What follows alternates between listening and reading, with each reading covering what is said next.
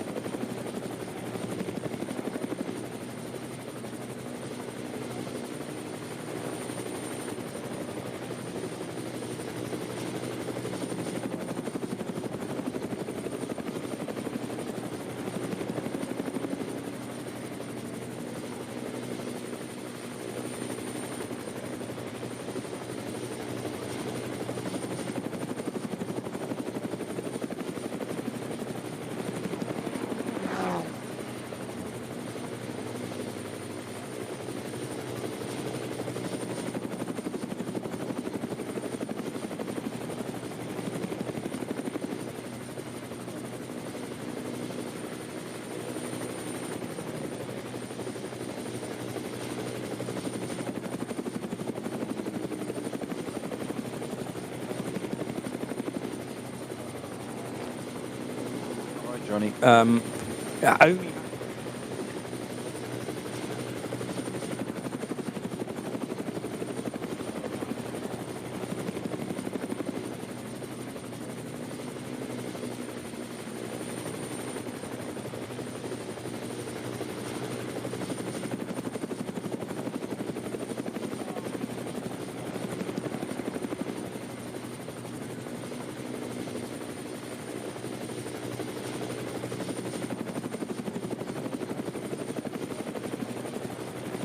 the final race of the season for the Nürburgring Nordschleife, the NLS, the Nürburgring Langstrecke Series. And it's Johnny Palmer and Peter Snowden taking you through this final event of the year. Almost guaranteed not to be the full 4 hours, unfortunately, because we are well behind time. The reason for that, you don't get any prizes for guessing. It is the weather here at the Nürburgring Nordschleife, where, second weekend of October, and a lot of the time through the rest of the year, actually, certainly around March and April. If the fog arrives, it's just a question of being patient and allowing conditions to be right for racing. You wouldn't know it now, though.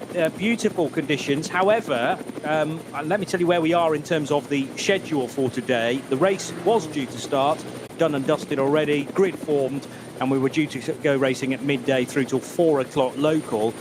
Actually, qualifying only started 7 minutes ago. Now, I think, Snowy, you told me that there was it something like an 8-minute free practice session that allows you for a lap? Yeah, basically what, yes, exactly was. A free practice of eight minutes. Only one of the GT3 cars went out. I think that's the dynamic motorsport 911R with Beretta at the wheel of that car was the only car to go out for that. The rest of it was really more the VT2 classes and Cup 3s, V60s, V4s, Cup 5s, all those populated that. Qualifying is underway, but we have our first Code 60 of the day, Johnny, and you were just chatting a moment ago, and you're absolutely right. It is at Kesselchen, and it's for the 483 BMW 125i of Müller and Stelbring. Not sure who was actually in the wheel of that at the moment, but it's gone off on the right-hand side and into the barriers at Kesselchen. So that's a Code 60 already during this 45-minute qualifying. It is still there in terms, the Code 60 still there. Whether the car is not, I'm not sure, but not the most auspicious start to the day for 483, unfortunately. No, and that can happen when you've only had basically a lap in free practice. The tricky thing about this place is it's 25 kilometres around.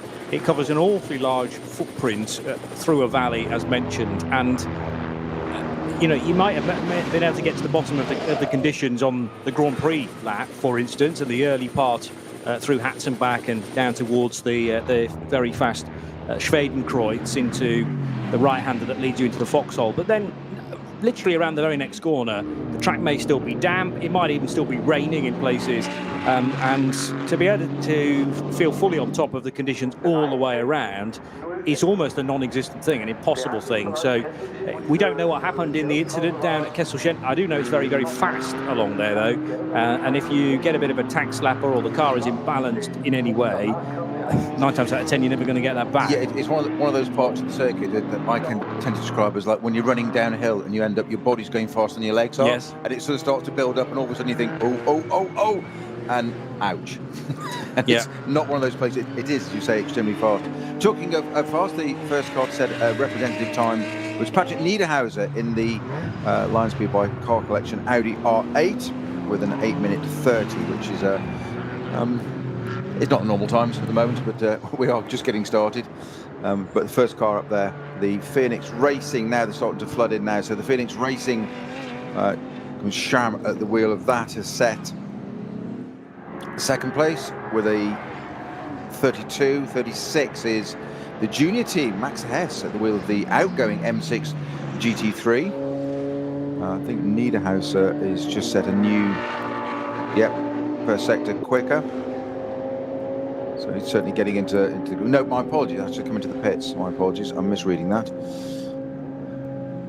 Well, the other thing we should remind people is that if you don't know much about this portion of the day, and if you've not perhaps caught sessions from the Radio Show Limited network of channels previously for N24, it is a similar setup at the end of the lap, in that there are cones out at the start of the main straight, and that is to allow cars to, as you head through the Vidal chicane, you've effectively got 3 choices to make. You can either stay well to the right, use the pit lane entry road and just come into the pits as usual.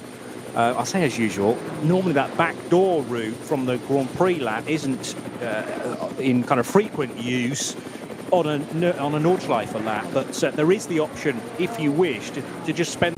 The other option is to stay well left and go on to Hatzenbach and start a proper lap of the full North Loop, or you could sit right in the middle, stay on the Grand Prix lap part of the track and use the hairpin. You will have to thread your way through, it looks like 3 tyre stacks or polystyrene blocks, but there's then a cone section, a narrowish lane on the right-hand side of the main straight, which allows you to head back down to the first corner and the Mercedes arena.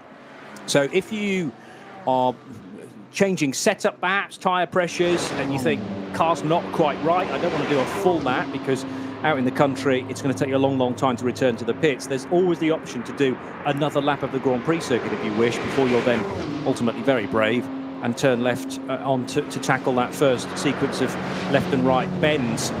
So that is all set up for qualifying, and I assume free practice this morning only. The cones will be removed in time for the start of the race. We're still yet to get official confirmation of how long the race will be, but it is likely to be something like 2 hours and 45 minutes, there or thereabouts. But fluid situation, depending, I suppose, on if anything happens in qualifying over the next 45 odd minutes as well.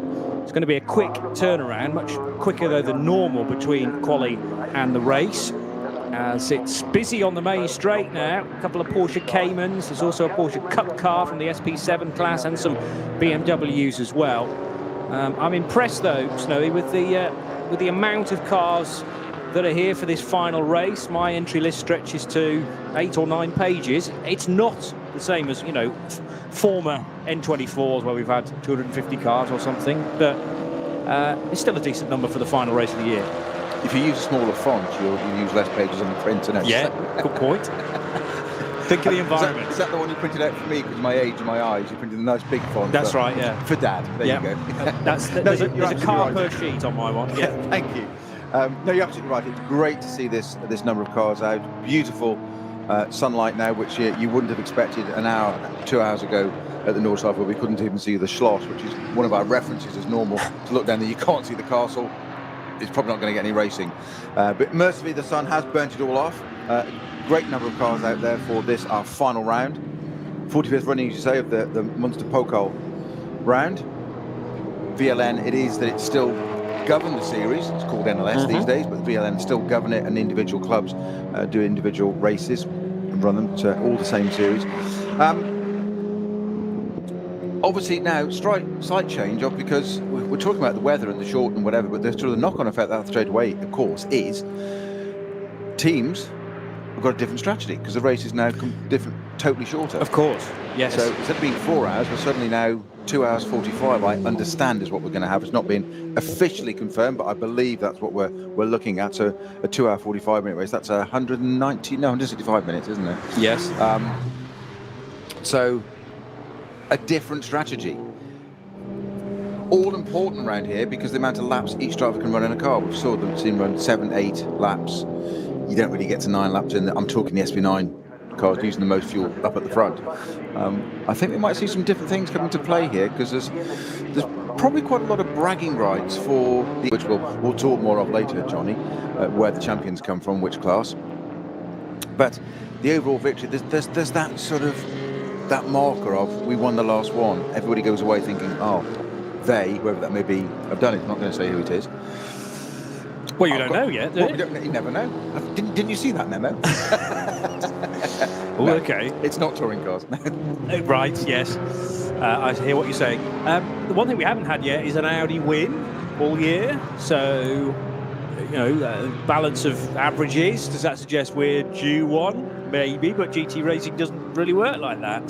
The Audi was closer last time. A couple of them were, in fact. So there is they've certainly got a chance, the R8 LMS, But you're right that a number of titles are still up for grabs. The very tricky point system to get your mind around, only because it's done to decimal places of points at certain times.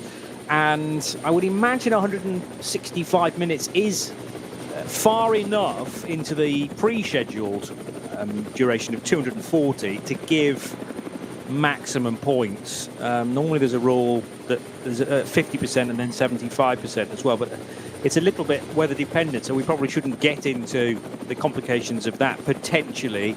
But obviously that will change things if only half points, for instance, are awarded rather than the full. But amongst the titles still undecided, the VLN Championship itself, and there's this thing called the Speed Trophy as well. So defending champions Danny Brink and Philip Lyson, the #1 Adrenaline Motorsport team, Altsner Automotive BMW. That's a 325i from the V4. Clearly, they're in the best situation to make it 2 championships out of 2 seasons, but having to make sure that a number of other contenders perform less well than them. So it's not decided yet, but certainly Brink and Lyson are in the best place as far as their championship position currently is concerned. The Speed Trophy, two-way fight between Phoenix Racing and the BMW Junior team. So they are 2 SP9 cars. They're only separated by 4 points. And yeah, this late October season finale, compared to last year, looking very, very different, because it's normally held in wet, dark conditions as well, but forecast has been okay all week, apart from the fog that you can never really tell when it will arrive or indeed disappear. But generally the forecast for the rest of the day is sunshine. Johnny, just to blend in beautifully what you just there about Audis. Well, Phoenix Racing Audi number 11 has just been taken over by NLS and Kim Louis Schramm, who's just popped in an 8:24 to take provisional pole. Brilliant. Wow. So I think you could be on the money there with the Audi possibility. I'm intrigued to see as well. We've got the Lamborghini out again of Conrad Motorsport, with on my entry list, just like yourself, John. It's 4 days ago it was published, and it's only got Axel Jeffries in that car, the number 7 car. It's obviously pro lineup. I just want to see who's going to accompany him, because he's on our timing screen as well. So we haven't got a second driver for that. So now here's a thought. He could do the whole 2 hours 45, couldn't he? Yes. Yes. Nothing stopping him. Just throw that into. Now the race is shortened. Don't need to pay a second driver. That's true. Yeah. Might be being thought about. I suspect highly unlikely, but I'm just saying within the regulations. Yes. Just throwing in a curveball, you could actually do it. You could just say, "Oh, put him in it. He's going around all right. Just remember to come in for fuel a couple of times. You'll be fine." No problem. Well, this is one of those scenarios where teams will have to be thinking very quickly, but potentially in an unconventional sense, just to try and work out where the advantage may be lost or gained.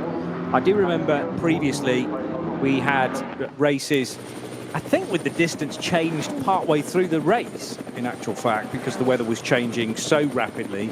And I remember John Hindhoff and I, they were calling the race at the time, said we should do this every time. Get the race started, and then only after 30 minutes tell everybody how long it's going to last. And I think that's a great concept. But keep them guessing. Yeah, exactly. But others might have a slight issue with it. So yeah. You have a strategy, we have a different idea. Exactly. Yeah. Audi's 1-2 now. Okay. So hey, they've been listening to Phoenix and Line Speed by Car Collection. Kim Louis Schramm still at the head, provisional head at the moment. Patrick Niederhauser in second place. So Johnny, as you're so good at this, it's lottery evening in the UK on a Saturday. So can you just write down the first 6 numbers that come to your head? Yeah. We'll split it with you. Right.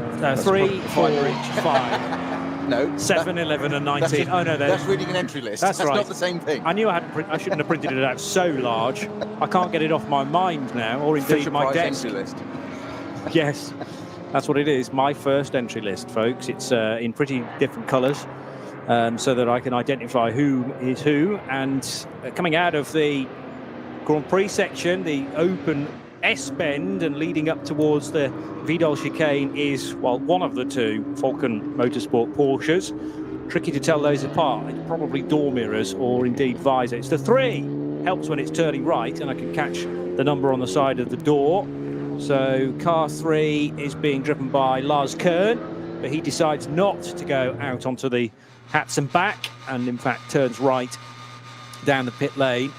So 118 cars are due to be taking part in the race meeting.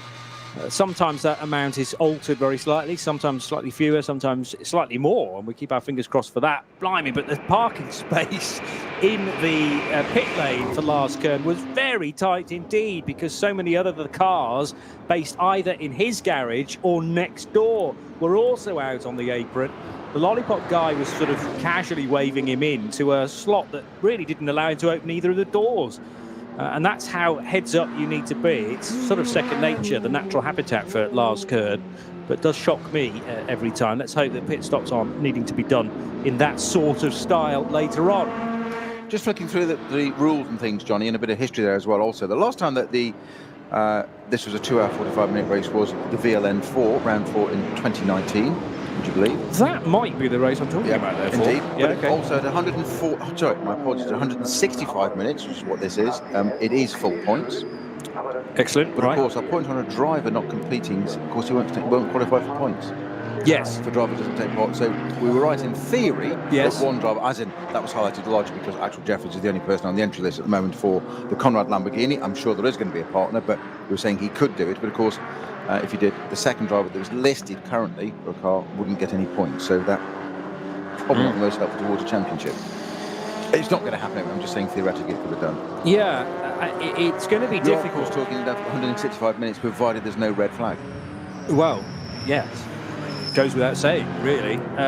But it's going to be difficult for those teams that are entered with 4 drivers, and I don't think anybody's here with 5, but you're not going to get through 4 drivers, because what is the point in pitting more times just to cycle through pilots when, you know, if a race isn't affected too much by code 60, you should only need to stop twice rather than 3 times for a 2-hour 45-minute race. So that allows for 3 drivers, but not in the case of Lion Speed by Car Collection Motorsport 4, because they have Mr. Lorenzo Rocco. What's the middle name again, Snowy? Well, it's not the middle name, it's Toro Padula. Oh, that's his last name, is it? Lorenzo Rocco de Toro Padula. Interesting. So why is his last name displayed as Rocco on the entry list?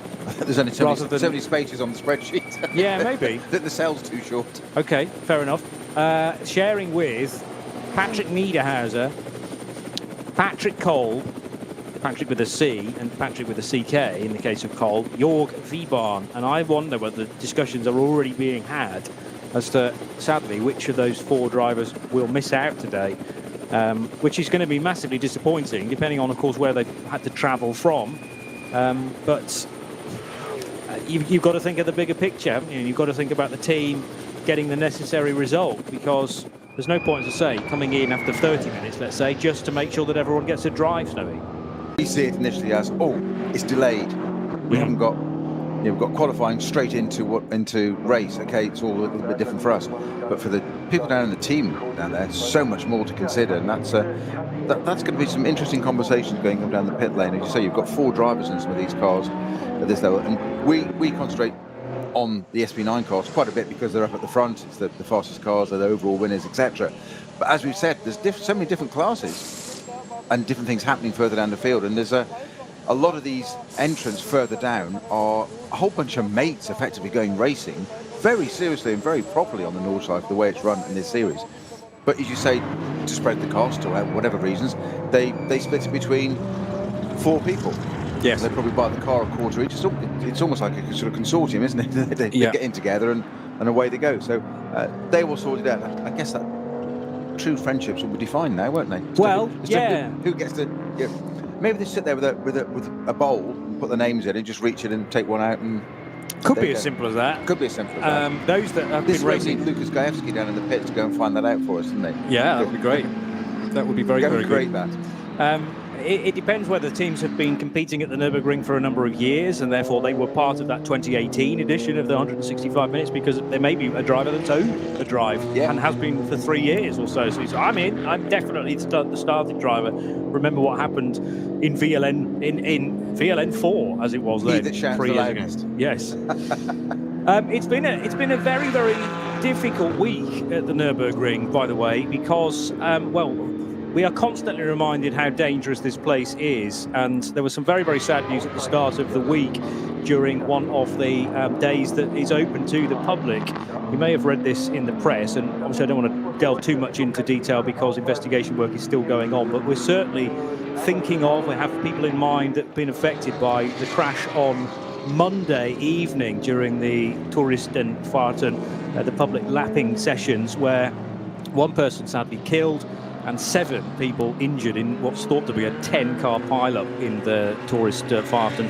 Now, there was suggestion that maybe one of the cars had dropped some fluid on the road, and that then caused a knee-jerk or a kind of ripple effect, which has sadly meant that somebody's lost their life. But, you know, these are sobering moments within motorsport whenever they happen, Snowy, but this place just has that extra element of danger. It comes from the days when Jackie Stewart used to race around here as well, and he would say, you know, this is almost locked in time from decades back. They try and make it as safe as possible, but you cannot make it 100% safe, never. No, you can't. Motor racing is essentially dangerous. And we must never forget that, no matter how much the officials and make it safer, certain parts of it are different these days. Obviously, the Grand Prix circuit, it has to have a license, it has to have a certain level of safety before it can get an F1 license, but that's only a tiny fraction of this circuit. The cars are infinitely safer these days than they were when we took in Jackie Stewart days. Ironically, that you've got to remember that they retired half a century ago.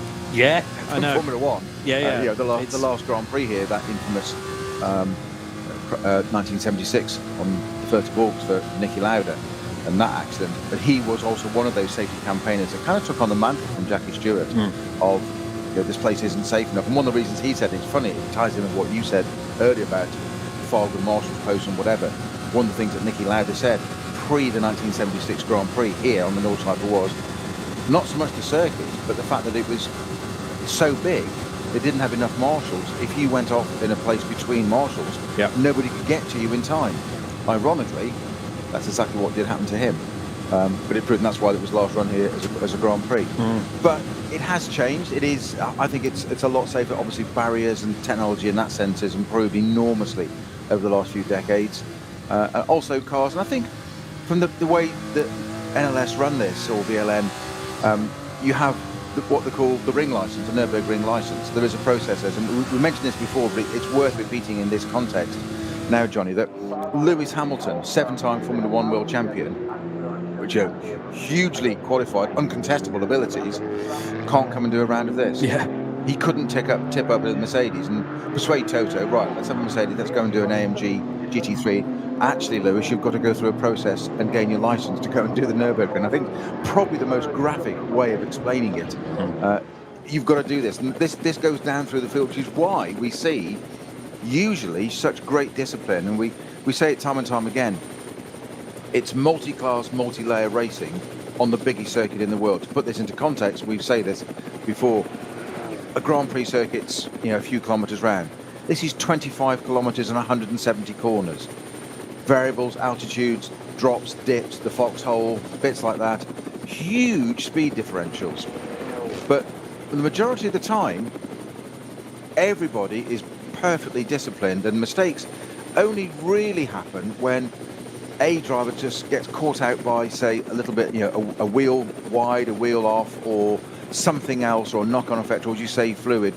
By and large, the discipline between the classes is amazing. If ever you see, if ever you get the chance to go onto YouTube, or other channels are available, other products are available, and look at an onboard lap of a GT3 car in one of these NLS races, all the 24-hour, going past the other category cars, and it's like threading a needle, especially down through Hatzenbach, where there's no runoff area. You know, there's a ribbon of grass either side, but then it's the barrier.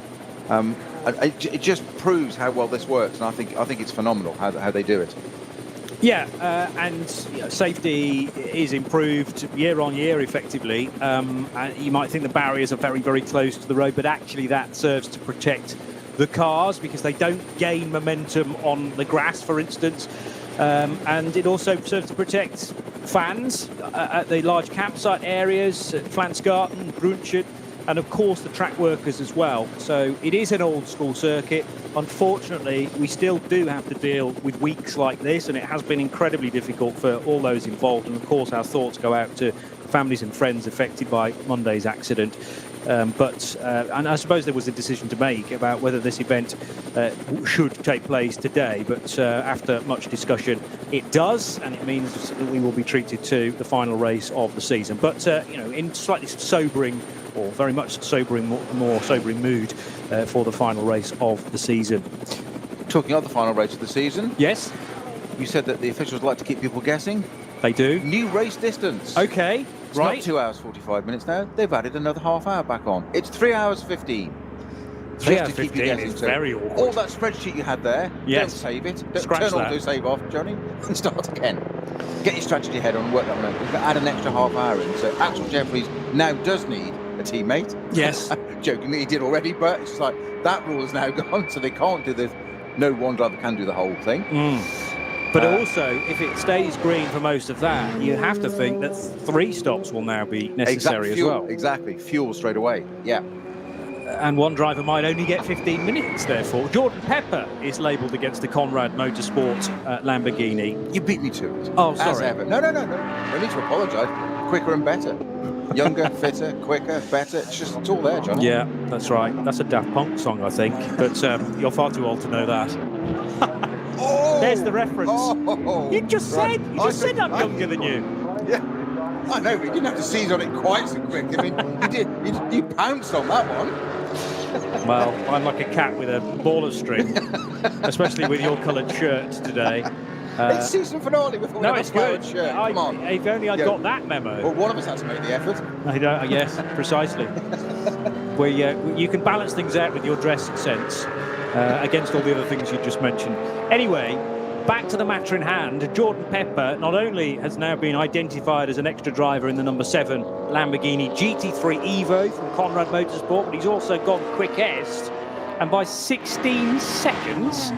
Goodness me, an 8:02.9 is much more on the money than for the South African, with Felipe Fernandez Larsa going through in the Fricadelli Racing Team Porsche that is shared with Klaus Aberland. So Klaus with a different teammate from 2 weeks ago.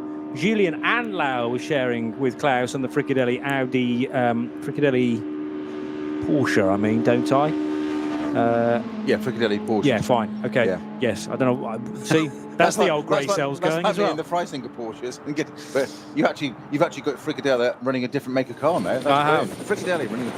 Somebody told Klaus Aberland he's running an Audi, not a Porsche. Sorry, everybody connected with Fricadelli. You are Porsche through and through, having run them for years. Don't know why. That's again a matter of getting to the end of the season. Or maybe you know something we don't. Well. Hey, Audi, you heard it here first. Audi hypercar for Fricadelli Racing in the new World Endurance Championship. Highly unlikely, but you never know. So Klaus Aberland and Felipe Fernandez Larsa, with Julian Anlauer, the real talent 2 weeks ago, to put the car on pole position. And that opening stint, if you remember, he had a drive-through penalty, Julian Anlauer, for jumping the start, and still came in at the end of his stint in the lead of the race, and by quite a large margin as well. But sadly, I assume Anlauer is busy elsewhere and therefore isn't on the entry list for NLS9. Michele Beretta, also in a Porsche, just heading now around is this towards the end of the lap? Looked a bit like the Dottiger. Yes, I believe it is. Now, this is a car shared with Adrian Delina, Matteo Cairoli, and Beretta then in the Dynamic Motorsport Porsche, which has been doing some racing in the Creventic promoted 24-hour series as well. But good to have Dynamic Motorsport in the 38 car as a full pro lineup. And I think they could be dark horses, particularly with Matteo Cairoli in their ranks, as the Porsche, then driven by one of 2 Italians, threads its way through Tiergarten and Hohenrhein. And there is no option, of course, to come into the pits at the end of the lap in this current configuration of the circuit. It's coned off to your right. So those wanting to make a pit stop have to do a full lap of the Grand Prix circuit, although it's not the full Grand Prix circuit, it's the shortened version, before they can then access the pits. That's standard for qualifying, though, which is being held later in the day, after the proceedings this morning and also into this afternoon, heavily delayed by that thing we call fog. Certainly not a first here at the Nordschleife. You wouldn't believe it now, looking at the No. the scenes of the glorious Nordschleife bathed in autumnal gold sunshine. Race is going to go therefore to 5 o'clock, if I'm correct on that. The time we start, it will be 5 o'clock at local time. Would have been a bit earlier than that. So yes, 5 o'clock is going to run to. Different strategies, different thoughts all the time. I like this one. Mix it all up a bit. Qualifying a little bit later. Normally got a bit more of a time in between to think about what to do. They've had that luxury taken away from them. And just to add in that little extra layer, the officials decided to add an extra half hour onto the race as well. Yeah. Just when you thought it was safe. Just when you thought your strategy was complete. I think pretty much all the competitors will be pleased for the fact that there's going to be another 30 minutes as part of the race. But it does rather provide a headache for those working out when the cars are going to be coming into their pit stops. Remember that pit stops generally have to be done to a minimum pit stop reference time. The 483 BMW, by the way, has now made its way back to the paddock, and this is the car that, did you say that 483 was the one affected at Kesselchen and Klostertal? That's the one, indeed. Right, so it is returned from a long way from home via a flatbed, a recovery vehicles now to the paddock area, and the team can assess the damage. That didn't look great. Very quick turnaround required there. Would normally have a bit of a gap now, wouldn't they? But yes. Yeah. So that's a real shame for the 483. I'm not sure whether we ever labelled a driver against that car, but it is the Fabian Perrone and Detlef Stelbrink car. Stelbrink at the wheel. Detlef Stelbrink, and actually Matthias Müller too. So it's a team. It's one of those cars and teams without a name, but with three driver pilots' names after next to it, and the BMW 125i. So it falls into the VT2 division for production cars with engine sizes between 1620 and 2 litre. So certainly some damage on the front of that car. New front bumper required, and it's just a question of whether that's done any damage to the internals of that BMW, which will prevent it from racing. But let's hope not. Yeah, the bumper's fine. It's the bits behind it, isn't it? It's the ducts and the radiators and all sorts of bits of things there. We were speculating almost jokingly, but just for the sake of it, really, about driver changes now. The race distance is 2 hours 45, now being 3 hours 15 instead. And who can qualify for points at the end? A driver listed to get points must complete one timed lap of the race to qualify for points. Okay, only one lap to qualify for points. Yes. Well, that should be relatively easily achieved, even if.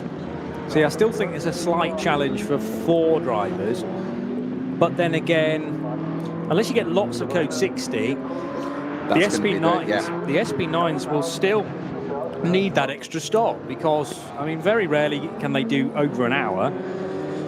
If you were to be able to stitch 3 stints of 1 hour and 5 minutes together, there's something else happened now out on the track as well with one of the intervention vehicles. It's that Unimog with the lights rippling over the roof of the truck, and two cars, and I think an additional intervention car there. I'm sounding pretty sketchy. It's the number 435 Cayman, which is the Team Mattol Racing Cayman S, and that's off at Weerscheifen. So you say code 60 there, with probably only just a few minutes of this session left to go. Conrad Motorsport, it is, as you say, that stunning lap of 8:02.930 from Conrad Pepper. That car's in the pit, as indeed the second place Fricadelli Porsche. Not quite Conrad Pepper. I mean, he'll know the team pretty well, but Jordan Pepper. Did I say my You said Conrad Pepper, yeah. I'm just going with your Fricadelli Audi. No, it's good. It's the end of term season finale. Just mix it all up. That's a minus point that we're both on now. Okay, at least we're equal. Yeah. So we're equally losing. It's turning into a contest like QI now, from to quote a UK Conrad Pepper. That's quiz series. I do apologise. That's all right. Jordan Pepper. Well, you know, if he's victorious by the end of this event, then all their drivers may be changing their first names to Conrad, because it's a car that always goes very, very well on a single lap pace. For whatever reason, they don't always have the luck across a race distance, though. And it's frustrating that, because it's a great looking car and it's also rapid, but it just needs to be able to finish more stints than it does. And hugely experienced, Conrad, the man himself. Oh, well, yeah. Just slightly experienced in this form of this discipline of racing. But as you say, if it didn't have bad luck, it wouldn't have any luck at all, would it? Sometimes that car this season. Yeah. It's certainly got the pace. I would say perhaps not as reliable as it could be sometimes, but that's a small element of it. Just kind of needs just that little bit of fine tuning. A bit like the sort of vortexes we've seen in some of our other series, that they're there, but they're just getting there. They're getting better all the time. But the big thing for that Lamborghini is it just doesn't seem to get the roll of the dice. Yeah, and crazy things, taking it out, or a tiny bit braking or something like that, and it's just not been lucky this year. It may be today, maybe it's time out. It might be its moment. That's true. It did finish. It finished 6th in the opening race of the season, which was NLS9. But we know the reasons why we were delayed at the start of the season. Very similar to the situation today, in fact. And a 3rd place earlier on in the year as well. So maybe it is starting to shake away those gremlins from previous seasons. I just remember it not having a great deal of luck in recent memory at the N24 as well, despite having qualified on the front row of that race in the past, or certainly the first couple of rows, because when it's driven very, very swiftly, it is as good as everything else represented in SP9. Well, as you said, that extraordinary lap from Jordan Pepper there of an 8:02. Put that in perspective, the Frickadelli car that's in 2nd place is 5.5 seconds adrift. Yeah. 3rd place car, Beretta in the dynamic motorsport car, 15 seconds. And he's got no experience, no pace at all, has he, Beretta? No, hasn't got a clue. Hasn't got a clue. Hasn't got a clue, yeah. We are joking. I think that's a tad harsh, but I was pulling your leg and his, hopefully, although I'm not sure I'm that familiar with him to be able to be so jocular. Brave territory. Yeah, indeed. Matteo Cairoli, though, I don't think I'm disrespecting Michele Beretta's talents, but Cairoli would be quicker, I think, on qualifying pace. So it's an interesting tactic to put Beretta out for the qualifying session, unless it's to do with track familiarity. Quite possibly. I don't know when the last time Cairoli was here. He must have done some races this year, though, and clearly a decision that's made away from prying eyes such as ours as to who is your qualifying driver. We really are very, very close indeed now to the end of the session.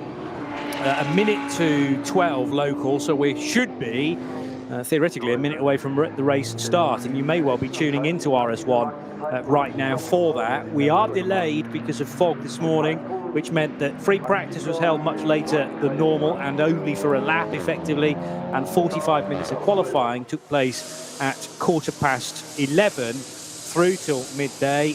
Jordan Pepper's Conrad Motorsport Lamborghini GT3 Evo is already parked up in the garage. This is the car that he shares with Axel Jeffries, and that is Axel, I think, having a chat, or maybe it's Jordan actually. I only see his back, but certainly that's Franz Conrad having a little chat. Yes, it is Jordan, you're right. So a report back about the track conditions, quite possibly, and where he might have been able to improve, because it is a long lap around here. Rarely do you do it all perfectly, but an 8:02.9 is a mighty effort. The checkered flag is now out, bang on schedule, so 45 minutes of quali have been done, and there could still be some improvement. For instance, Patrick Niederhauser on this lap for Lion Speed by Car Collection Motorsport, quicker through the 3rd of 5 sectors, quicker through that middle sector than anybody else so far, doing a 1:55.5. The other 2 sectors are very impressive as well. So maybe the 24 car, the Audi R8 LMS from Car Collection, powered by Car Collection. Lion Speed is the new team name for that crew. They're running in Pro-Am. There's nothing preventing it from working its way much further up the order. Already 9th. Could it maybe bag a front two-row slot, maybe with the two cars that have already locked out the front row. One of them, by the way, is a Pro-Am car, the Larsa car for Fricadelli. They're already both in the pits and holding on precariously by 9 seconds to a front row start. But there's a massive gap there that could potentially be plugged by one or two that are leaving it late. Oh, but this might prevent a quick lap from happening, though, because on the exit of Hohenrhein, the 58 Porsche has come to a halt, and that is in a very awkward slot. If this is the start for the start of the start-finish line, I think it is, Snowy. It is. That's the Bill and Jim Cameron car, isn't it? Which just seems to be parked at the side of the track, and lack of power or steam or electrics or something. It's just totally unable to go. So checkered flag is out, but that Porsche pretty prone in the way there, which won't really prevent that much. We can still get across the line, but you can't. Sort of slow zone. It's just being put as a slow zone of the GP transition. Right, so there is a slow zone in place, and therefore speed limit of at least 120 kph and quite possibly 60 to make sure that everybody is going by that at a safe speed, and that will rather scupper any chances of Patrick Niederhauser improving, and likewise other cars around him. Frank Stippler only 10th in the Phoenix Racing Audi at number 5, and he was pounding round, did a 105.6 through the first sector, a 103.1, and although the remaining sectors up to the finish at the Dottinger Hohe will be very good, there's no reason for him to ease off before that point. He is going to lose any time that he's gained heading into that slow zone, unless the 58 Porsche is recovered very quickly indeed. So we've got some times to give to you, but of course they could well alter depending on when some of the SP9 cars slipped onto an extra lap. It will have been seconds before the checkered flag was displayed, but as long as you got across the line before the checker showed, then this current lap being worked will still count. So we're easily going to be here till 8 minutes past 12, Snowy, before we absolutely know that Conrad are on pole. No matter how much we commentate on this, it still gets me, because you have that checker flag and you think, oh, have they just, they can do another lap? Yeah. We'll know in 2 minutes. Oh, no, we won't. It's a Nordschleife, won't we? We've got to wait potentially 8 minutes for them to complete the lap, and it seems out of context, but it's exactly how it is on this circuit. Interesting at the moment, that Jordan Pepper lap that you spotted at the time was at an 8:02. Quite extraordinary. Provisional pole position. It's unlikely that's going to be pipped. Fricadelli racing second at the moment. So it's Lamborghini, 2 Porsches, Mercedes, Porsche, Cooper Motorsport. A little bit surprised to see the number 44 BMW Junior team, what we call the outgoing M6 GT3, further down the order, still in 6th place. But it's a strong, I guess it's strong enough there. It's a 3-hour, I'm going to say it's a 4-hour race, it isn't. It's a 3-hour, 15-minute race this time round. Stippler in 11th at the moment in the Phoenix Racing Audi R8. I'd be surprised if Stippler is still in 11th position at the end of the first lap. I'll just say that. That could go either way, like shares, may rise, may fall. I think Stippler only rises generally, though. Pretty well, but you just never know. And the Falcon Motorsports Porsches, you said, nice to see those back again. They're just rounding out neatly the top 10 in 9th and 10th. Although Dennis Olsen, I think, is out on track still. Muller has pitted a while ago, but the number 3 car is out on track, I believe, currently with Dennis Olsen at the wheel. I mean, quite rightly, we are raving about Jordan Pepper's time being an 8:02, but we've only got to remember back 2 weeks to Julian Anlauer. He was in the 7 minutes. He did a 7:53 for pole position. So you can go quicker than an 8:02. I think there's 5, 6, maybe 7 seconds to gain. This is what's intrigued me. I think the difference is a few weeks ago that everybody was much closer. Yes. This time it isn't. It's odd that Jordan Pepper's that far ahead. As we said, it's 5.5 seconds to the second place car, Muller, and then it's another 9.7 seconds to third place. So, 50, almost 10 seconds across the first 3 surprises me. Interestingly, TV directors, you can enjoy our coverage in both sound and vision, by the way, although I'm well aware that many of you just enjoy radio, so I'll read out the result. But tellingly, our TV directors have gone with a graphic now. So they don't think much is going to change in the top 10. Jordan Pepper, Lamborghini GT3 from Conrad, 802.930 from the Muller. Oh, that's interesting. So it wasn't Lars, unless it's Muller to start the car later on. His name is displayed in green for number 30, the Fricadelli Racing team. So there is an additional driver for that car. That might be Nico Muller, perhaps. Sven Muller is accounted for in another car. The 30 car doing a time that was 5.5 seconds slower, though.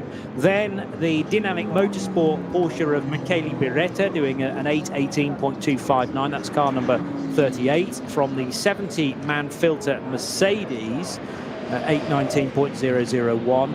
Nico Menzel for Uber Motorsport in another Porsche to make it 3 911 GT3Rs in the top 5. Car 25, another Pro-Am entry, 8:20.590 from Daniel Harper in the BMW Junior Team M6 GT3.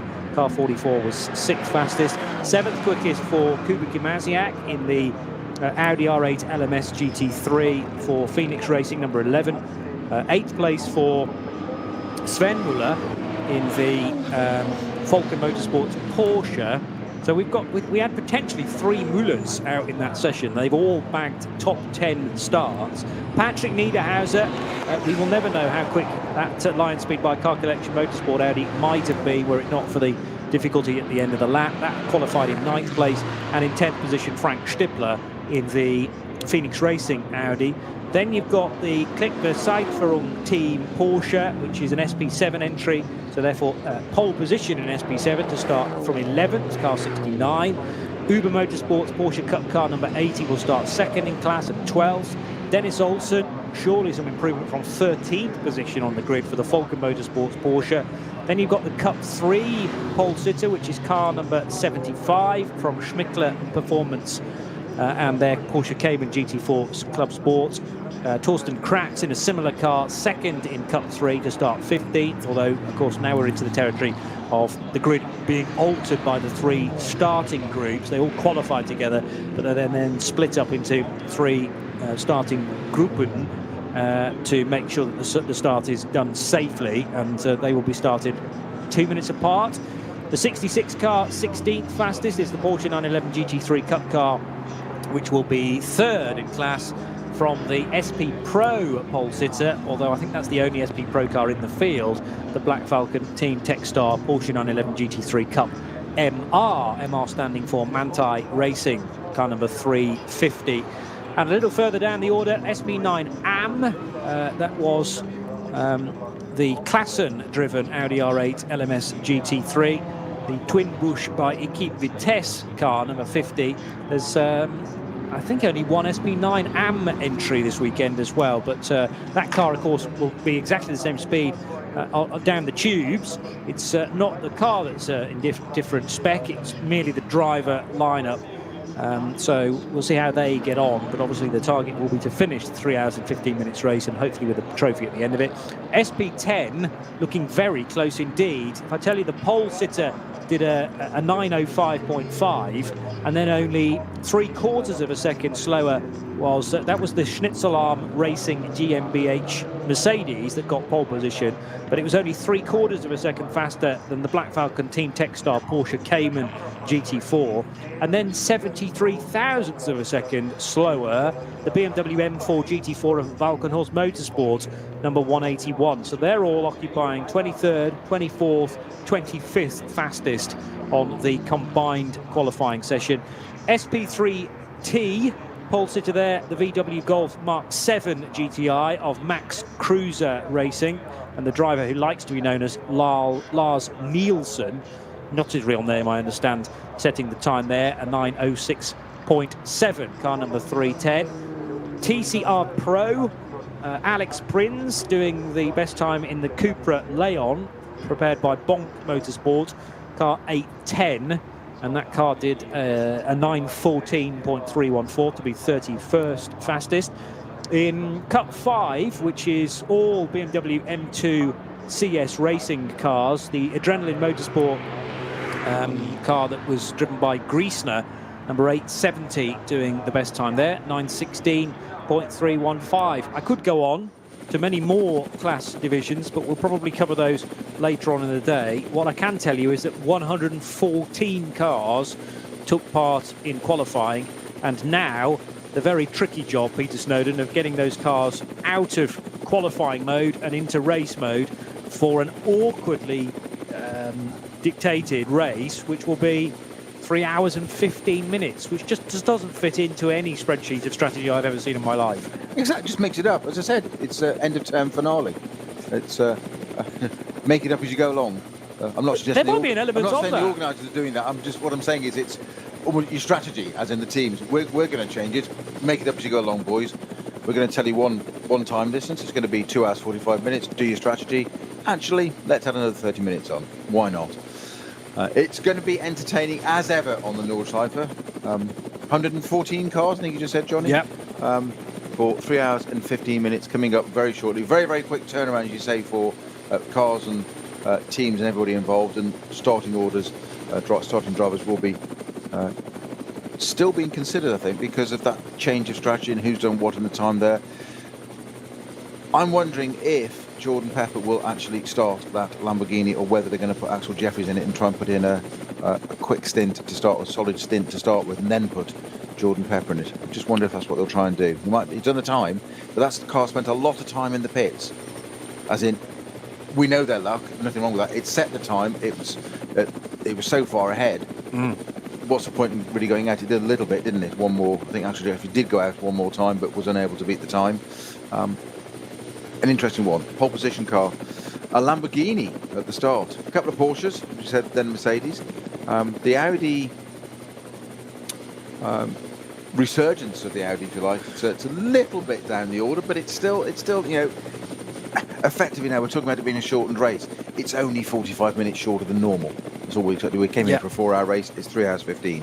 The Audis, two different teams there. Lion Speed by Car Collection. Patrick Niederhauser at the wheel of that car in 7th place, and Gamaziak in the Phoenix Racing version right behind it. Only a couple of seconds between them on lap time. So two Falcon Motorsports cars, you say, top 10, 9th and 10th. Stippler just outside the top 10 in that Phoenix. So 8th and 11th for Stippler. Interesting thoughts on that first lap. We've said this many a time, Johnny, that it's an endurance race. Grid position isn't that important. There are bragging rights of where you are. I'm sure Jordan Pepper will be very, very happy with his lap time. Franz Conrad may not be so much, as in you don't need to get that much out of it at this point. You don't need to stress it. I suspect that's probably why that car spent so long in the pits of, okay, it's that far ahead, we don't need to do anything with it for the moment. Well, there's an argument that might be said that you forego the final 5, maybe even 10 minutes of the session for what you stand to gain in the garage, doing that extra little bit of preparation for the race.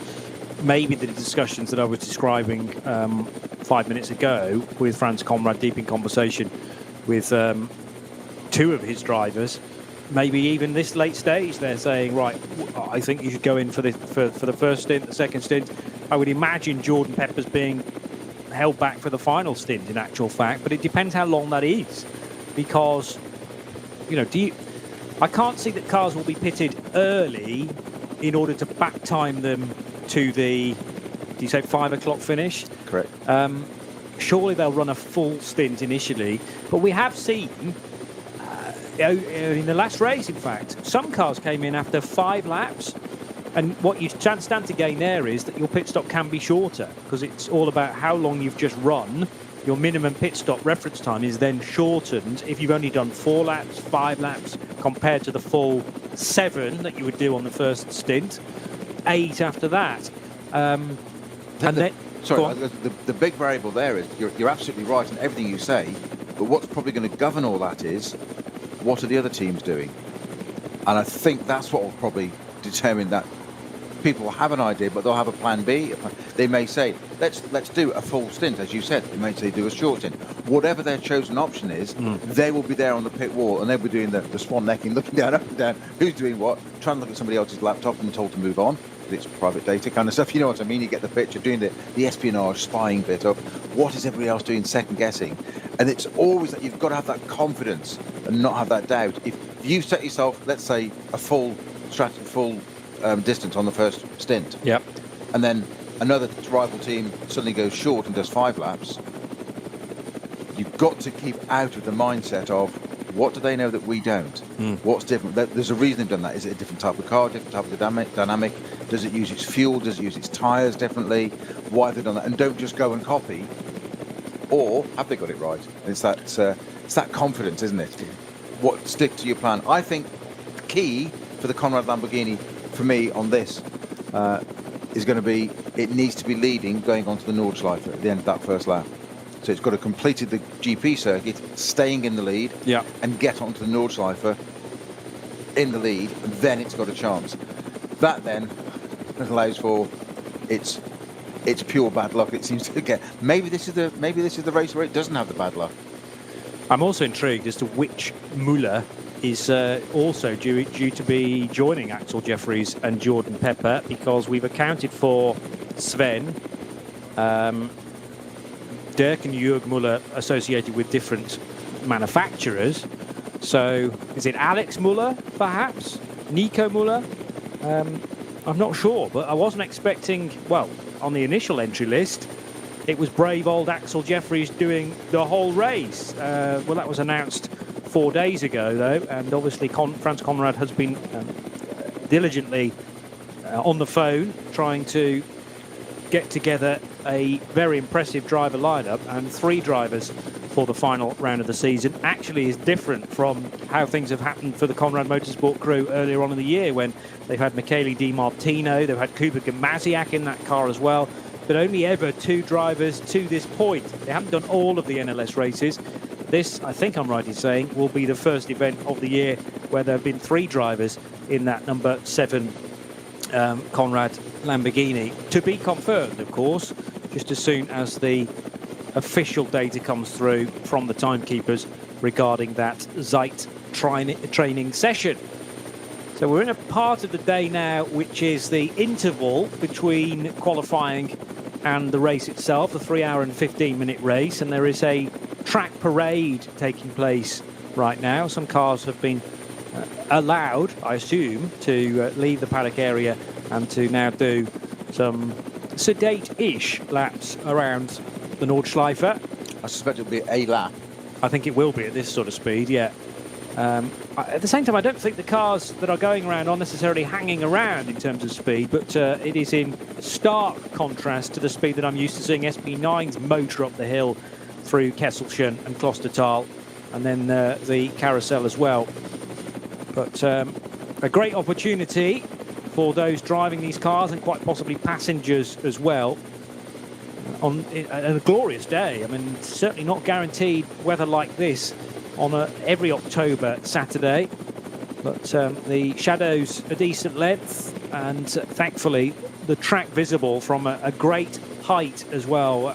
Talking about pictures that hopefully you are enjoying as well on our live stream, but if not, let me describe them to you from the helicopter pretty much, and it's a decent look down to the carousel, but there is not a cloud in the sky, so an uninterrupted view.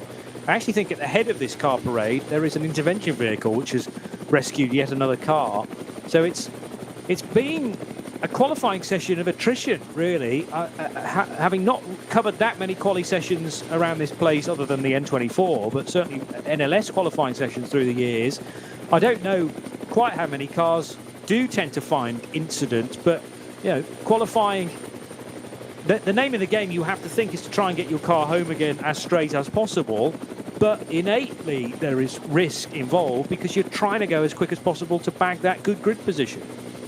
Yeah, but it tends to be pretty good, to be honest, Johnny. They're pretty well behaved in qualifying in NLS, and most of them get through. We have the odd incident, but it's pretty rare, to be honest. They tend to save it all for the race.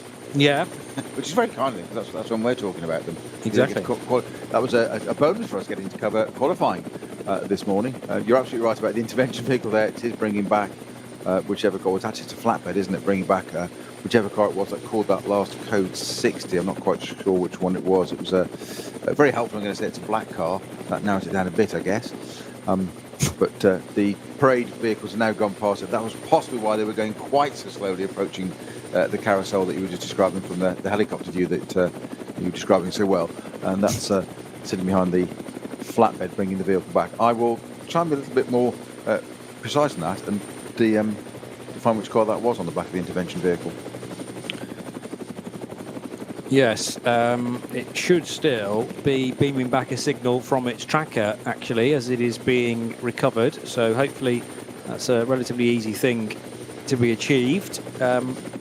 We've run through most of the SP9 entries, but it is good to have additions from Dynamic Motorsport, from Vulcan Motorsport. Not really additions, they're just returnees that were missed for the Barbarossa prize 2 weeks ago. Manfilter's team Landgraf Mercedes for Dirk Muller and for Lucasandro Treffs. That's a pro car, number 70, which is HTP run, but with the Manfilter branding, and the team Landgraf organisation involved with that as well.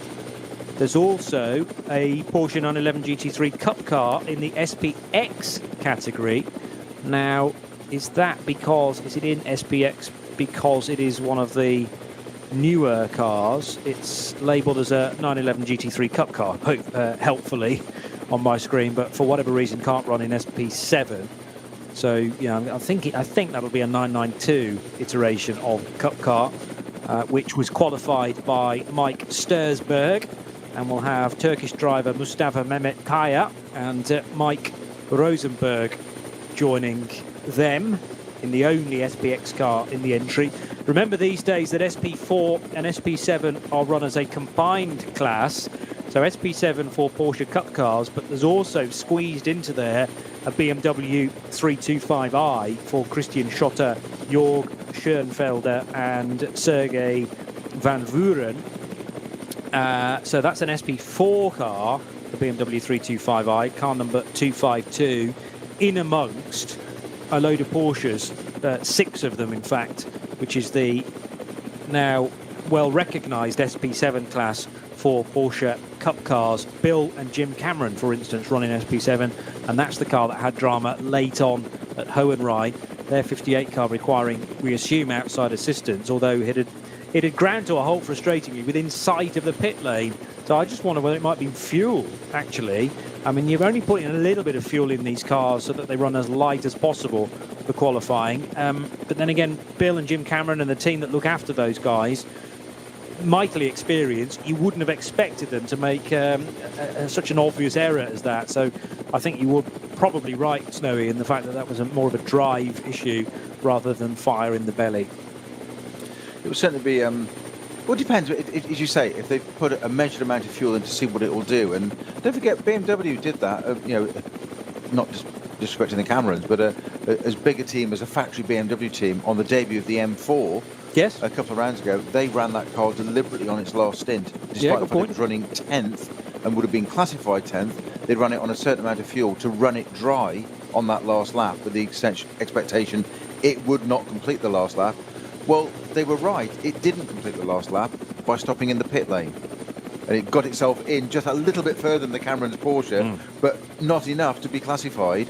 And that's what got our attention. Bruce and I were just like, hang on a minute, the new M4, it's 10th on its debut and it stopped in the pit lane. That's very strange. And BMW said, no, we deliberately ran it on a certain amount of fuel on the basis it would expire on the last lap, roughly at the finish. Well, you couldn't get much finer than that. The other thing I just noticed before my timing screen was white was that the number 19 Black Falcon Team Identica car, although it was out in the session, it was timed as 114th of 114 cars. Didn't actually have a time next to the name of Black Falcon Team Identica, with Noah Nagelsteeg doing attempting to do some qualifying. I think Hendrik von Danwitz as well. But that Porsche 911 GT3R should be one of the quickest cars, as in it's in SP9, in this race. But I do think there's concern for that Black Falcon Team Identica car. We were making a big thing about Black Falcon returning to NLS racing after a sustained absence. But yeah, there's potential drama there, therefore, for Carlos Rivas, for Hendrik von Danwitz, who was at the wheel of that car, and Noah Nagelsteig. I thought we'd covered all of the difficulties earlier on for cars that had either found the barrier or just run out of steam. 483 was the BMW 125i for Detlef Stelbrink that clattered into the Armco at a fast section of the circuit at Kesselchen. So that required outside assistance to get it home. And yeah, another one with potential difficulties is car number 19. And we would have expected that to be one of the front runners in Pro-Am this weekend. So I hope that they can A, get the car back in time, and B, get it turned around for the race start. So if you think the race is going to finish at 3 o'clock, I'm now trying to remind myself when you thought 5 o'clock. Sorry, 5 o'clock, yes. And I'm now trying to wind back 3 hours and 15 minutes, which would be 1:45. That's what you said, wasn't it? Correct. As a start of the race. Okay, so we are nearing 12:30 now. So only another hour and 15 minutes, Snowy, and we'll be on the way. Bear in mind, of course, 20 minutes of that will be a formation lap. So there'll be a bit more for us to talk about by that stage. It is. Have you brought your sandwiches? More importantly, I've brought you your cake. Lemon drizzle cake is one of my favourites. I also like carrot cake. There's a little bit of a... Noted for next season, yeah. Yeah, I mean, it remains to be seen how often you and I will be paired together for one of these NLS races. But yes, I mean, I'm not dissing, I think is the popular word these days, not dissing the lemon cake. Check you out, Dan, with the kids' lingo. Aren't I just? Daft Punk, which is a very modern pop band, and the word dissing. And to be said slowly and enunciated carefully. Yeah, I'm trying, yeah. So you are that. We definitely agree with you on that one. So you talk for the next 15 minutes and I'll eat 2 slices of this lemon cake. I think you'll get through more than 2 slices in 15 minutes, Johnny. I've seen your rate of consumption. It's better than a Conrad Lamborghini. We've also got some flapjack. This is turning into Test Match Special now, where we're talking about cakes that have been sent in by fans. They haven't, because you brought the lemon cake. I understand the flapjack has been homemade by our executive producer Tim Gray. Remarkable. I think there's no end to the man's talents. Well, I was going to say it's slightly overdone. And I noticed that no one's actually braved it yet. I mean, it's a long day, as we've established. Well, we will get said there. that our other producer in the box at the moment with us is Kerry, who's just helped herself across. The hands reached out. I've seen it from the other side of the screen there, and just nibbled, just finessed a corner off that piece of flapjack there, and nibbled away. There's a thumbs up. Oh, she's going back for more. She's definitely going back for more. So, hang on a minute. Never mind finessing the corner off. She's taking the whole piece now. She's going for it, utterly committed. So she's done a sighting lap. She's in there now. She's in the groove, and she's off. Enough of the cake. That was like a crane. That was like a crane coming in and literally destroying, I don't know, the side of a tower block, removing that piece of flapjack. I noticed you picked the bit with all the raisins in it as well. She did, didn't she? Yeah. No. But the head is nodding, and Kerry's just not saying anything at all. So I think the suggestion is that's very tasty She's indeed. a lady. She doesn't talk with the mouth full. Quite right. Certainly not the amount of flapjack she just put in there in one go. I thought your rate of consumption on lemon drizzle cake was pretty impressive. I've noticed, carefully nibbled at that one. I have. I think you're savouring it. That's the point, isn't it? Yeah, I'm aware that I'm going to have to be talking as well, and that's not great. It's not a great listen to be wolfing down cake and talking. Now, the recovery vehicle with stricken race car comes into sight on the Dottinger Hoor. This car parade, I am going to stick my neck out and saying this is a exclusively Porsche car parade, with Drake, which brings the lap to a close. A great way for the lap to finish, by the way, because it means that once we get to racing from 1:45 today, the opportunity to pull off a slipstream is more than a strong chance. We've seen that for a number of occasions towards the end of the lap, towards the end of races as well. You're tuned to RS1, part of the Radio Show Limited network of channels. This is the build-up to NLS9, the final race of the season.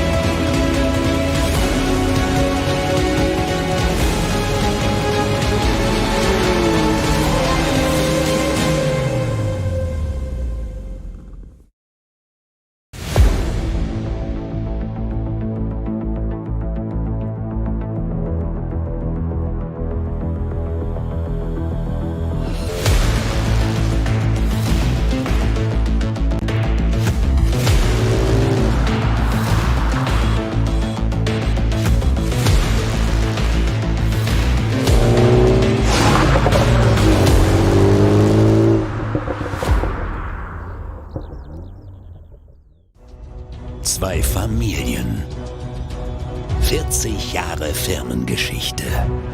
Unsere Produkte entstehen zu 100% in Deutschland. Mit Herzblut und Hingabe. Wir schaffen den Technologietransfer von der Rennstrecke auf die Straße. Handwerkskunst, Erfahrung für diesen einen Moment. Das ist die Nürburgring Langstreckenserie. Das ist H&R. Performance made in Germany. Sicher ans Ziel. Auf allen Straßen, bei jedem Wetter. Mit den zuverlässigen Sommerreifen von Falken. Jetzt Falkenreifen kaufen und Tankgutschein sichern. Weitere Informationen auf tankgutschein.falkenreifen.de. Falkenreifen.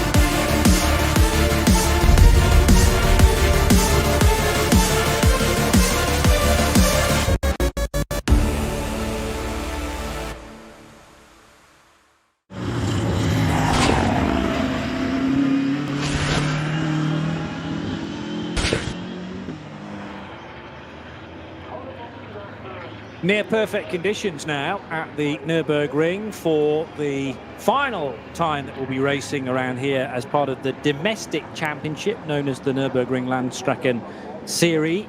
And this 25-kilometre circuit, the venue once again for the battle that will be taking place rather later than initially scheduled. The weather conditions have had their say, and the fog this morning means we're now an hour and 45 minutes behind. But it does mean that for the fans who are, well populating the pit lane currently, remember that there have been fans in the main grandstands around the Grand Prix circuit for the last, I think, 3 races. For the first time during the Barbarossa Prize, which was the 8th race of the season, the campsite areas and spectator points were opened, not actually to be used as a campsite for overnight stays, but at least to be able to see cars for real at Flansgarten and at Brunchen. And that was a significant step forward compared to, you know, the number of races that unfortunately have had to be held behind closed doors, not only this year but also last as well. So for the first time in 15, 18 months, we had crowds at the more popular areas out in the country to view cars from. And once again, the pit lane ahead of the 9th and final race of the season has been open to the public. And it looks like families, friends are grabbing this opportunity with both hands. You get the sense, just, you know, witnessing up and down the pit lane, Peter Snowden, people seeing cars up close, that this has been a long, long wait. And those that are doing it now have been desperate to do such a thing for the last 15 months. Yeah, and it's a great opportunity if you're a fan to get up close and personal with these cars. And it's one of the things that I love about this type of racing, as opposed to some of the other areas or disciplines like Formula One, where you can't get near anything. You can see them going by, but you can't get near them as we used to be able to do. These cars and these series openly welcome people into the pit lane. The fans, it gets to look around the cars. Obviously, you got to be a little bit careful of how close you want to get, and mechanics and technicians are looking after them. But it's a great opportunity to get up close and personal and see what a GT4 car or GT3 car is like, and understand the differences. And it's a great way of involving spectators and fans. Makes it far more personal than just photographs on the screen, and they get to meet drivers, etc. if they're not in a driver's briefing. Although we famously had that at the Hungaroring, didn't we, last weekend, where our intrepid pit lane reporter Luka Skierski was chatting to, I think it was our pole sitting driver, wasn't it? When he should have been in a driver's briefing, and they were saying, "Can we please wind up?" So he did that. So we have to be a little bit careful how it works. Season for next year, Johnny. I mentioned we have got a 12-hour race. NLS season starts on 26th of March next year, and we're going to have a double-header 12-hour rather than 2 races back-to-back, where we have a 6-hour one day and a 6-hour the following day. It's going to become a 12-hour race on the 10th, 11th of September. 24 hours is going to be here over the weekend of 26th, 29th of May, and the traditional 6-hour race will follow that one on July the 9th. Penultimate race, we'll revert back to the 4-hour format back in this weekend next year, 8th of October. Seems odd to be talking about that already, doesn't it? Yeah, rather. Quite extraordinary. There are provisions. We talked about weather a lot today and how it's affected things already, but there are provisions that should the last race be cancelled, we have got November the 5th planned as an alternative date. So bonfire night here in the UK. What a great day to have a go around the Nordschleife. My thoughts are that if it's cancelled, if weather precludes it running on the 8th of October, then 5th of November is optimistic. Yeah, shall we say? But but we have seen that. But we've seen it again. It changed. We mentioned this constant variable of the Nordschleife is the weather. Never mind the multi classes and different multi talented drivers and AMs and pro AMs and etc. And the weather can really change it. We've had rounds earlier this year, Johnny, where it's been just as foggy and it hasn't burnt off. It hasn't cleared. And you sit thinking, well, it must go soon. And it doesn't. We saw it with the 24-hour race. It took forever to get it restarted. Officials going out, and quite rightly, because of that, as you say, that safety, being able to see the marshal's post one to the other. And we kept having track inspections. No, still not clear. Then finally, I think it was around about midday before we got going. We'd scheduled to restart the 24-hour race as early as about 7 a.m. And it just didn't happen. Maybe 8 o'clock, but it just wasn't happening. And today, I was mindful of that and just thought, well, that first round, NLS1, that never took place. Bruce and I were here, all poised, ready to go, like coiled springs, just as yourself, Johnny. And it snowed. We had snowmen being built in the pit lane. It never happened. I did wonder today, but all of a sudden it just seemed to burn off really, really quickly. And there we were, and we had qualifying. We now got, obviously, this gap between qualifying and race. Give them an hour or so just to sort those cars out, and that ever-moving strategy we were talking about. And we did mention very quickly, John, just one final update for you from myself is when we saw the parade lap going around. You mentioned the intervention vehicle at Carousel that had a car on the back. It was the number 435 Team Mattol Racing Porsche Cayman that was on the back of that. That was a car that had stopped earlier. I think it had just stopped, though, rather than it didn't appear to be any damage, as our 483 was earlier on. I think it was purely, I don't know what caused it to stop, but I don't think it hit any barriers, and it was just being brought back. Hence, it's been loaded onto a flatbed quite easily, and they're going to put it in a fresh set of batteries in it, or put some fuel in it, or reconnect the wire, whatever it may be. Hopefully, it's as simple as that. I'm sure the team are hoping it's as simple as that. Big glass of water. It's not the shots that you would. If that's a shot, Johnny, then good luck to you, mate. All right. Well, yeah, I probably shouldn't wolf that down in one go.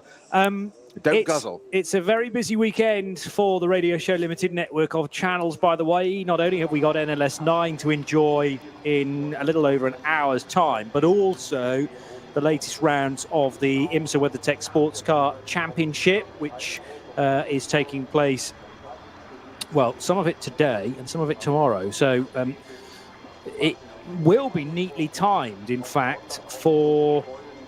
Let's have a look. We'll be finishing this race at 5 p.m., the NLS event.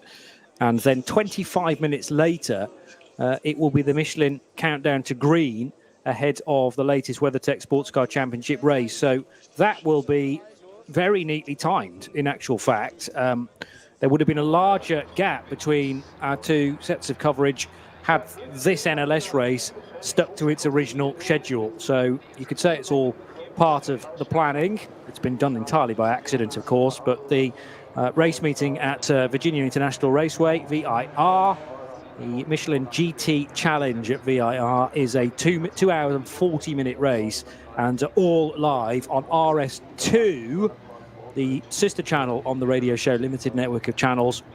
And as I say, 4:25 UK time, which will be 5:25 in Germany. So this NLS race finishes bang on 5 o'clock. Well, actually, it will go on till about 8 or 9 minutes past. Then a bit of podium action, and then you can switch straight to RS2 for the Michelin Countdown to Green ahead of, what race is that in the IMSA Championship? Race 11 of their season at VIR, with a 5 o'clock race start through till 6 p.m. that is in Central Europe, through till 7:25. There's then a full Michelin post-race tech and the Porsche Carrera Cup North America race later on as well. 8:25 UK, 9:25 in Central Europe summertime. And then tomorrow, Sunday afternoon, a further Carrera Cup North America race and the Michelin Pilot Challenge event, which takes place at 5 to 8 European time, 6:55 in the UK. So there is an awful lot of motorsport available to you. By the way, if you are enjoying our coverage on the live stream, an indication of quite how foggy it was this morning, and the castle, even at close quarters, you just could not see, the main turret at least, just disappearing into a very dense cloud. And cars were permitted to go out on track for 8 minutes of free practice. The more significant session was the 45-minute qualifying that took place at 12:15 through to, no, it didn't, 11:15 through till midday, and that decided the grid. Although there were one or two stories coming out of that session of questions or problems that we've yet to get to the bottom of, namely for the number 19 car, and one or two extra drivers as well that either are there in reality or I've just been putting into cars. For instance, the Lamborghini, I was getting the Mullers mixed up. It's we were looking for a Muller in the Fricadelli Racing Porsche, in fact, rather than the Lambo. So I can now confirm that the Conrad Lamborghini is a 2-driver effort. Axel Jeffries and Jordan Pepper. I think Snowy basically knew that and has been sniggering for the last 15 minutes or so. But Fricadelli Racing Team, Klaus Aberlan, who did the race 2 weeks ago, Felipe Fernandez-Laza, and Tobias Muller. And Tobias Muller was never even a Muller that I'd mentioned as a potential. So keeping us guessing, and I didn't get that, did you? Not in the slightest. And I wasn't sniggering. What did amuse me was you moving Fricadelli from Porsche to Audis. That was quite a move. Yes, that was breaking news. But I'm glad that you've got to the bottom of the Mullers. Me too. I have to say, Tobias, that was a wild card. That was one I wouldn't have expected. Well, Tobias Muller is a silver-rated driver, 23 years old, from Euskirchen in Germany. Has been racing around the Nordschleife since 2017, when he started to race for the Scheid Honert Motorsport Cup 5 team. So did N24 in 2017, has done some VLN races. Well, only the odd few, actually. He mainly does 24-hour races, and then switched to Black Falcon Team Identica last year in their SP Pro entered NLS car, and is now sometimes with Falcon Motorsports, sometimes with Fricadelli, sometimes with Rutronic Racing, and he's also raced with HCB Management. So a lot of different teams along the way. Clearly his contacts are very good, but he is a Porsche specialist, the 911 GT3R specialist. So he will be joining Laza and Aberlan in that Fricadelli Racing Porsche number 30, and it starts on the outside of the front row alongside the Lamborghini GT3 Evo of Axel Jeffries and Jordan Pepper. Then you got another Porsche from Dynamic Motorsport for Michele Beretta, Adrian Delina and Matteo Cairoli. So that driver lineup has not changed since the initial entry list.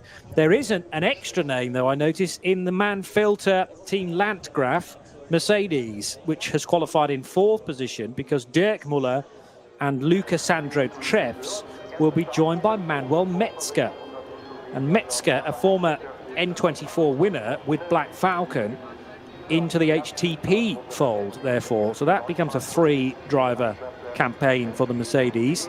Again, 3 drivers you'll be fine with. I wonder how far down the entry list or down the grid we have to go before our first 4-driver entry. It's actually in 7th place, and for the aforementioned Lion Speed by Car Collection Motorsport car of Lorenzo Rocco di Torrepadula, Patrick Kolb, Patrick Niederhauser and Jörg Vibarn. Yes, Snowy, I've been having you on all of this time. No impressive debut, I thought. I could actually say his name. Oh, you say that now? I do. But the point was you couldn't say it before. I couldn't remember it before, is the actual truth. Well, more to the point, as I couldn't be bothered. Didn't need to. Well, he I likes know how your mind works. He likes to be known as Lorenzo Rocco. So I know, but that's missing off the vital bit. it's the fun bit to say. Precisely. So that's the first 4-driver lineup, and one driver's going to get 15 minutes there, unless they do a slightly different. Maybe they do 45 minutes each, but that wouldn't work, because if you we turn it into an hour and a half, so you'd have one driver doing an hour, the second driver doing an hour, the third driver could then do, because how much have we lost? 45 minutes. So one driver could do 45, the other driver could do 30. But then the problem is you're pitting the car more readily than it requires for fuel just to make the drivers happy. And I don't think they'll do that. Precisely, exactly what you said earlier, that the need to do that is to rotate the drivers, not the need to do a fuel stop. I mean, you dictate it normally by the fuel, certainly over the lap length you have here. That's the governing factor normally. It isn't this time, it's how to rotate your drivers. And and I think it's a fascinating strategy. We're talking about it being a shortened race, but it's only 45 minutes shorter now, whereas at one point we were looking for an hour and a half shorter. Yep. Which is quite a big difference. So it's a whole different change again. Adding that sneakily, that extra 30 minutes in, putting it back on again as the organisers did. Which, as you say, just in case you've only just joined the show, or only just heard, it was partway through qualifying. It was going to be a 2-hour 45-minute race. Then they added in an additional 30 minutes, taking it to 3 hours 15, closing at 5 o'clock in the time, a local time. Johnny, you've highlighted a little bit earlier that you'd got a bit of a hopeful eye on the resurgence of Audi. They're overdue a race win this season. I know you don't have favourites, but Audi sort of caught your eye. I'll tell you one that's caught my eye a little bit, and it's not disregarding the hugely impressive Jordan Pepper qualifying lap, putting that Conrad Lamborghini up on pole position there with a staggering 8:02. We say staggering compared to the rest of the field today. Next car being 5.5 seconds adrift. I'll tell you one I think is worth watching. Go on. BMW Junior team. Okay. Well, they have a speed trophy in order to win, and remember that the points, I think it's only 4 points the difference between that car and its rival in the Speed Trophy Championship. So there's that to try and nail down. But yes, you've got in that 44 car Daniel Harper, Max Hesse and Neil Verhagen. So you fancy those guys to go well? Well, they've done it twice already this season, and they've become a very cohesive team. They haven't even got 60 years of age between the three of them, which is quite extraordinary. They are all just 20. I think the final driver turned 20 earlier this month or last month. It was certainly very recently. But what's impressed me is this whole BMW junior team, and another manufacturer do exactly the same. They have a junior team, they have a kind of an academy, a ladder, if you like. Is you get people that stand out. Of course you do. But very rarely do you get 3 standout young hotshots that have melded and become such a cohesive team together. And I think that's absolute credit to them as individuals getting the big picture, but how BMW have engineered that and looked after it, disciplined them, taught them. They're working together. It's not just. It'd be very easy to imagine three young hotshots when they were doing this. They were 18, 19 to start with, wanting to outperform one another, and they seem to have got the big picture of working as a team. Very, very mature heads on their shoulders, I think, for that BMW Junior team. And we saw almost at Max Hesser in the last round, wasn't it? Was it chasing? Was it Frank Stippler he was chasing with for the second place, wasn't it? At the end, just unrelenting, just all over the back of him. And two totally different cars: Audi R8, BMW M6, a big front engine car. It's got a massive footprint. We've talked about before, the sheer physicality of that car on the track. Almost a sort of dinosaur, big front engine GT car, rear wheel drive, compared to the new platform they're using on the M4. But it's so competitive still with these young guys in it. And you almost think, well, who needs an M4? Well, Century Motorsport decided that they're going to have one for British GT next year. It's going to be the sole one. And I think they've got an option on a second car. It's going to be the sole one in the United Kingdom as well. So we're great to see that car out. They're not running BMW not running the M4 GT3 car this weekend, which is a shame. Aston Martin, we did speculate, didn't they, at their last round when they did NLS8, when they brought out their new GT3 Aston, and Niki Team and Maxime Martin took it to a victory, which was, we weren't quite expecting that at the beginning. I think it qualified 8th or something, thereabouts. I think it was thereabouts, and got up to, I think it made a couple of places at the start, and then just metronomically came through, won its race, and we said, will they come back? Will they do the last round? Well, no, they've proven what it can do. The BMW is the same. So all eyes for BMW in this race, junior team. Upholding the honours, if you like. Yes, and there's no reason why it certainly can't make progress when we get the race started from 6th position, where I think Daniel Harper qualified it, didn't he? Of the three drivers, Dan put out for the quali duty.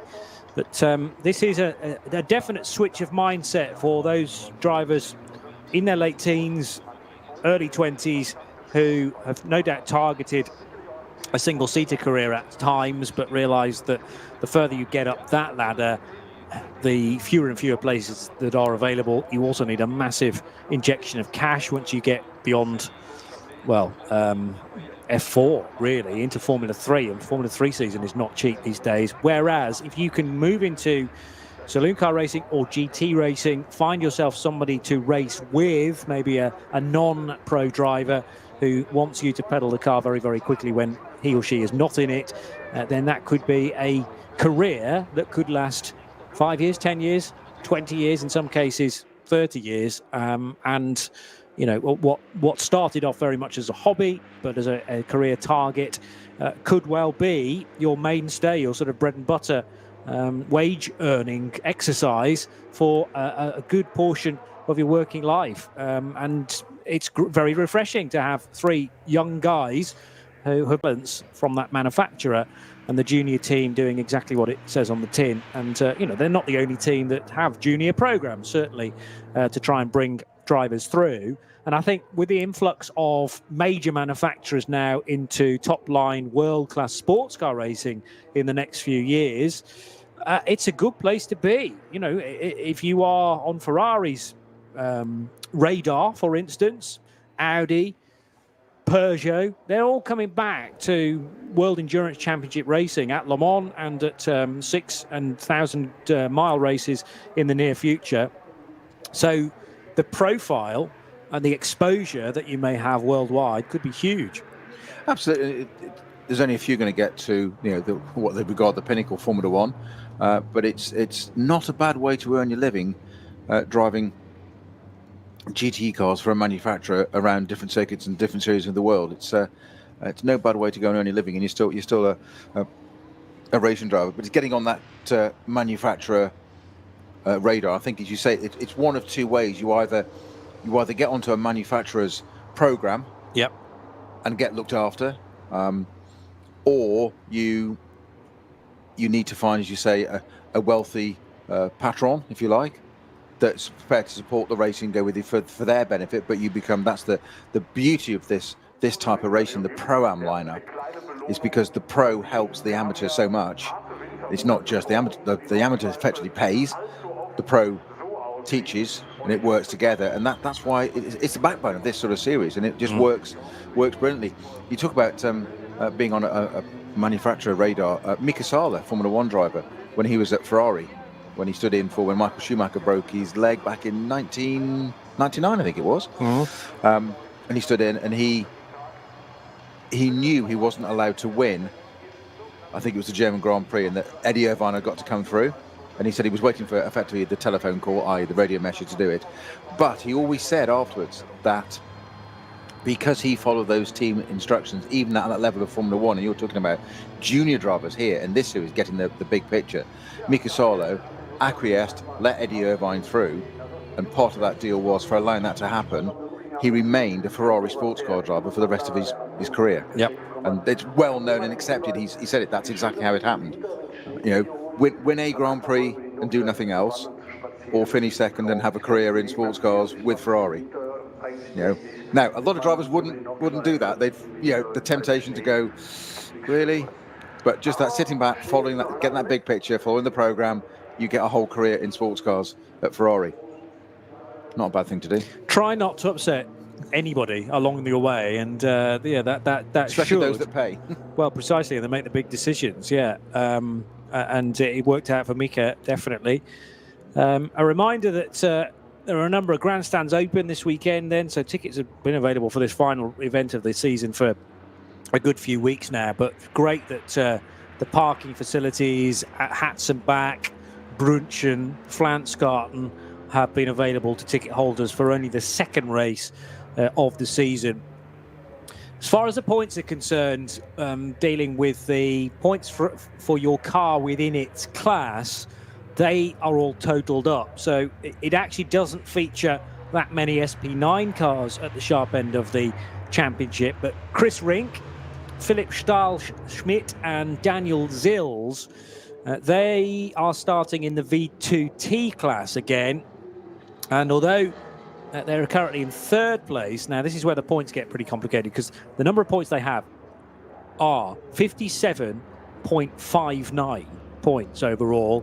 They run a BMW 330i in the VT2 class, and it's run by Adrenaline Motorsport team Altsna Automotive, and they have ultimately have a very, very good strike rate, because there are also 2 drop scores. I think it's still 2, although of course that might have been affected by the fact that the first race of the year didn't happen. Normally it's your 7 best results from 9 races. Maybe it's the 6 best results from 8 races, or is it 7 from 8 perhaps? I know someone who will know on Twitter, so by all means send a quick tweet to @RSL_studio if you know whether one of the drop scores is no longer being taken into account because the first race didn't happen. Otherwise, your championship position is going to be settled from only 6 races. I say only 6, but that is fewer than normal. Winning NLS 8 certainly kept Rink, the 2-time NLS champion, in the hunt for this year's championship. So if that trio wins the class, and the field has had a best of 19 starters so far, remember that the scale of how the points are dished out alters depending on how many starters you've got, and that's the reason for that is it's a heck of a lot easier to win a class with 3 cars in it than it is to win a class with 25 cars in it. So points are adjusted according to how many cars are in the class, and it really does change from 19 starters to 17 starters to 16 starters, you know, one car difference, and that does alter the amount of points that are available. But there is this thing called the NYMEX Team Trophy in the V2T class as well, which is potentially up for grabs by Rink, Stahl-Schmidt and Zils. It really is something to be as dominant as those guys have been in the NLS for 3 seasons running. There are also drivers represented from the WNS Motorsport crew, and they still have a chance, being Daniel Blickel, Tim Scheerbart and Max Kronberg, running in Cup 3 with their WNS Motorsport Porsche. and they're currently on 66.04 points. And they run in the Cayman GT4 trophy with Manti Racing. So there are going to be 14 cars in that entry list as well. And then the best in the points so far, with one race to go, Danny Brink and Philip Lyson, they're on 66.5 points, or 66.59 to be exact, with their Adrenaline Motorsport Team Elstner automotive car, with Chris Rink in the V4 BMW entry. So they're holding on to the championship lead after 8 races, but I think Chris has been in and out of that car, whereas Danny Brink and Philip Lyson have been the mainstays so far this year. So they are better off than Christopher Rink on 66.59, but it really is very, very tight in the point standings. Just half a point between the top 2, and for the 3 I mentioned initially, they're on 57.5, Daniel Zils, Philipp Stahlstadt and Christopher Rink. So I will keep all of those cars in mind over the 3 hours and 15 minutes to see how they're getting on within each of their classes. Just looking at the rules for you, Johnny, you were talking about what races qualify, because we're 1 round short this year. And reading the actual rules, if 9 qualifying races have actually been carried out, the best 7 results of a driver count, as we knew. If 8 qualifying races have actually been carried out, then the best 7 still. It's exactly the same. So okay. No, unchanged. Just because we had, this is NLS9, just for clarification, it is the 8th race of the year because NLS1 didn't take place. It never actually happened. We had no racing. We had snowmen. We had I remember you telling me about those, yeah. But we didn't actually have any racing. It was a shame, but it's part and parcel of events taking place here at the Nürburgring with its own weather system, and it's proven that fact over, well, decades, frankly. There's plenty of other interesting stories from this particular race. Snowy let loose on one of them very early on in the day with the return of the iconic Opel Manta. Peter Haas, Olive Beckman, Walter Strycek driving that. Also the return of the Conrad Motorsport Lamborghini, and that has really had the effects made on the grid, because Jordan Pepper, who was a surprise inclusion in that number 7 car after previously Kuba Maziak had driven it, and also Michele Di Martino as well, but I rather fancy that's the first time that Jordan Pepper has been at the wheel of the Conrad Motorsport Lamborghini. Someone I'm sure will put me right on that, but certainly showing that Franz Conrad made a good decision with the South African qualifying it on pole position. So Kuba Maziak, yes, I think is elsewhere in the entry today, driving a Mercedes. Let's just get that confirmed. Yeah, with Kim Louis Schramm. So it's not a Mercedes, it's an Audi, in fact. So Polish driver Gamaziak and German Kim Louis Schramm in the Phoenix Racing Audi car number 11, which is entered into SP Pro. And Marcus Flash is returning as well, the managing director of BMW M, as in motorsport. Same time, head of motorsport in the Munich-based company, sitting down with Jakob Erbacher and Uwe Eberts in the VT2 BMW for Team Adrenaline. So the Austrian driver in amongst that combination, currently working on the full permit to be racing around here, and the only way that you achieve that is to do as many races as possible. And as mentioned, the NLS Speed Trophy is entirely open, and it is going to be fought between the BMW Junior team and I think 1 or 2 SP10 cars are involved with this as well. So we will try and keep you in tune with how the Speed Trophy develops over the 3 hours and 15 minutes. But plenty of points on offer within that as well. But the Junior team, or the NLS Speed Trophy, the battle for the top spot will be between Marcel Johannes Markowitz, who's won 6 of the 7 races in SP10, and he's been with different crews through the course of the year as well, which means that the Schnitzelarm racing team can no longer be deprived of victory of the NYMEX Team Trophy in SP10. So NYMEX Team Trophy decided, but the Junior Trophy, or the NLS Speed Trophy, still up for grabs, and the BMW junior team of Daniel Harper, Max Hesse and Neil Verhagen currently have 140 points versus Vincent Kolb and Frank Stippler, who are on 144. So it's looking like a straight fight between the number 5 Audi, which has qualified in 11th position, and the number 44 BMW in 6th. So BMW win the kind of opening exchanges from that 45-minute qualifying session, but as mentioned, Frank Stippler really only knows how to go forward in these races if he's qualified outside of the top 10. And if we see the 44 BMW and the 5 Audi side by side at any point, we'll know that that's not only for honours in NLS9, but also for the season-long contested NLS Speed Trophy. We've got cars out on the circuit now, so the 3 separate start groups are beginning to be assembled.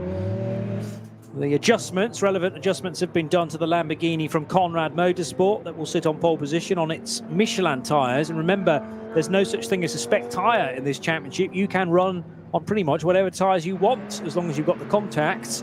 But it's the French rubber for the Italian car, and that is just heading now around the Grand Prix lap, Snowy. It is, and just the Manta there, we're just talking about it, and hasn't appeared a little bit. Part of it is it's now in a slightly different class. It's normally run this Olaf Bachmann, who owns that car, and one of its drivers, along with Peter Haas and Volker Strycek. It has to run in a different class now. It was in the H2 class. It's now in the SP3 class. It's been moved by the organiser, which means it carries an extra 70 kilos. Which obviously just disadvantages it very slightly. And of course, VLN, the organising body behind NLS, have had to have a look at, because of pandemic, costs and things. And I think it's about 34% increase in costs for entering these races now, which possibly has less of an impact on some of the bigger teams, but some of the smaller teams like the Foxtail Manta there, Olaf Beckman, it has quite an effect at bringing that car out.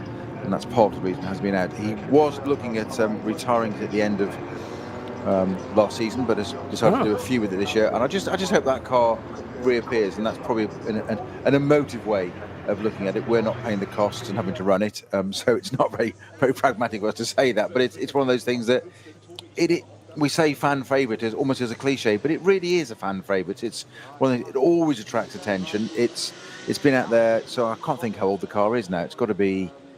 Could be 30 years old? Must be that shape Opel Manta 400. I'd say at least that. Of course, we're going to get loads of input on that, so exactly what year it is now. I don't know the history of the Foxtail. I just know it's a fan favourite. I don't know how old the car actually is, but it's great to see it out there.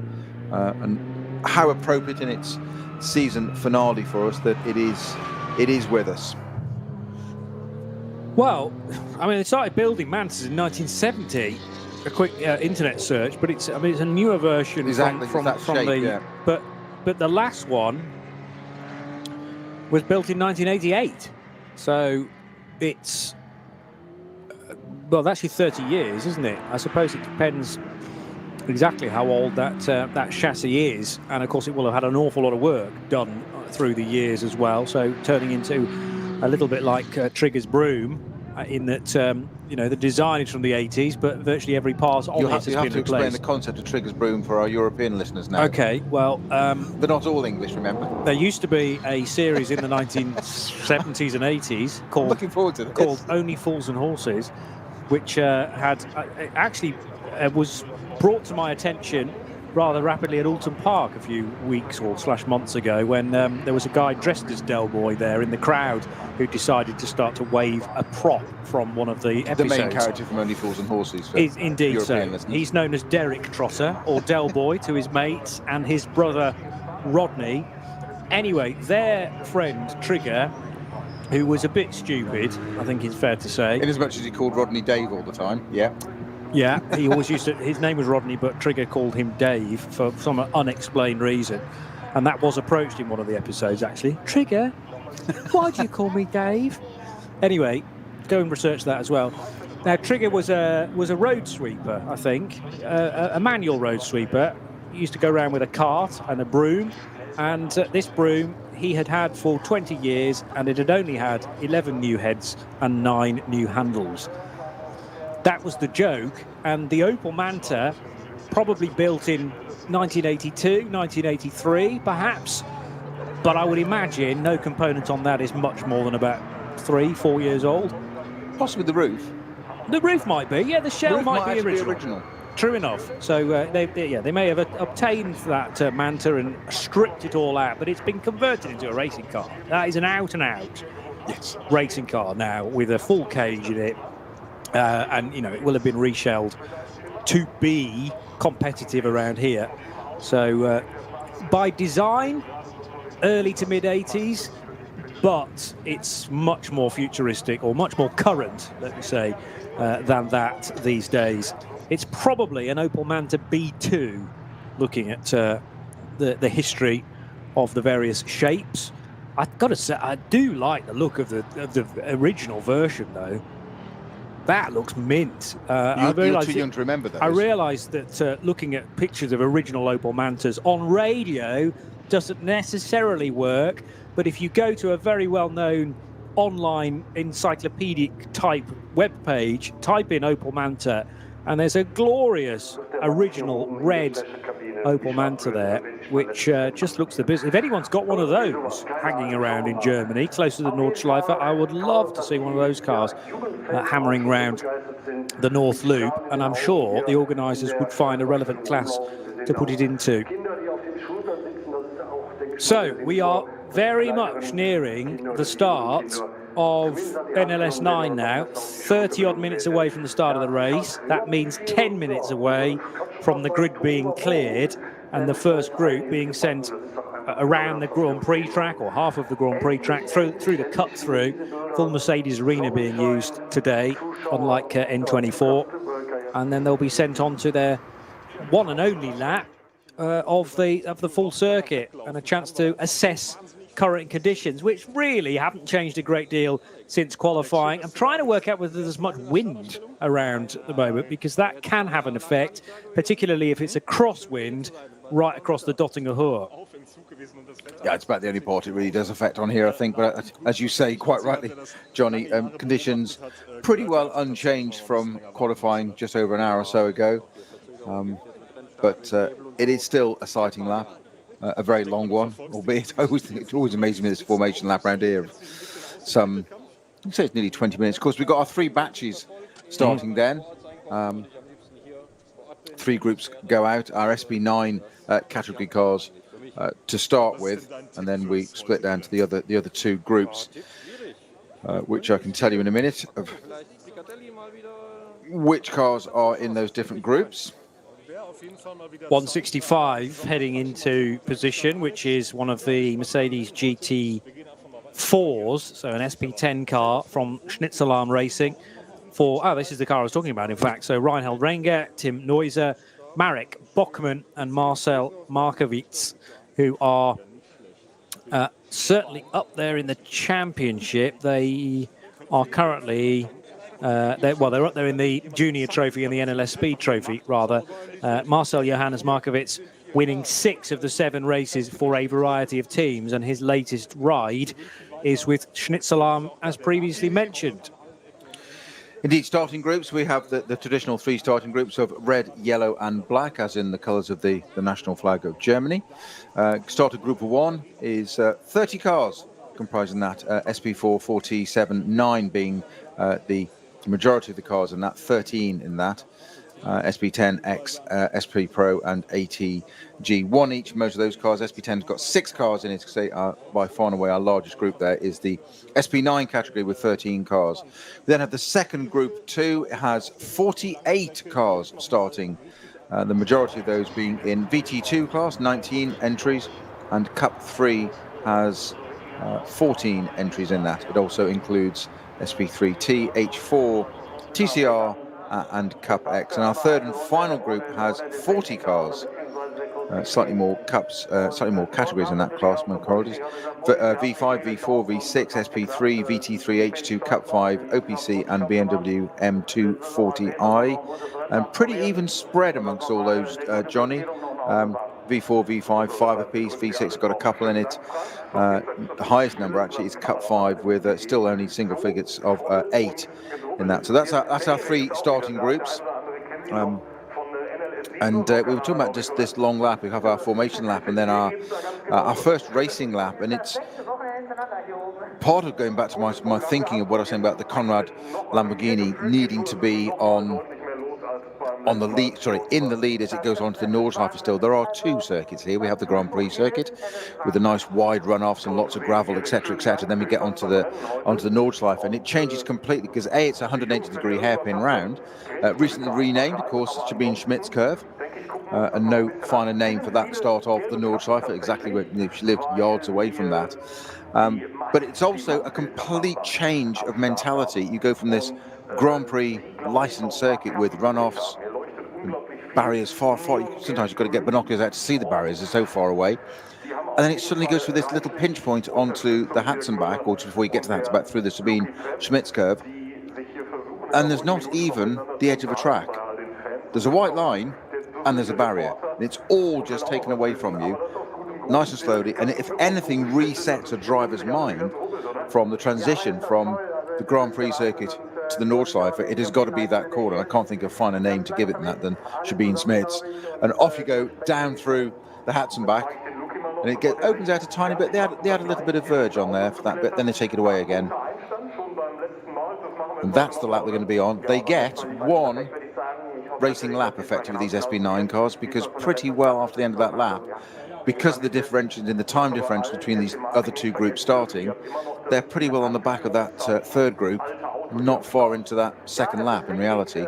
So they only really get the SB9s 1 racing lap clear. So they have one bit to themselves, and then the rest of it is, so that's what, 10 minutes, let's say. So 3 hours and 5, they've got to deal with traffic.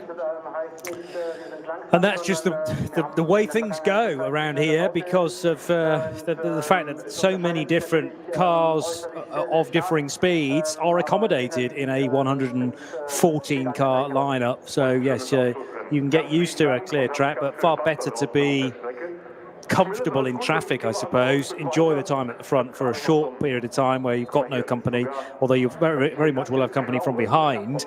If you're the Conrad Motorsport Lamborghini, there'll be, 10, 11, 12 other SB9 cars desperate to get past, and then within a very short time you're closing in on the back markers, if we can call them that, still going around as quickly as possible from their 3rd start group.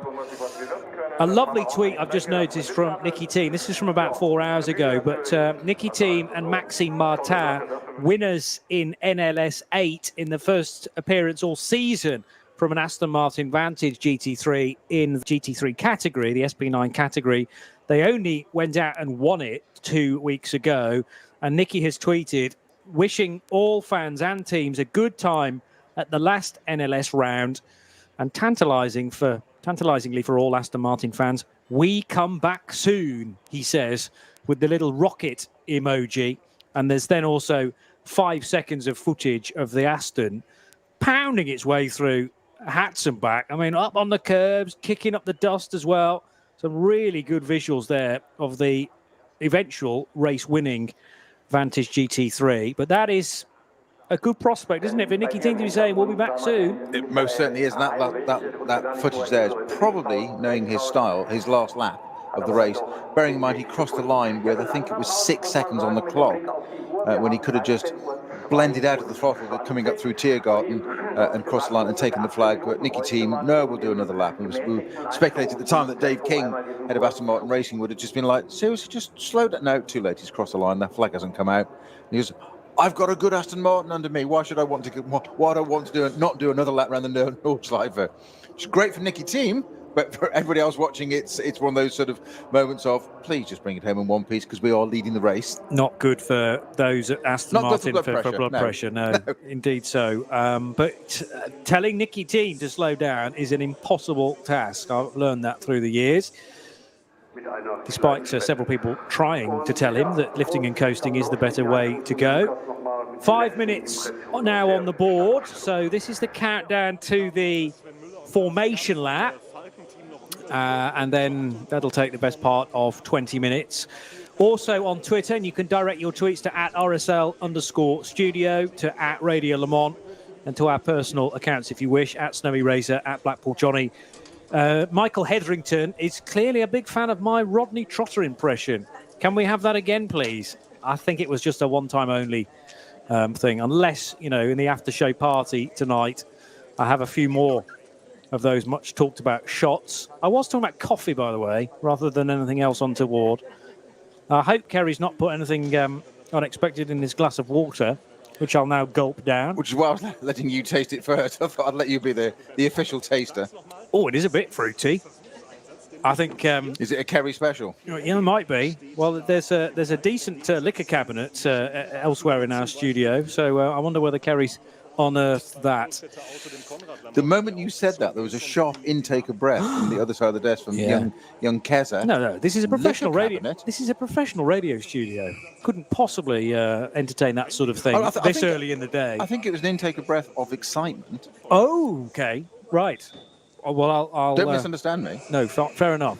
That can be explored later, folks. But there's the important matter of a 3-hour and 15-minute race before then. This is the business part of the day then. More signs being displayed to those on the grid. 3 minutes to go before the formation lap can begin. And a reminder of where the cars sit on the starting grid within SP9. And then I can deal with some of the cars that start at the front of their classes when we get further around the formation lap. But it is a pole position for the Conrad Motorsport Lamborghini GT3 Evo of Axel Jeffries and Jordan Pepper. The time set, an 8:02.930 after only 3 laps completed. So that was an out lap and 2 flyers, effectively. The Porsche alongside it is the red and white Fricadelli Racing Team car for Klaus Aberlan, Felipe Fernandez-Laza and Tobias Müller, the silver-rated 23-year-old, will be at the wheel of the 30 car. Starting drivers still to be determined. Obviously, all the teams will know who they put in for the opening stint, but our timing screen will need to allow them certainly to leave the grid on the green flag lap and quite possibly to complete the green flag lap before we can truly identify who is at the wheel of each of the cars.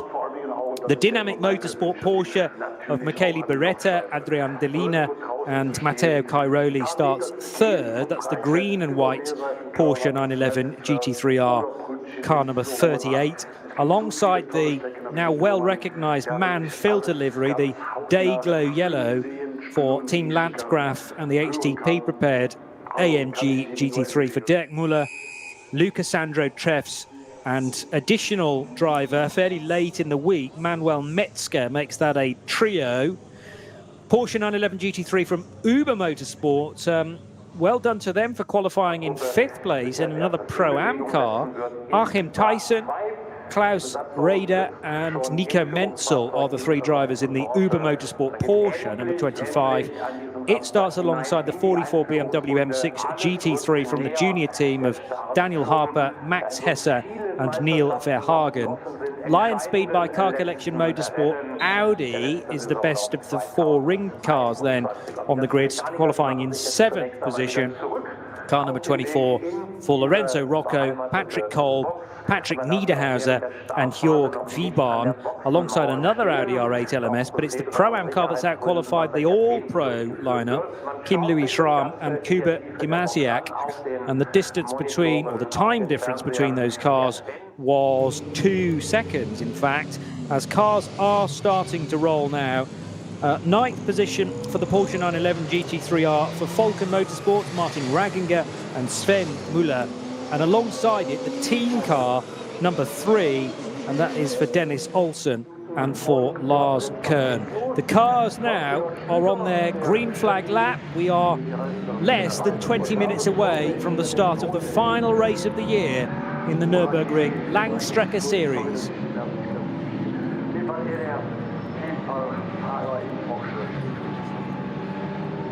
Under blue skies, the grid, the first start grid, starts to move away then from the start-finish line and into the Mercedes arena, nearing 1:30 local time, much later than originally planned, but if you've been around for much of our coverage this morning, you will know the reasons why. It was not possible to do any free practice early this morning because visibility was so far reduced. Marshal post to marshal post was nearly impossible to see, and therefore we were in the territory where it's just unsafe to run a live motorsport session, so just had to wait and for conditions to improve. Free practice did eventually happen, but it only lasted 8 minutes, and that's good enough for a lap and no more. And then we had a 45-minute qualifying session starting at 11:15 local through to midday. And in order to give all the teams sufficient time to then race prepare their cars, a new start time was billed for 1:45 local, and it'll be 3 hours and 15 minutes through till just after 5 o'clock then. Well, actually the checker flag will be ready to be flown at 5 o'clock, but it really depends on where the race leader is at that point. And we could easily run to 5:06, 5:07, maybe even 8 or 9 minutes past 5 before we get the winners across the line. Lamborghini and Porsche are on the front row from Conrad and from Fricadelli. That's Conrad Motorsport, Fricadelli Racing Team, with then a Porsche and Mercedes combination on the next row for Dynamic Motorsport and Manfilter Team Landgraf. The Porsche of Uber Motorsport and the BMW from the junior team are next. And then an all-Audi fourth row with the Pro-Am car out-qualifying the all-pro lineup. So Lion Speed by car collection quicker than Phoenix Racing.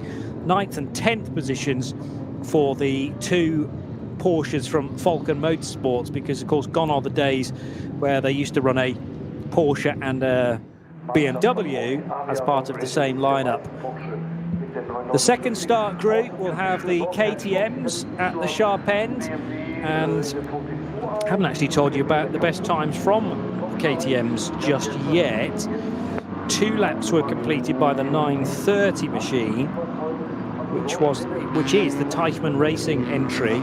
I'm just working out whether that is the best Cup X qualifier. No, I reckon it's car 920, which is also a Teichmann Racing KTM Crossbow.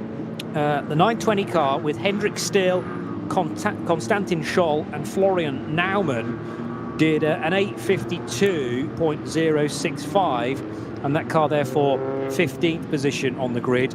From the next best Cup X car, also from Teichmann, for Georg Griesemann, Mike Ronefart and Yves Volter. And again, not sure who did the time there, but the 930 car will be the second best of the KTM Crossbows to qualify.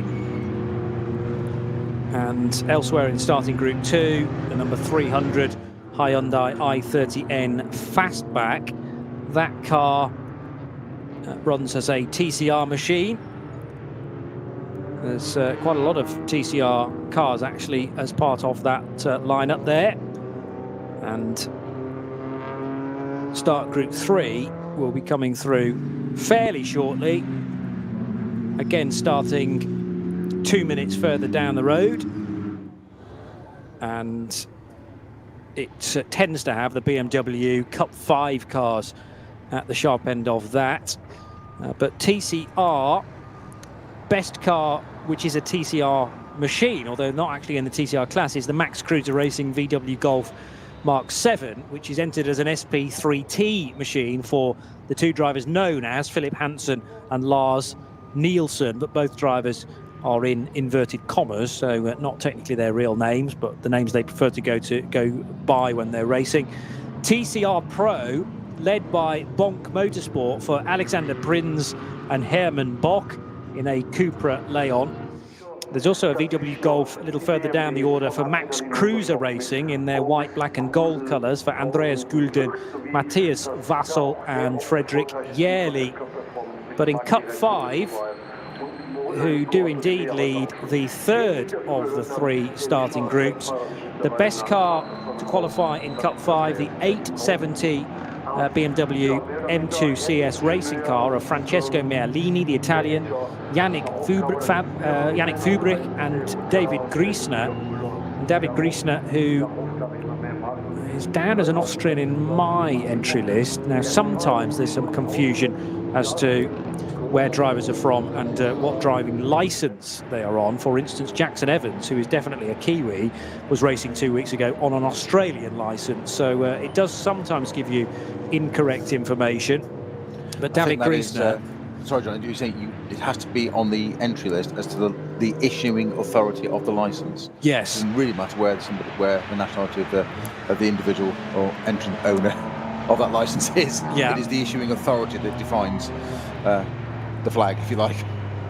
But David Griesner is Austrian as well as being on an Austrian licence, so that's fairly easy to remember. But yes, I have been thrown by things like that in the past. Swiss drivers running on Chinese licences, and I've been calling them Chinese, and I remember got a firm ticking off for that. But you have to know your stuff. And I would imagine that a number of Antipodeans, in fact, are running on German licences, because these days Matty Campbell, principally based in Germany because of all of his Porsche development work. Campbell, I don't think, is here this weekend. No, not part of the qualifying session.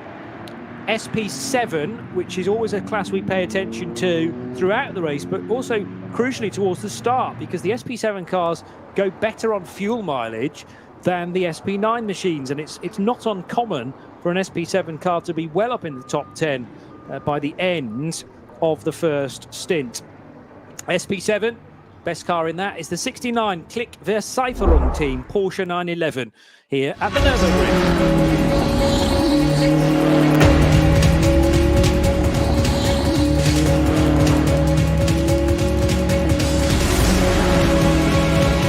So Peter Snowden.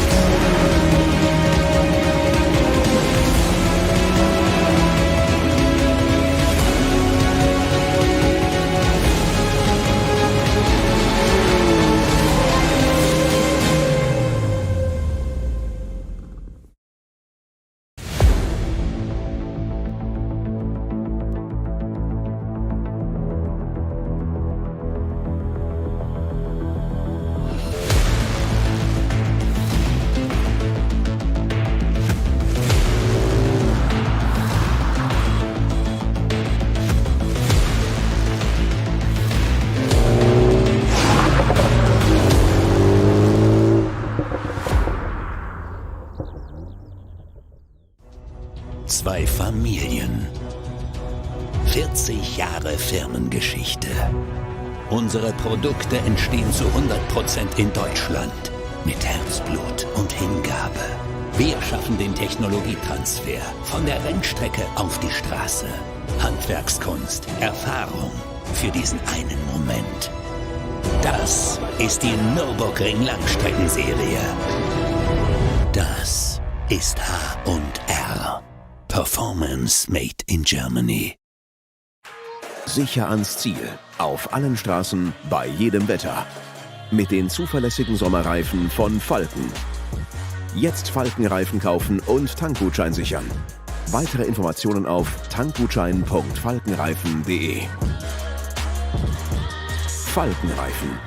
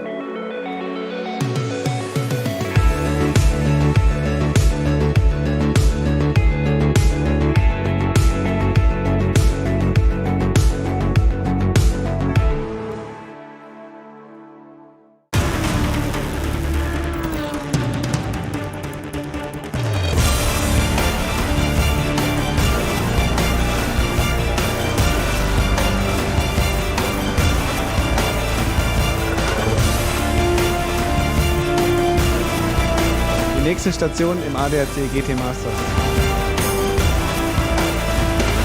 Es geht in die Eifel. See you at the Nürburgring.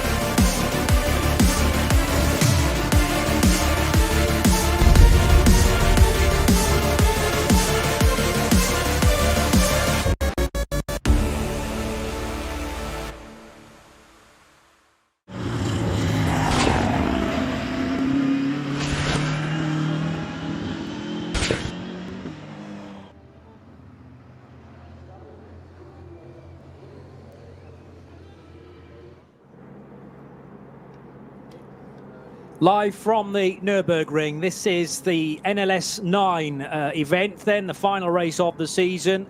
8 races we will have had by close of play today, and a slightly out of schedule day. You're probably tuning in thinking, oh, we should be an hour and 40 minutes into today's race by now. Well, no, not quite. We're 6 minutes from the start, and it will only run for 3 hours and 15 minutes, which is an awkward time period when you're trying to plan strategy, particularly in the SP9 class, where GT3 cars can comfortably do an hour around here or 8 laps. But of course, 3 hours and 15 minutes, it does not mean that your stints will be neatly fitting in, certainly not towards the end of the race. So is there simply going to be a splash before the final 15 minutes is done, or our team's going to be coming in maybe an hour out from the end of the race? So at 4 o'clock, which doesn't line up with a quarter to the hour start for that final stop, but they will have needed to bridge the odd gap here and there to be able to do that. Fascinating stuff, and also which drivers will be used where. 1 or 2 teams decided to run with 4 drivers, so the 4th driver, for instance, with Lion Speed, is going to have a very short stint to make the Audi's strategy work. We've got a Lamborghini on pole, which in itself is a very interesting story. 2 Porsches right behind, and then the man-filter Mercedes. Audi R8 LMS GT3s yet to win any of the NLS races so far this season. They have qualified in 7th and 8th places, with an all-Falcon Motorsport Porsche 5th row. There's another Audi then actually from Phoenix Racing for Vincent Kolb and Frank Stippler outside the top 10, and I'm not sure many people would have thought that might happen before the start of qualifying. So Frank Stippler, we will assume, has been put in for the opening stint. Car number 5, if so, is definitely one that we will keep our eyes peeled for, because he will be scything his way up the order. As he always does. Doesn't normally have to do that much of it. Just to say, starting outside the top 10, not a phrase that really goes with Frank Stippler in the same sentence. But I'm sure he will get that Audi up the order. I feel like I'm putting pressure on him now. So I'm sure he isn't listening. He loves it. But I hope he isn't. But he loves it, does he? Okay, that's fine. That's all right. And Frank, just carry on. Just do your best. Do your thing, really. Do your thing. As Nick Damon, our colleague, would say, it's his job. Exactly. That's why he's here. He's to drive that car very rapidly indeed, and he'll have to try and keep it out of trouble, though, at the same time. And the question is, where do you pick off the places? On the Grand Prix track is one of the more sensible places to do it, but that can be tricky, especially when all the cars are together from the grid.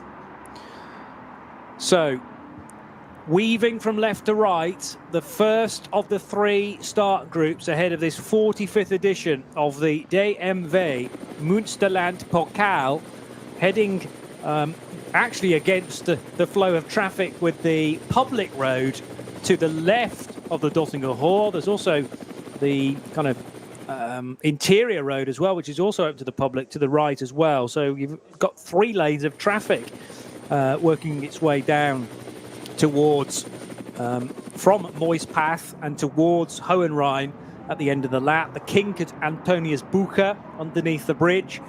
And then the pace car, as it is at the moment, the white Porsche that leads the way, will peel off into pit lane, and then the pace of the race will be left to, well, is it Jordan Pepper or is it Axel Jeffries? Still to get that data from the timekeepers. Well, whoever it is in that car doing the least of the weaving, being the pole position car bizarrely, most of the field behind doing an awful lot of weaving on the dotting her up to the Tiergarten.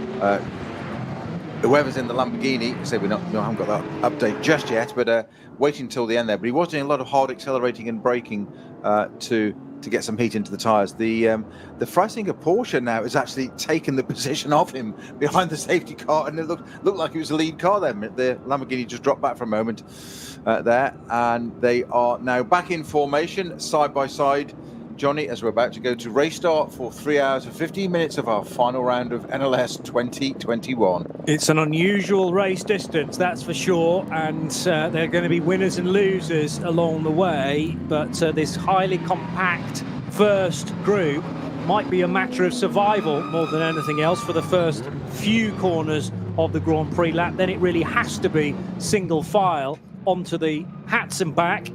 But who will get the better of the start between the turquoise and black Lamborghini from Conrad Motorsport, the red and white Fricadelli Racing Porsche, and then alongside, or right behind, Dynamic Motorsport and the Mann-Filter Mercedes. Across the line they will go now then for the first time of asking. And it is nose to tail. In fact, it's side by side as the Lamborghini's almost boxed out of it, and right around the outside there's contact. There's contact between the Mann-Filter Mercedes number 70 and the rear of the Fricadelli Racing Porsche number 30. Trying to go for the race lead was the Dynamic Motorsport Porsche, which had got a blistering getaway and I think is in front. Let's just have a look. No, it's the Lamborghini that's retained the race lead because there needed to be some avoidance action from the Dynamic Motorsport Porsche. He saw it all kicking off.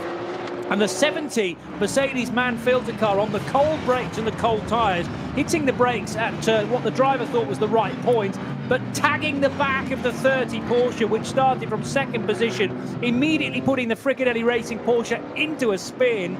And let's hope that it can continue on in the race, because of course that's the business end of a Porsche, where the engine and the gearbox are. Up the inside of the BMW Junior team, number 44 was trying to go there. One of the Falcon Porsches, car number 3, which has either Dennis Olsen or Lars Kern at the wheel. A frenetic start. Snowy thought it was going to be a classic, but that's something we definitely do not want to see at the start of a 3 hour and 15-minute race. Contact at the very first corner, Peter. No, very unexpected there, and I think just one of those caught out by the driver of that Mercedes there. In fact, that's coming to the pits straight away. So the number 70 is into the pits with some fairly comprehensive right-hand damage. Has it caused a puncture? I don't think so, but there's obviously something stray enough on that car to warrant not completing the whole of the Grand Prix circuit lap, coming in straight through there. Sorry, not going on to the Nordschleife, completing the Grand Prix lap and coming in to get that car. The Fricadelli car has continued though, but that did drop that car right to the back of that start group number 1. So not only is it there, but it's also now potentially got some damage. The damage to the Mercedes indicates to me that it was not quite as light a tap as one would like, because these things can happen and just rotate one round, there it goes. But I'm hoping that the Fricadelli car hasn't suffered as much damage as the Mercedes appears to.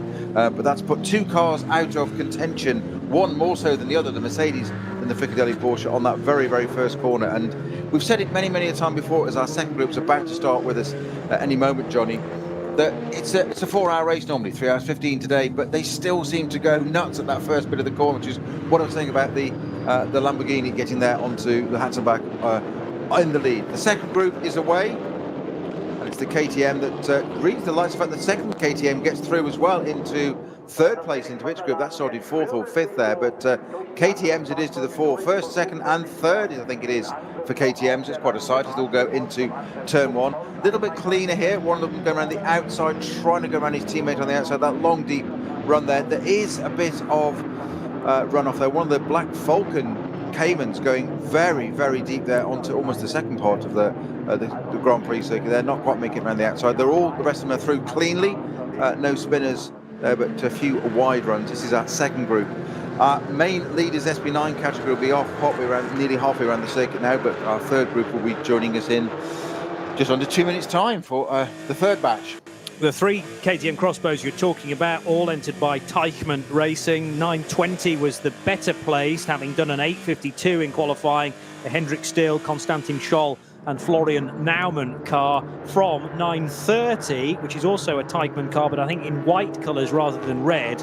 And then the 910, which had even more ground to try and make up compared to the SP7 cars around it, and also the Cup 3. Actually, no, there would have been a Cup 3 Porsche Caymans of Schmickler Performance and of the Team Adia Zorg Rennsport crew.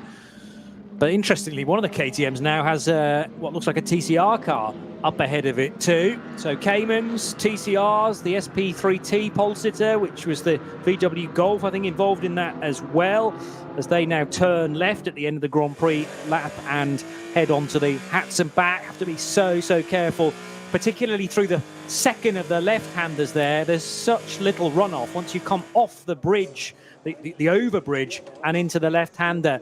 Now, there is fluid coming from the number 70 Mercedes, and there is indication of how hard the hit was on the nose of the man filter Mercedes. Might need a few more man filters at the front of that car now.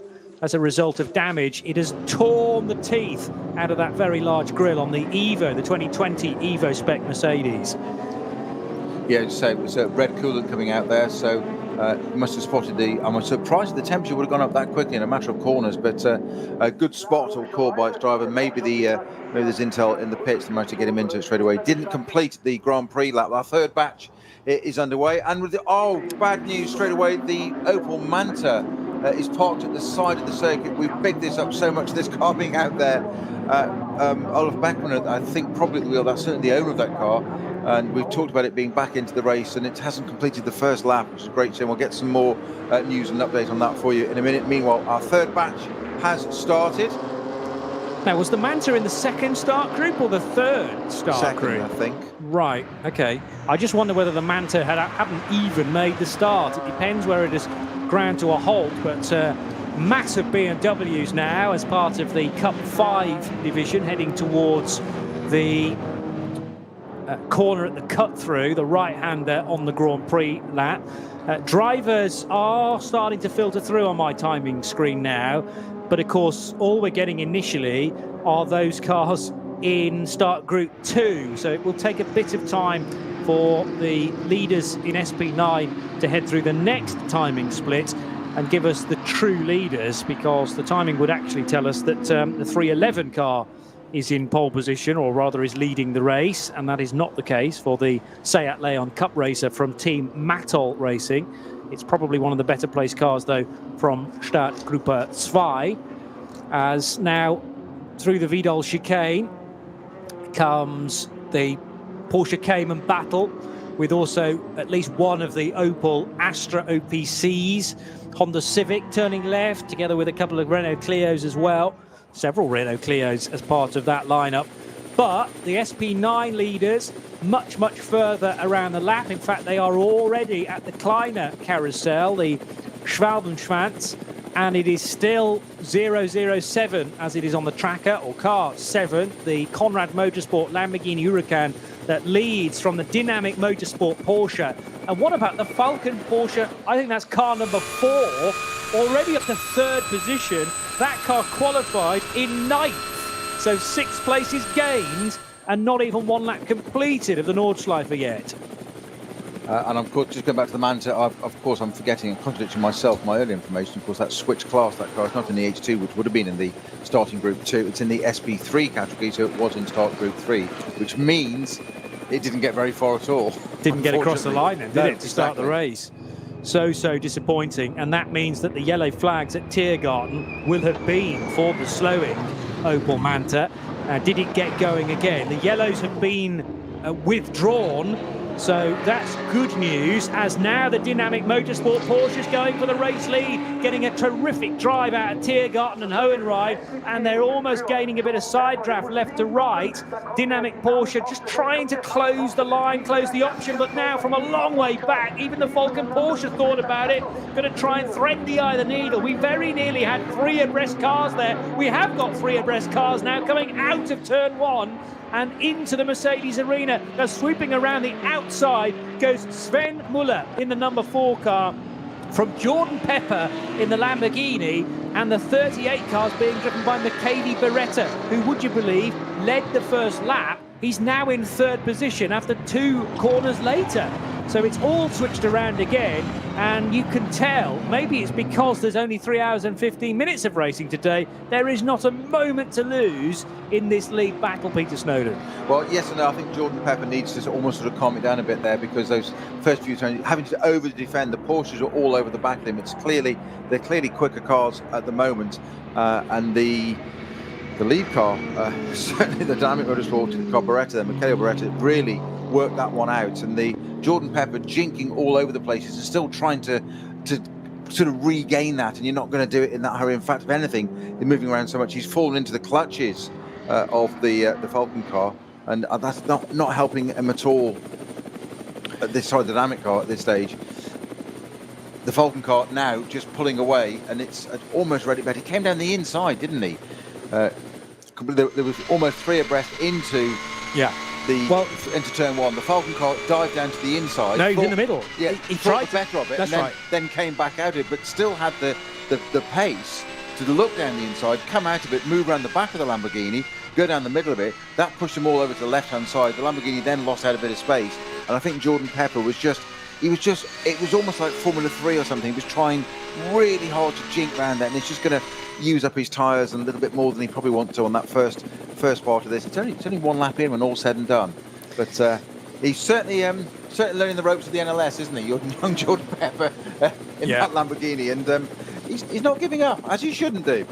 Well, Sven Muller deserves all the plaudits right now, because that car started in 9th position, and he now leads the race after just 1 lap of the Nürburgring Nordschleife. Yes, it's 25 kilometres, but it is not easy to overtake at any point on the narrow section of the main loop.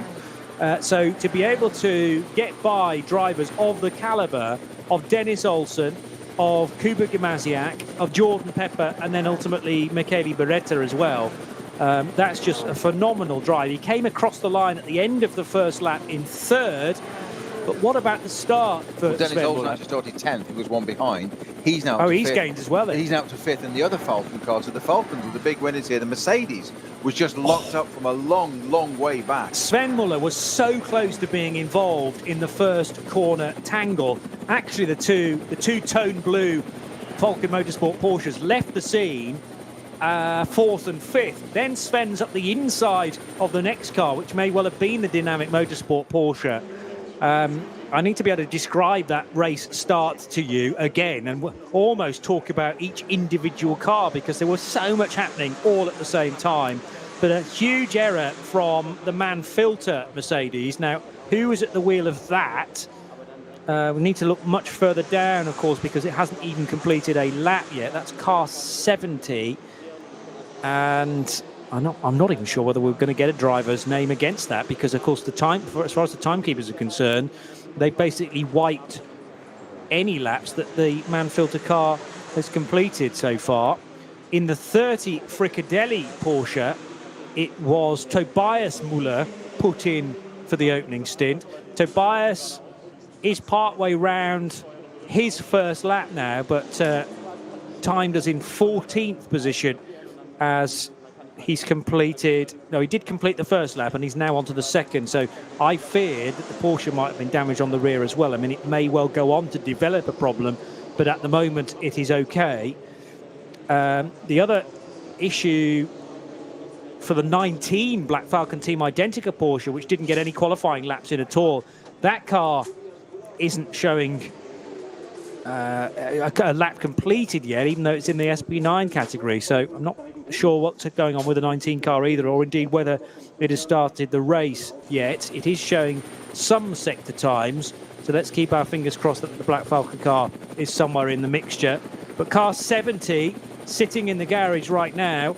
No idea who started that, I'm afraid, and therefore who made the error into turn 1, tagging the back of Tobias Muller. They're taking the climb up the hill towards the carousel. Sven Muller leads the race from Jordan Pepper in second. Third position, Michele Beretta in the green and white Porsche. Then the BMW of Max Hesse with the shell on the roof for the junior team. So from 6th to 4th has gone the M6 with the engine in the front of that car. Then it's the Falcon Motorsports car of Dennis Olsen, who's also made ground, as Snowy made the point, from 10th to 5th. And behind them is the best of the Audis, and that's likely to be Frank Stippler. It is Frank Stippler in car 5 for Phoenix Racing. So, Started 11th. Yeah. We said he wouldn't be outside of the top 10 on the first lap. Well, he's not. He's 5th. A massive jumble of the order, but I think we're just about on top of it. And unfortunately for Mercedes fans, there's no AMG there after the clash at the first corner. So basically, take qualifying, take your paper, print it off on your large font, screw it up into ball and throw it out the window, because after the first corner, it means absolutely nothing. Yeah, unfortunately so. But that's why we like motor racing, isn't it? You know, it's one format to qualify it on a single lap pace, and then completely different when you throw them all in together and see what comes out. And they all look to be on a very even pace, because I have to say, you know, Sven Muller looked ultimately very dominant to get to the race lead. What he's not doing now is opening up much of a gap, because Jordan Pepper has found his stride. That'll be partly to do with tyre temperature coming in, brakes getting up to temperature as well. And Jordan Pepper, who was qualified, you know, a decent margin ahead of everybody else, but let's remember that really most cars only had 4 laps, some in fact as few as 3, and didn't get a huge chance to really find their feet in terms of the current conditions. But Jordan Pepper's experience around here, he has done N24s in the past, started off in 2017 in fact, but this will be his first NLS race of the season. Did one race last year with Valkenhorst Motorsport, and that again was an eye towards being involved and being correctly qualified for Nürburgring 24 hours last year. BMW number 44 getting a very good run on the dynamic motorsport car. This is for 3rd position, so Max Hesse to the outside as they approach Antonius Bucher, and they are going to be completely neck and neck, as is Frank Stippler up alongside Dennis Olsen in the background, and Stippler will go by, as will Hesse on Michele Beretta. So 2 changes, one for 3rd and one for 5th. It never ceases to deliver, does it, this series? Well, I love the qualifying. That means absolutely nothing by the time they get through one corner. The 3 hours, 15-minute race, and that's a short race for us. But yeah, and Stippler taking the right-hand side of the pit. There's coming under pressure from the other Falcon car, so having to go down to the inside. That's the number 3 car of Dennis Olsen trying to go around. They're going either side of a BMW lesser car. I think it was a Cup 3 car sitting there at the turn, just on the exit of turn 1. And the BMW just stayed exactly where it was, and Stippler went one side, Dennis Olsen the other side. That's fallen out into the favour of Stippler for the moment, who then runs wide. Dennis Olsen uses a bit of the runoff over the white line and a bit more, but never mind track limits. It's black stuff still, it's not the green bit, so you're okay. It's fine. Anthony hasn't lost traction, has gone around the outside then, so Frank Stippler's now got Dennis Olsen's Falcon Porsche right ahead of him, and having to concede to that one for the moment, but he'll just take a couple of corners, I'm sure, to settle back into thinking about this and where he is. The Hesse there in the BMW Junior team, a great run down the inside there and getting that job done. So on the outside of the Hatzenbach before the Tiergarten. So yet again, the BMW Junior team starting to show their pace, as we thought they might well do. 3rd position for them at the moment in that M6. So it's Porsche from Lamborghini, BMW, Porsche and Audi is Stippler in 5th place. That's been to 4th, back to 5th, back to 4th, and back to 5th for the moment, all in spaces, probably as quick as I can say it. Somebody else to look out for is Kubert Gemasiak, who's just set the best lap of the race in the 7th placed Phoenix Racing Audi R8. So he'll be looking to try and involve himself in this queue as well. Jordan Pepper then heading through Hatson back, and there are a couple of cars right behind, well, several in fact, 1, 2, 3, 4, 5, all involved in that battle for third position, now topped by Max Hesse, with the green and white Porsche of Michele Beretta tucked in behind. Frank Stippler pushing him hard. Actually, Dennis Olsen's got ahead of Frank Stippler, I reckon, now for 5th place. So Olsen in the other two-tone blue Falcon Motorsport Porsche, similar paint scheme, very similar paint scheme to the one that leads this race. Olsen, I reckon, is up to 5th place. I'll need to confirm the positions to you again in a second. Yes, he's got ahead of Frank Stippler, heading through Schwedenkreuz now and down towards the right-hander, which begins the descent into the foxhole. So they're all at Arenberg now. Fuchshofer just up ahead, and then as things open back up again at Adenauer Force, they'll get a bit more sunshine on the racetrack in front of them. But it's like driving through a tunnel, this part of the race, this part of the lap, with Dennis Olsen now with the blue Phoenix Racing Audi behind him. And it's all concertinaing up ahead because they're having to dive by not one but two of the lower class cars. One was a Renault Clio, one a little Honda Civic, and they have been successfully negotiated at Adenauer Force. That was the 611 H2 entered Honda Civic Type R for Drossiger. And really, Drossiger just having to stay as close to the racing line as possible and allow the quicker SP9 cars through, which he did nicely. They're turning right now at Kallenhardt and Versyfen up in the distance. But these invisible bits of string between the SP9 cars elongate, but then close up again too. And the gaggle for third position, if they're not careful, are allowing the top two just to stretch their legs a little bit on this lap. Well, they've got away with it at the moment. There's four people there battling for that third position. It's being led at the moment by Max Hesse in the M6 BMW junior team car. We've then got Olsen sitting behind that. Beretta in the Dynamic Motorsport Porsche, who in turn has got Dennis Olsen right behind him. And he just seemed to gain through traffic. He didn't try and make any places, but he just sat there, and it basically takes the pressure off the dynamic car. He's trying to get past the BMW in front, or concentrate on that, but he's then got to defend as well. So he's got to use both parts of his brain, if you like, attack and defend whilst going around the Nordschleife and between different class cars.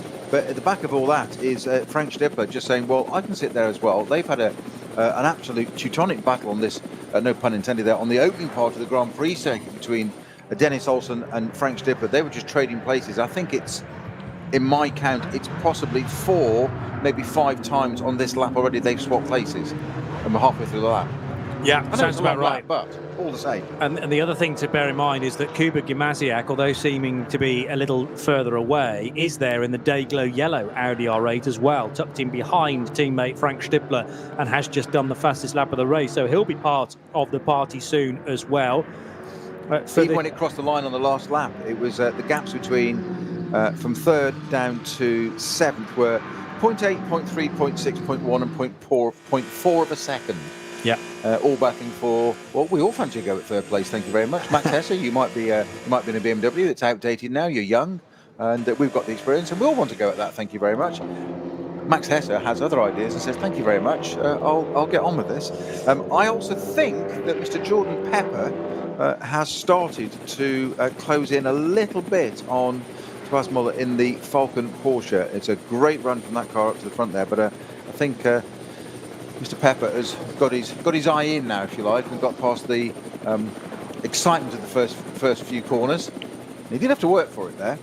Certainly so, and it may be just the dynamics of the Lamborghini Huracan that it takes a little while to get up to race temperature, if you like, for everything to come in, but we're just about there now. The Cup 3 battle is stupendous as well. It's very easy to overlook that, but 5 cars are nose to tail for 20th position overall, led by Fabio Grosser, the Siebenbach base driver. That's the G-Tech competition Porsche 718 Cayman. They are all 718 Caymans in Cup 3. Mühlner Motorsports example comes next. So that is car 969 with is it Sandberg driving that for the opening stint? Yeah, Oscar Sandberg at the wheel with Torsten Young and Torleif Nitrion to come later, depending on how they whittle their strategy. Tim Scheerbart in third position, and then Eichenberg and Broek complete the top 5. There is a drama, though, at Flansgarten. Yeah, our first code 60, with which involves the live car racing BMW M2 CS from Cup 5 class 899, and that seems to involve as well, I think it's car 978 as well, so that suggests a coming together. That's the Porsche Cayman of Kramer Racing 978 GT4 CS as well. Those two appear to have come together. It's called our first code 60, this 3-hour 15-minute race. Unfortunately, we did say this would dictate quite a lot how this race could work out in terms of strategy, of what's going to happen to it. Unfortunately, 978 is one of our Cup 3 runners and could well have been involved in that top 5 battle, but the Kramer Racing Cayman is at least out of the reckoning for the time being. Now, one heck of a race, a drag race, coming out of the code 60 at Flansgarten. This battle for the lead started then and has continued on, as now in the number 3 Falcon Motorsports car, Dennis Olsen getting the best run possible on Michele Beretta, and this will put Olsen up to 4th position, I make it, behind Max Hesse's BMW. But did he make it? Yes, he did. Oh, and Stippler's got through as well. So Stippler's actually up to 4th, behind Hesse, then Olsen, and then Beretta, who's been the big loser in all of that. He must be thinking, how on earth have I lost 2 places when I thought I got a really good run out of the right-hander onto the Dottinger Hoor? Well, I think he's going to have a different go at that, with the Olsen having a look down the inside of Stippler down the pit wall. Stippler guards it and covers the pit wall. That puts Olsen on the outside for turn 1. Big braking up there, and one of the Porsche Caymans locking up, and Stippler doesn't make any hesitation there. Gets between the pair of them. They got together. Talk about threading a needle through there. That was unbelievable. How Stippler quite got away with that. I'm not sure he did 100%, but if there wasn't contact, I'll be utterly amazed there. There definitely was. There was contact. And I fear for the rear axle on the Audi, because that was a big old bump as they came out. So it was front right of Olsen's Porsche, on the rear left of Stippler's R8. And now Beretta spotting the opportunity. I was about to say gaining two of the places back again, but then he ran too deep into the hairpin on the Grand Prix lap, so hasn't actually gained a single place. But the 38 Porsche is definitely on full song now. Yeah, damage on the back of that out of Stippler's Audi. There is a bit of damage, his bodywork hanging down already. Left, I think. Yeah, absolutely right, Johnny. That's his damage there. Meanwhile, young Jordan Pepper says, I had pole position, I want the race lead back, thank you very much, and starting to give the Falcon car, Tobias Muller, an even harder time. Now he's got the work to do. He didn't get it done on the Grand Prix circuit, which I just think just favours that Lamborghini, but it doesn't seem quite as quick as the Porsche around the Nordschleife. That's quite a big statement, I know, but it just seems to suit the slightly more modern circuit a little bit more, or more consistently. There are bits where the Lamborghini is quick and quicker than the Porsche over the Nordschleife, but overall, I think the Porsche's got the legs of it. But Jordan Pepper not giving up, and nor should he. 0.3 of a second it was across the line between those two. Tobias Muller in the number 4 Falcon car, and Jordan Pepper in the Conrad Lamborghini GT3 Evo. Still duking it out, 0.3 of a second into this race. And of course, we've got 2 hours 48 minutes of this race to go still. Max Hesse, I have to say, I'm hoping he's just watching in the mirror and watching Frank Stepper, Dennis Olsen, Michele Beretta and Jakob Guzermak just sitting there, all duking it out between them in the Phoenix Racing, Falcon Motorsports, Dynamic Porsche, and the Phoenix, the other Audi there. So that's the two, sandwiched by the 2 Phoenix cars there. And I hope that Max Hesse is just sitting there in his BMW M6 junior team, going, yeah, just get on with it. I'm just quite happily going to sit here in 3rd place. You guys just sort yourself out behind. But and not to be distracted, because he never knows which car is going to be in his mirror, actually, because they're all fighting it out. Stippler, it is at the moment, and Olsen, it is, the gap between those two as they cross the line was 0.1 of a second. And that changed moments later as Stippler unfortunately got a little love tap on the back of that Audi. Let's hope. They've been pretty tough, these cars, though, haven't they? We've seen damage on the same panels of these Audis on previous rounds, and they do seem to have survived it and carried on to the end of the race. So if it's only a bit of external, superficial bodywork, that's fine. Well, the R8 actually deliberately carries a bit of extra bodywork, superfluous bodywork, which sits at the back of the wheel arch. Doesn't need to be there, actually, by the car's design, but there is something in the GT3 regulations that says when you look at the car from the back, none of the rear tyres must be visible. Yeah. So that strut, that kind of bit that drops down from the back of the wheel arch, is just there to make the car look pretty. It can be snapped off, and we've seen it snapped off in many races previously, and the car be absolutely fine. So I think it's that bit that's taken the brunt of the damage. I just feared that, you know, if it had made contact with the wheel as well, then you start talking about drivetrain, and the drive shafts on these cars are built pretty toughly. But if you catch them at the wrong angle, it can snap those fairly easily. And that car is under an awful lot of strain, as are the two leaders, Porsche from Lamborghini, Sven Muller from Jordan Pepper, having to go the right-hand side of a Cut 5 BMW. But Jordan Pepper is giving Sven Muller absolutely no peace whatsoever. And this is probably a patience game as well, through the single file stuff around Bergwerk and Exmuller, then up the hill through Klostertal and Kesselchen, although Pepper very nearly had a side-by-side run with the Porsche there. So Sven Muller, yes, he's got open road in front of him for the time being, but having to very often put the eyes towards the mirrors to find out where that Lambo is going to go next. Rear-engine Porsche versus mid-engined V10-powered Lamborghini Huracan, heading now up the hill, and got to say the straight line speed of both cars looking incredibly even. I'll tell you where it's going to go next. Past him, I think. It's not going to be long. Got to find the opportunity, news, though. which is good news. The Opel Manta has restarted and it's back in the race. Marvellous. So it hadn't restarted, it's just started, because it hadn't got to the end of the formation lap when we last checked, but it has started the race, thankfully, and it is Volker Strycek doing the opening stint. Frank Stippler now putting the pressure on Max Hesse, and Hesse, bear in mind, is 20 years old. Stippler, it's been a while since his 20th birthday, I think it's fair to say. The youth versus the wise and experienced career. Guile is another good word as well, yes.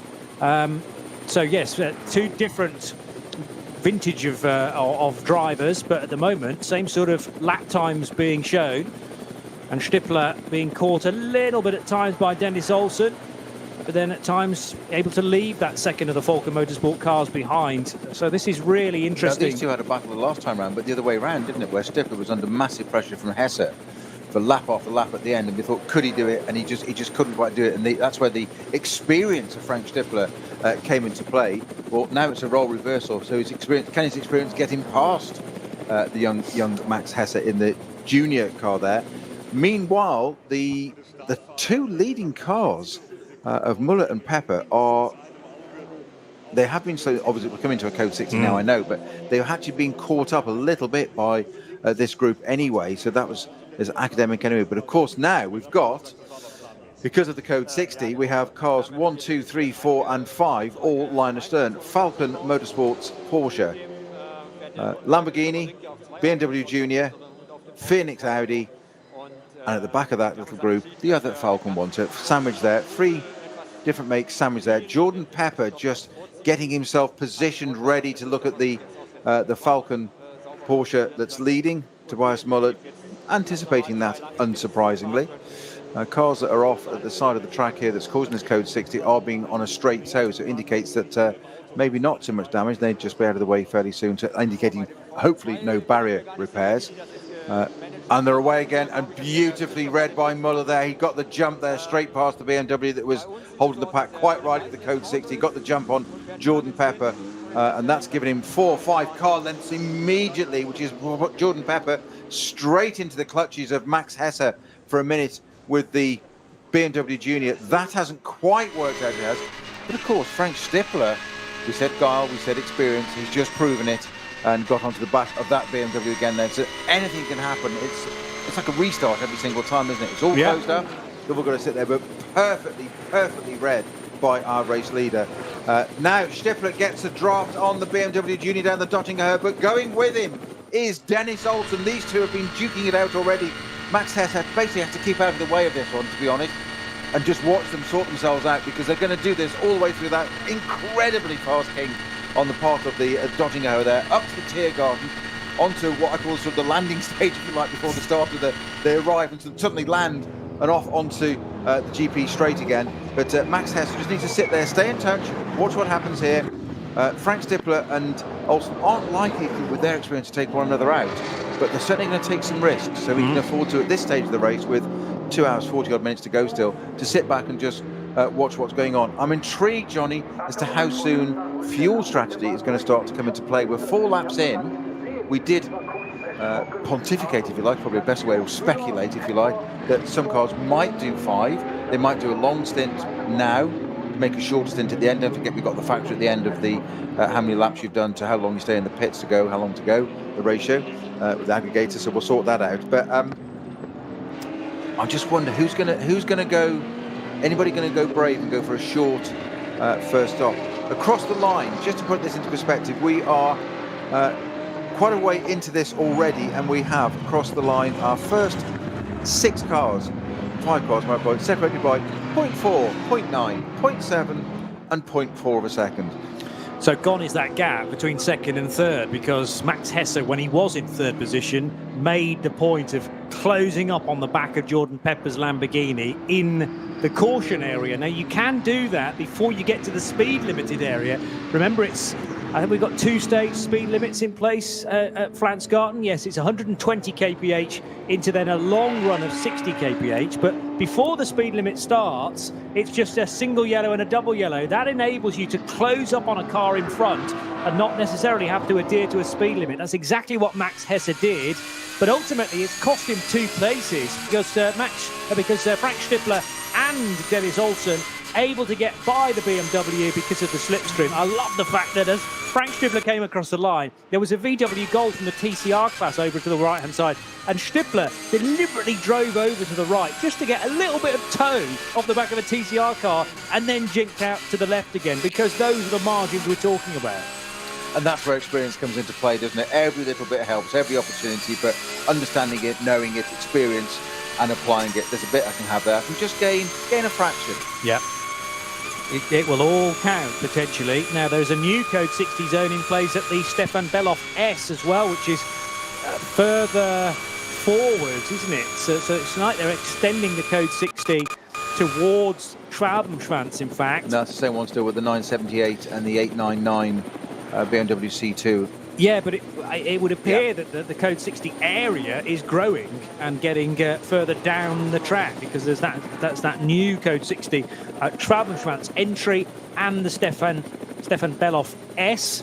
So between Flansgarten and Schwabenschwanz. Now, if Jordan Pepper hasn't got enough on his plate trying to get round that Falcon Motorsports Porsche in front of him, he's now got Frank Stippler absolutely glued to the back of him, and you could see on the Grand Prix circuit there that the Lamborghini was monstering the back of the Porsche, but it's just waned a little bit through the Nordschleife there, and it just doesn't seem to be as quite a balance for all of the Nordschleife, that Conrad Lamborghini.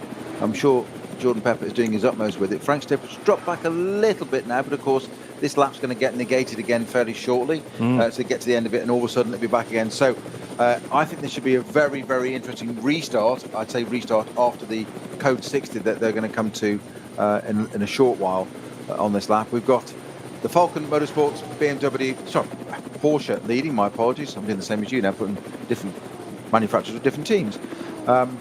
Just keep you all guessing. Jordan Pepper in the Lamborghini will be right behind him, as will Frank Stippler. Now, Frank Stippler, hugely experienced, and we've seen what kind of draft that car can get, but I bet Jordan Pepper has a go as well. Oh, yeah. Off the Dottinghauer, and it should be a fascinating, and he's right there with it now. In fact, if anything, Frank Stippler's slightly behind. It closes, it ebbs and flows once again. They've just got by the very smart-looking Marcus Loh-driven Hyundai i30N Fastback, which is turned out by the Carlson Peninsula by Tomcat team. That's car 300 in the SP3T division, setting a 10-minute 16 in qualifying. I'm not sure where that put it in 3T, actually, because I'd already mentioned that it was the Max Cruiser Racing VW Golf 2 goals, in fact, that were out at the sharp end of 3T. So I reckon it was 6th of 6 cars, in fact, but now trying to make some ground is the low-driven car. As up the hill go the leading trio, and it is a Porsche, a Lamborghini and an Audi. So 3 very different manufacturers represented, with Dennis Olsen's Porsche still in 4th place. That got ahead. No, it's not actually, because Hesse's back in front of Olsen, having mentioned that. They're heading now into the slow right-hander that takes them up to the carousel proper, the Caracciolo carousel, and the concrete strip on the inside, with a fair bit of traffic up ahead of them, including the treble 8 machine, which is just around the corner. That is the Valkenhorst Motorsport BMW M2 from the Cup 5 division, which has just made an early stop actually, and is now on an outlap. Far too early for a Cup 5 BMW to be stopping as part of strategic purposes, but clearly that car's had an issue as well, and is about to be lapped by the race leader Sven Müller, who has open road in front of him, but can barely see out of his rear screen because it is covered entirely by the teal livery of the Conrad Motorsport Lamborghini. And I must apologise, of course, your surprise entry of Tobias Müller. I've been discrediting Sven Müller there. I've been calling him the race leader, haven't I, Tobias? You're quite right, it's Sven Müller. It's Sven Müller in the 4, yes. Yeah. Tobias Müller was in the 30 when... Oh, and there goes the Lamborghini. Through on it on Sven's right-hand side. It has to catch a bit of the grass as well. Now, how close are we to the code 60? Oh, there was an incident to the right-hand side there as the Lamborghini got through. Now, was Sven Müller backing off because he'd seen yellow flags? And, of course, we talked about that whole area being extended, not only at the front end, but also on the run into Schwalbenschwanz as well. Now the yellow flags appear, but Sven Müller just didn't react to the Lamborghini Huracan overtaking it on its right-hand side. And Jordan Pepper had to dip 2 Michelin tyres onto the grass and into the dirt to make sure he was clear of a back-marking BMW at the same time. That might be looked at again by the officials. I would think that's very, very close, that one. It just seemed a little bit too close. And hazards on the Lamborghini to make sure he knows it's a code 60.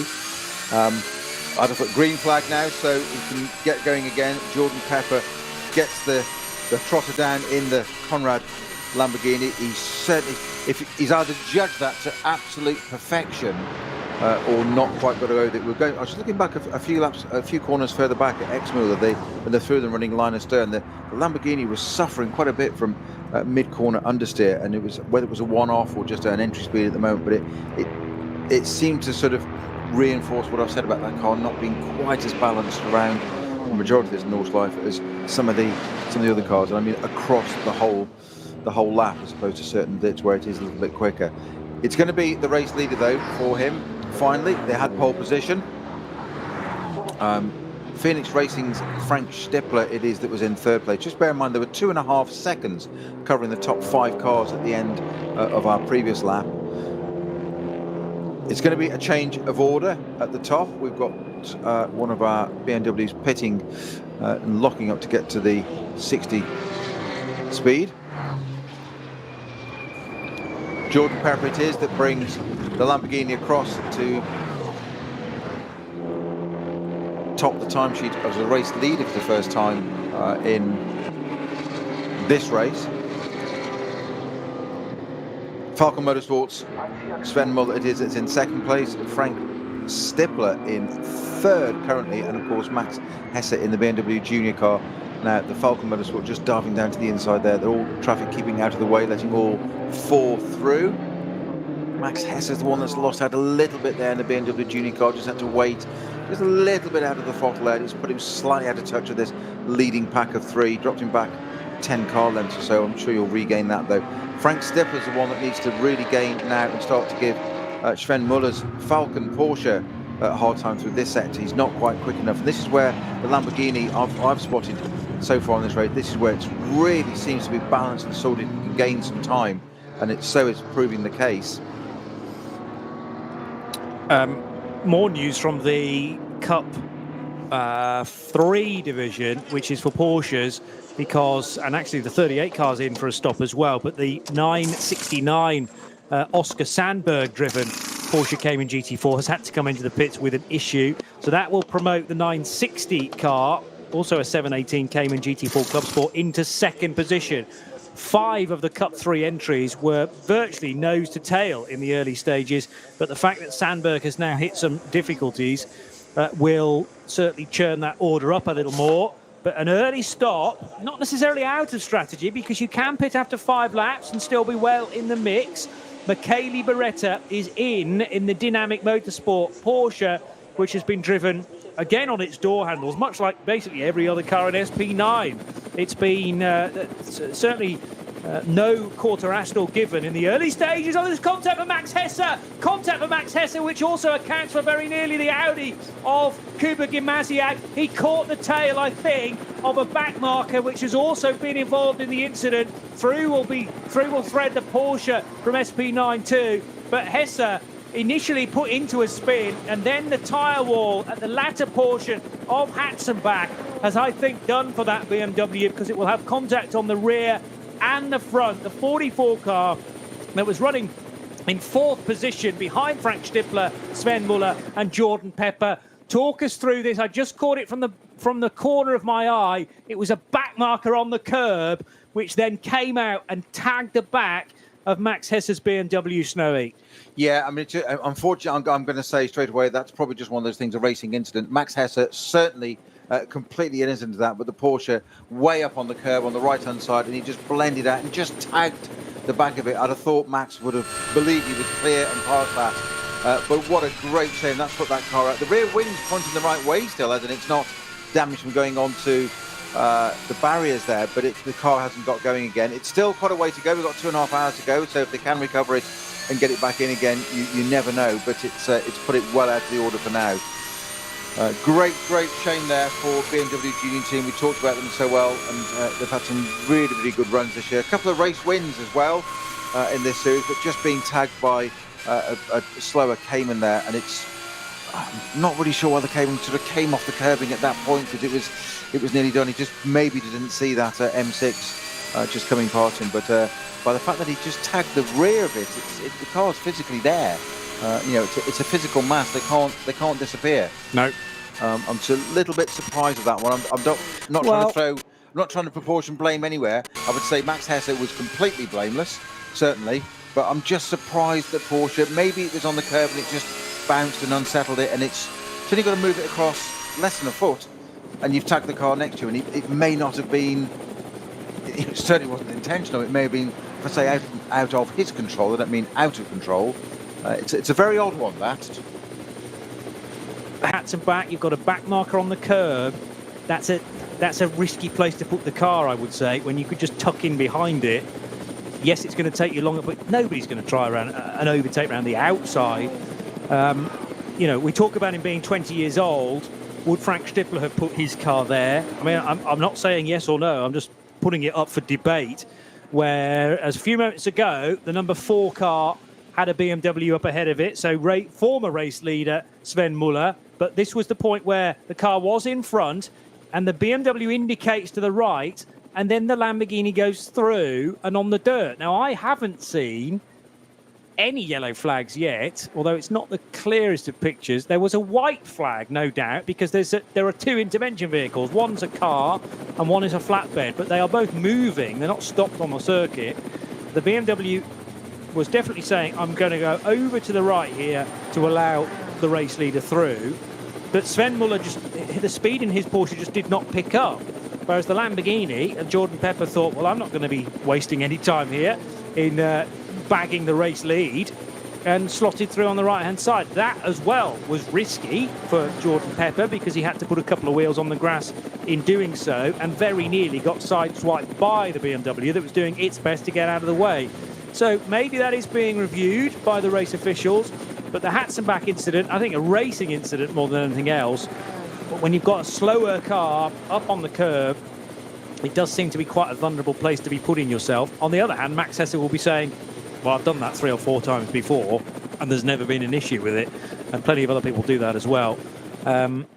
Yeah, it's very easy to be wise after the event. I realise that, but I just wonder whether someone who's been doing, a decade and a half of racing, maybe longer than that, Frank Stippler and similar around here, would they put a car in a vulnerable slot like that? I don't know. We can talk about that probably for many days to come. Well, it's something to do over the winter months, isn't it? That's true. When there's no racing. The Lamborghini incident, I'm just two very different views on exactly the same situation. I just wonder if the Lamborghini, if Jordan Pepper has read that to absolute perfection, because was the slowing Porsche just being slightly overly cautious of not going past a slower car as they're approaching a white becomes a yellow flag.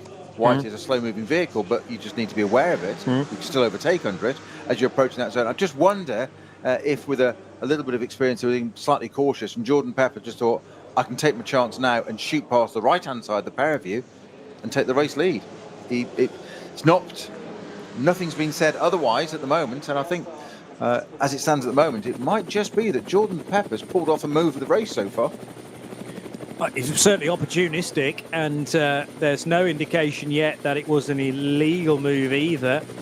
Just looking on a live ticker on the Nürburgring Langstrecken Series website, and Pepper's overtake on Muller takes place, takes the lead again, and no suggestion that any of the officials within race control are revisiting that. So at the moment, we take it as read that things are fine there. The clear-up process after Max Hesse's incident will continue on the Hatzenbach. So two areas that are slowed currently around the North Loop. Early on in the lap, where there are two marshal posts displaying the 60 kph speed limit, one at 120, which is the lead into it. Actually, no, there's more than that now, because something has happened on the early stage of the Dottinger Hohe as well. So first part of the long straight, limited to 60 kilometers per hour. And the answer to that is a Team Avia Zorg Rennsport BMW, I think, which has caused a speed limit at the start of the Dottinger Hohe. And then there's also this lengthy one, which is basically from Flansgarten through to the Stefan Beloff S. So that whole area affected as well. The Opel Manta is definitely in the race. I just caught sight of that now coming through the restrictions on the Dottinger Hohe, and the central headlight on the Lamborghini flashing away to a Volkswagen Sirocco to warn of its presence, and it will get through there without too much of a problem. That was the Matilda Racing, the Profibu GmbH Matilda Racing Sirocco R. It runs in the VGT class.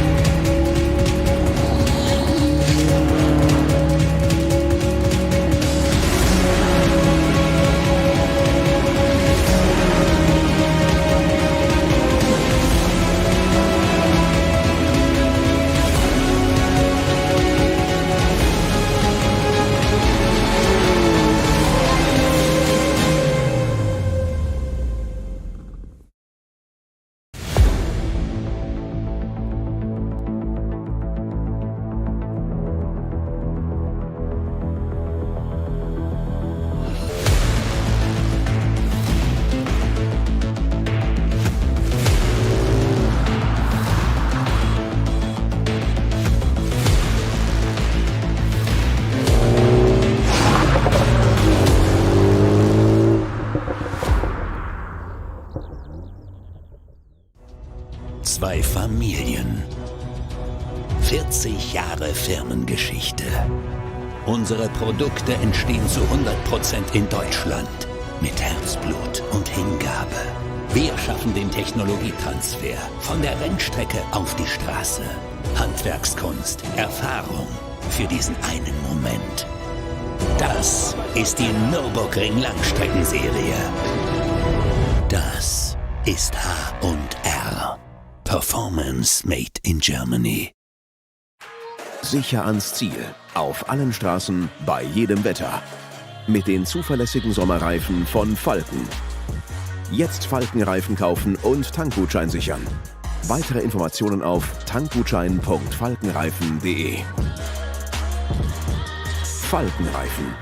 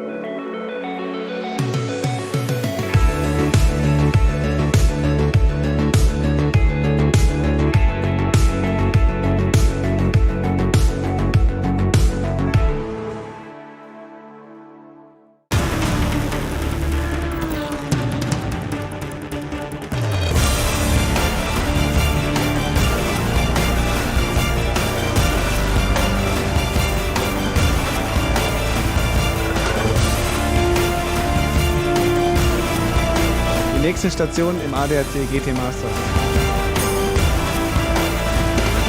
Es geht in die Alpen. See you at the Nürburgring.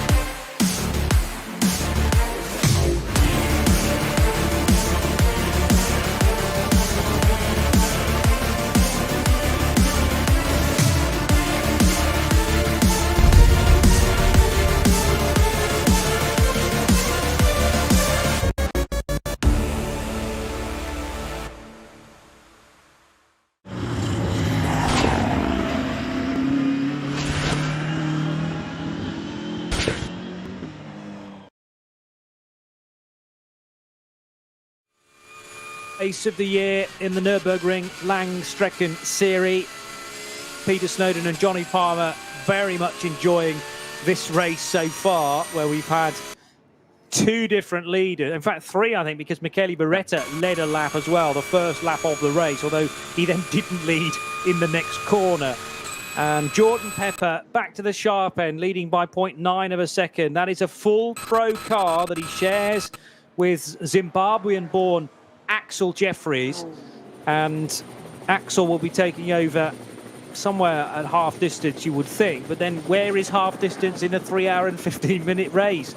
It's rather thrown the cat amongst the pigeons, and you wouldn't think they'll be stopping after an hour and 37.5 minutes. That just wouldn't work. They're going to have to on this one, though. Well, yeah. They'll stop before that because of fuel. They'll stop again after probably 2 hours, and then what do you do after that? You just do a 15-minute dash to the finish. That will ensure that the final pit stop will be very short indeed. Race leader is Jordan Pepper, out front by a decent margin now over Sven Muller and Frank Stippler, and the two-tone blue Falken Motorsports Porsche that is in second place has two Audi R8s for company now, Stippler and Kuba Gamaziak. And also behind Gamaziak in the Dayglow yellow Audi R8, it is Dennis Olsen. Now, that's not the next car on the road. It's only one, but only a back marker between there, isn't there? Unless that, well, I wonder whether that's Nico Menzel. I think that might be Nico Menzel's Uber Motorsport Porsche, which is a Pro-Am entry. But I have to say, if it's a back marker, it's doing an incredibly good job in keeping up to speed with all the other SP9s. Right. So yeah, that's Menzel, who is at least a silver-rated driver, so should have the capability of staying in front of, or certainly with, Gamaziak and Olsen and Vincent Kolb as well. But Kolb is further back, at least according to the times at the end of lap 6. We have had one pit caller in the top class so far, which was Michele Beretta's 38 Dynamic Motorsport Porsche. So that was after 5 laps. I don't think we had many other callers after 6, but I think everybody will be in at the end of this, the 7th lap, because bear in mind they've all had to use fuel up on the formation lap as well. And it would be incredibly brave to try and do an 8th lap stint in this first segment of the afternoon. No, perfect spot by yourself there, Johnny. It is the Huber Motorsport car of Menzel, which I'd very unfairly categorised as a back marker. So, was that a point off for me? I guess it probably is. Well, we're both in the minus figures anyway, so I wouldn't worry about points today. This is in the Commentators' Cup, season finale. That's right. Of course. Yeah, Kerry's in the chair to adjudicate who wins this one, and knowing Kerry, she'll just be nice and diplomatic and benevolent and just say you both win it, and we'll get it's a cup with a handle on each side. We can have a hand on each side of it, can't we? Excellent. Yeah. Happy with that. Uber Motorsports Porsche qualified in 5th, and it is Nico Menzel doing the driving, but that's a Pro-Am car, so we would expect that to drop away once its full combination of drivers have been cycled through. Klaus Rader still to come, who is or has been competing at the Nürburgring for the last 16, 17 years. So decent experience around here, although not every single year. And then the other driver in car number 25 is Achim Tyson, joining Nico Menzel. But Sven Muller just has clear road in front of him at the moment, and this is worrying from Sven's perspective when he's really trying to catch up with that Lamborghini. And it is there. No, he's got a visual on it, so it's not as bad as I thought. Staying just about in touch with South African Jordan Pepper, but now, as expected, they're all bailing in. Nobody's brave enough to go out onto an 8th lap, and that's as much as I suspected. Oh, one car does. One Falcon Motorsport Porsche stays out there and maybe thinking, well, I'm going to lose too much time coming in because it is so busy. And therefore, who was that then? Yeah, 2 cars, 2 strategies. Well, Sven Muller's come in, and that must be Dennis Olsen that stayed out. Well, no, Olsen's shown us being in the pits as well. So I'm slightly puzzled by which Porsche stayed out there. It might have been an SP7 car. I've got a report also for a second collision for the Fricadelli number 30 Porsche with Muller at the wheels. Had a collision with the 883 Vacos Garcia M2 CS Racing. I believe both cars can continue, but there's been contact a little bit further down the field there. That's our 8th place car. Mystery unravelled. It's actually the 19 car, which is the Black Falcon Identica machine. I think that started a lap down, actually, or rather spent the first lap in the pits. So it's a lap behind everybody else, and that's the reason why it can go round for its 7th lap and not, as I thought, an 8th lap. All right, slow zone, upgraded to a code 60 at Schwabenschwanz. And meanwhile, our top 8 are into the pits now, including the number 30 Muller-driven Fricadelli car I've just mentioned. So all of them into the pits now. So the Lamborghini facing outwards. They turn the cars normally for some work, and it's interesting. Number 4 Falcon is facing out. Number 3 is facing in, as if it's about to have some work done on it. It's odd to rotate it round that way.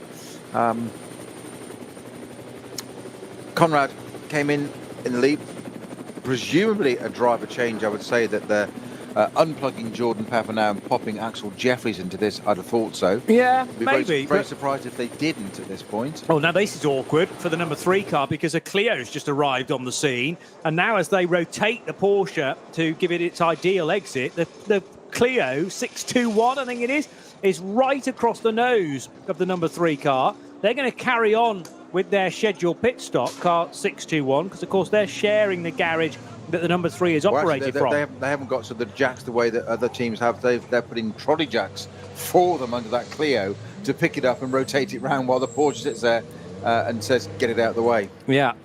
So that was the MSC Sinzig. And we've now got another Porsche blocking it as well. Wow. So number 3 Porsche completely blocked in by 2 cars. They're rotating that car out of the way now to get it back onto the pit lane entry. But the Clio being moved out of the way. That's the 69 Porsche that came in and further parked behind the Clio, totally disregarding the fact that the number 3 Falcon had already bought the parking ticket for that part of the pit lane. Yeah.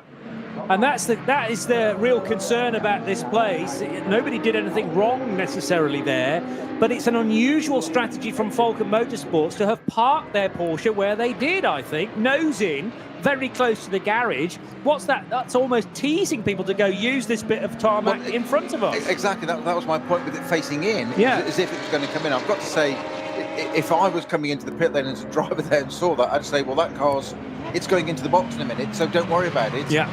And it's that opportunity, well, don't worry about it. I don't need to, it doesn't matter if I block it. I'll just park in front. Exactly. They have done a driver change. It's Axel Jeffries at the wheel of the lead. Conrad GT3 Evo Huracan Lamborghini now.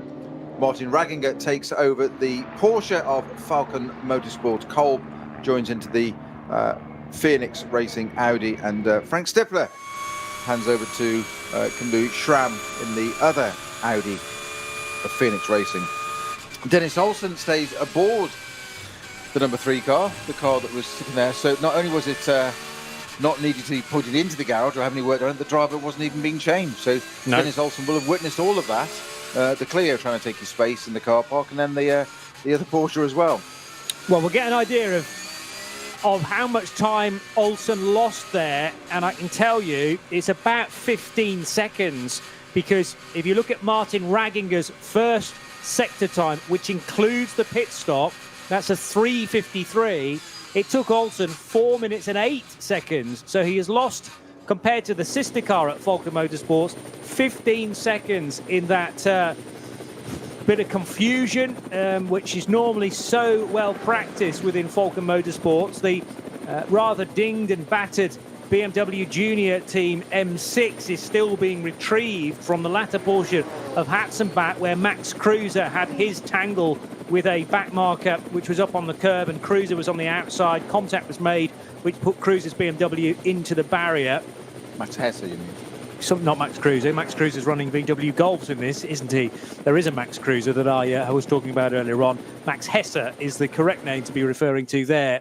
So, the number 3 Porsche looking to try and get out of the pit lane. Away go the sister car at number 4 and also the Lamborghini, and the 3 car wouldn't have been too far behind, but all of a sudden Falcon Motorsport having to wheel on the dolly jacks the car to a more suitable location.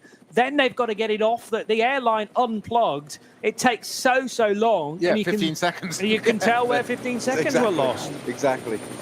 And here we Dennis Olsen just staying nice and calm in there, saying, please just get me out of this car park. Yeah. Talk about being blocked in, then double blocked in. I know. As if a Clio wasn't bad enough. Oh, there's another Porsche on the way as well. Well, you would have thought Porsche would have been more happy to do a fellow Porsche a favour, really, but it didn't happen that way. And that was the Cliff Versicherung team, who also don't want to lose any time because they're leading their class in SP7 with Kirsten Jodexnis, the Hanover driver, doing the driving in that for the first stint. Wait to see whether Robin Kerzanowski or Peter Scharmach will be taking over the 69 car that will be rejoining the race shortly. But yeah, that couldn't have gone much worse, the pit stop for car number 3. And thankfully, as far as Falcon are concerned, it wasn't the 4 car that was involved, because it's the 4 car that has the stronger chance of winning this race. That is the one that is dueling hard with the Lamborghini of Conrad Motorsport, which all of a sudden gets a slightly better run through the right-hander at Versichen, and heading now down to the hill. So that was Kallenhard, actually. No, Versichen, I was right first time. Then down the hill towards Bergwerk and Exmüller, the lowest part of the circuit. Another completely separate village that this track visits. Heads down over the road bridge, and then there's the right-hand kink through Niki Lauda curve, and then up the hill on course towards Bergwerk, Kesselchen, Klostertal, and the Carousel ultimately. But yeah, what is this race going to give us next? Because there's an awful lot happening within it. Axel Jeffries, you were quite right, taking over in that pit stop from Jordan Pepper. Martin Ragginger running in second place then, the new driver in Porsche number 4, taking over from Sven Muller. Vincent Kolb driving the number 5 Phoenix Racing Audi R8, which had Frank Stippler at the wheel initially, but Kolb now driving it, and Kim Louis Schramm taking over the Dayglow yellow and black Audi R8 that had Kuba Gamaziak at the wheel, the Polish driver for the opening stint, and now we'll have Kim Louis Schramm. So, heading up the hill, I'm hearing Jordan Pepper in the background. I'm not sure whether everybody else can hear that. Oh, let's listen to him.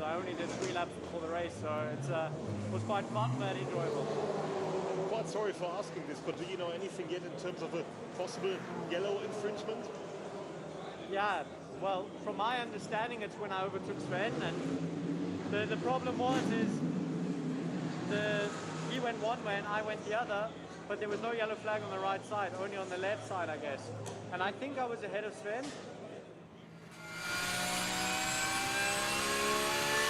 So that's fascinating to hear what Jordan Pepper was saying. There clearly is a slight issue with the overtake that was done on Sven Muller. And as he said, Sven went one side of a BMW, he went the other.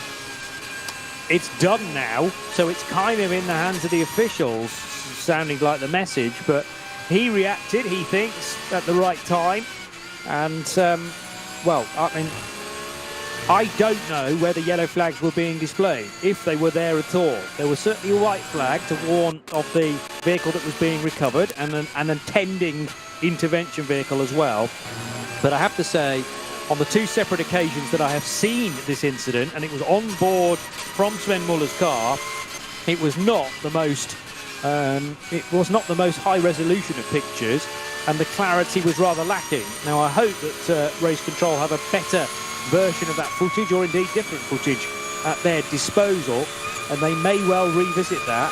So we'll have to keep our eyes peeled for a potential penalty issued to the Lamborghini. But at the moment we can only call things as we see them, and that means the Lamborghini has a 1.3 second advantage. It's probably even larger than that now around this lap, over Porsche number 4 from Falcon Motorsports and the 2 Phoenix Racing Audi R8s of Vincent Kolb and Kim Louis Schramm. We said it was a very close one. I think the pertinent point you just said there is that what little we got to see was a very low resolution picture with quite pixelated, so we couldn't tell whether a flag's there or not. That's going to be what's going to define the outcome of this. Has he pulled off the move of the race to take the lead, or has it just been an infringement? And as you say, it's the hands of the officials, nothing else we can really say. Personally, I think he's probably just, by the skin of his teeth, nails down the blackboard, got away with it. But it's down to the officials to decide. Down towards Hohenrhein, Tiergarten, then Hohenrhein, the even tighter chicane that completes the lap, and the Lamborghini leading the way from Porsche, Audi. So, and up ahead of them, that's interesting, the 50 car had been timed as the leader briefly, which is the Arno Klassen driven twin bush by Equipe Vitesse Audi R8 LMS. Now that might be just a quirk of the timing system. It might be that car has managed to complete 8 laps on a single tank, because that being an AM entered car will be going much slower than the SP9 leaders. I think it has, Johnny, but it's in the pit now. Yeah, but it crossed the line because it stayed out basically longer than everybody else, and Klassen has finally come in now, but leads a lap, no less. So those involved in that initiative in the SP9 AM entry will be very, very chuffed to have led NLS9, albeit for 1 lap, and now has come in to take some fuel. Hoffa Racing BMW heading towards the end of its current lap. Now, how many Hoffa Racing Beamers are there in the race. That's the M3 CSL, I reckon, for one of the Kroll family. And we've got Martin and Michael Kroll in that car, Chantal and Alex Prins as well. And Prins down to drive 2 cars this afternoon. So he's also in the 810 numbered TCR car, which is a Cupra Leon. As now into the pits comes a Porsche Cayman with a rear right tyre massively deflated and starting to unravel itself from underneath the rear right wheel arch. It's being protected by one of the intervention vehicles. Now that car reaches the pit lane, and also coming in a BMW as well. So we might, through a process of elimination, be able to work out which car that is. It'll be one fairly way down the order. And was that the Milner Motorsport car, or could it have been the WNS Motorsport machine number 959 with the difficulty? One of those two, I would think. As mentioned, 6:02, heading now through or around the Grand Prix track with either Michael Kroll or who did I say is the other one? Martin Kroll, the Swiss drivers. Chantal Kroll, as she used to be known, was a regular with Hoffa Racing in the past with the 24-hour series, but now married to Alex Prins, so taking his name. And Prins racing, as I say, in 2 cars. Chantal, though, just in this 602, which runs in the H4 division. It's a BMW M3 CSL. So the tyre issue on the Cayman happened a short while ago on the rear right, and I wonder whether its incident was connected to something else. A moment or two ago down the Dottinger Hoor, seeing anything immediately obvious that happened, but our attention is being drawn to something nevertheless. We're closing in, by the way, on 2 hours to go, and that is now. So ordinarily we would be halfway through the race. We've had an hour and 15 minutes of it, so 2 hours still to go, and still very much a big question about how many more stints will there be for the Dynamic Motorsport Porsche, the Conrad Motorsport Lamborghini, the Falken Motorsports Porsche, and the 2 Phoenix Racing Audis. There are 1 or 2 as well that are outside the top 6 that could still have a say on the podium results within this final race of the year. So exactly 3 o'clock at the Nürburgring. Race due to finish at 5, or as close to 5 o'clock as we can get it. And because of the different pit stoppers through the course of this race, we've actually got Michele Beretta back up to 2nd place now. But remember, Beretta pitted much earlier than everybody else after only 5 laps completed. And the Heinrich-driven number 50 car, which is part of the Pro-Am entry, that car running actually as a race leader, but that ceased to be the case as soon as Heinrich came in to serve his first pit stop. Is this the 960 car that has come in as well? It is. That's an 11. That's a Cup 3 car. The WNS Motorsport 718 Cayman GT4 car with a shear bar at the wheel, but it's actually come from 11th. It's almost in the top 10 for a Cup 3 car. Hugely impressive run.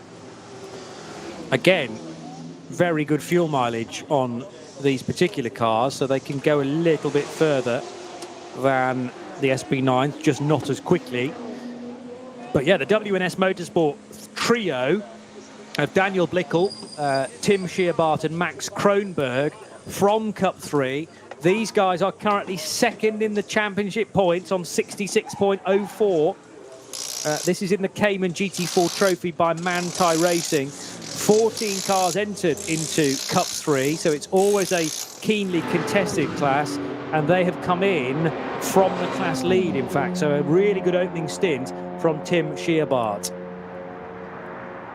Just see them working away on the car there. Just to describe for the listeners there, we can hear air guns and things in the background, but of course this category of car not allowed to have centre lock wheels and air jacks and that kind of stuff, so they're sitting there, air guns, sitting there with, I won't say a particular brand because it's too English, but there are makes of electric drills with batteries on the bottom and a battery pack, make sure it's fully charged.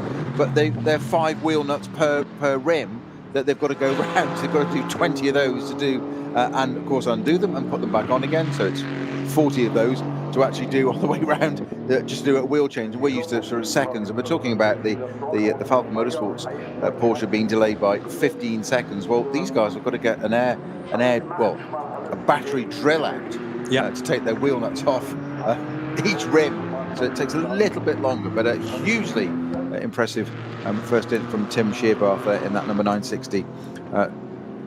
718 Cayman, which has now got Kronberg at the wheel. So they've swapped out. We saw Tim waving to us very kindly there. Back out again.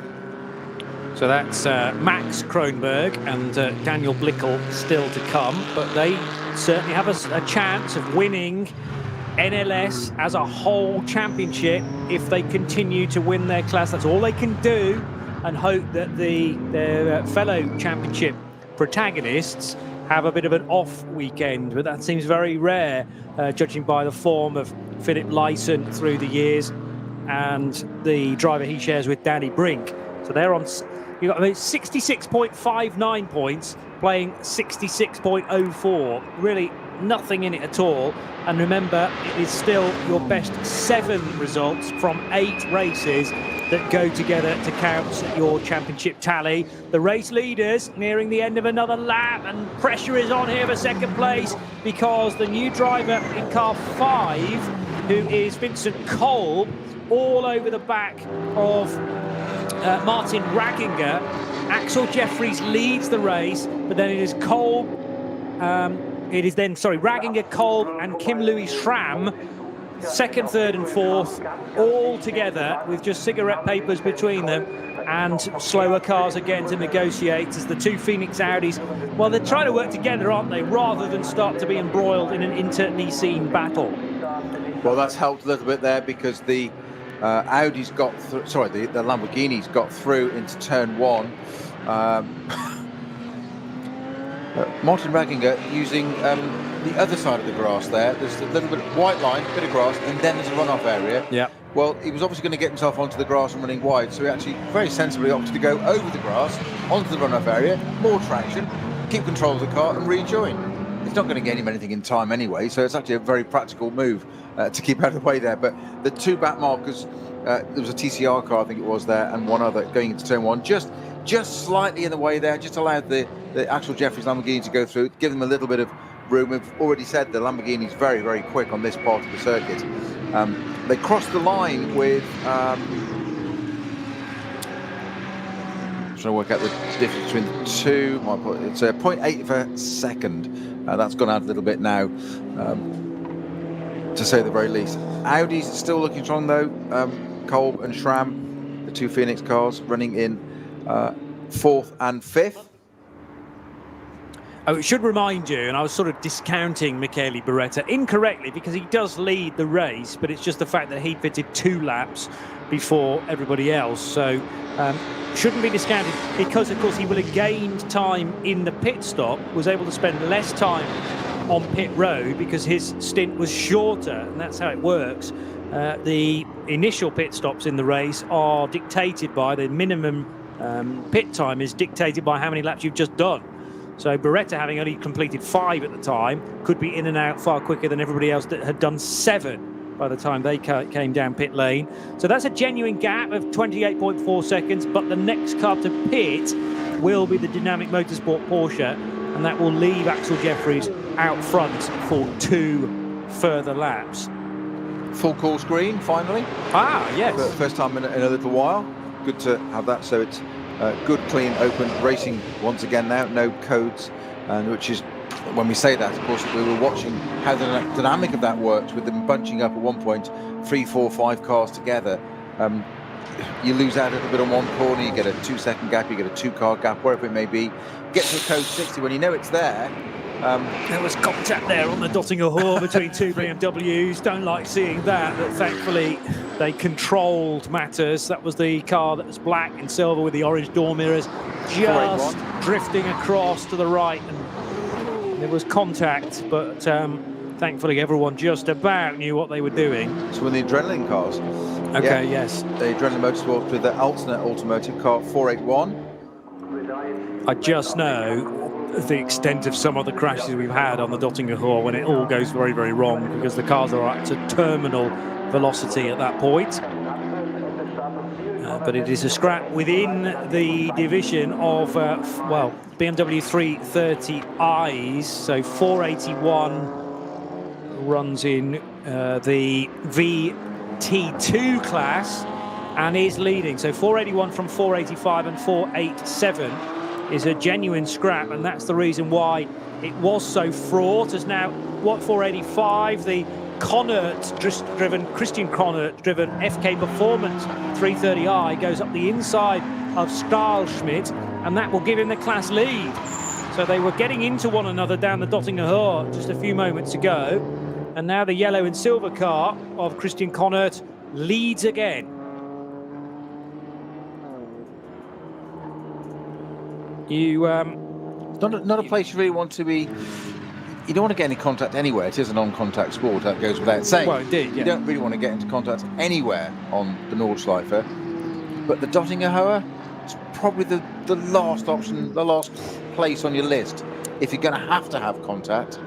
The issue was Christian Connacht was sort of minding his own business out on driver's right, and then the 481 car, which is being driven by Stahlschmidt, was aware that all of a sudden they were 3 abreast with BMWs, and I think Stahlschmidt, in an effort to provide a bit of room on his left-hand side, then just drifted a bit over to the right. So it's Philipp Stahlschmidt in the black car who gets alongside Christian Connacht. There's then a quicker BMW, and then there's the moment which almost put Connacht in the wall.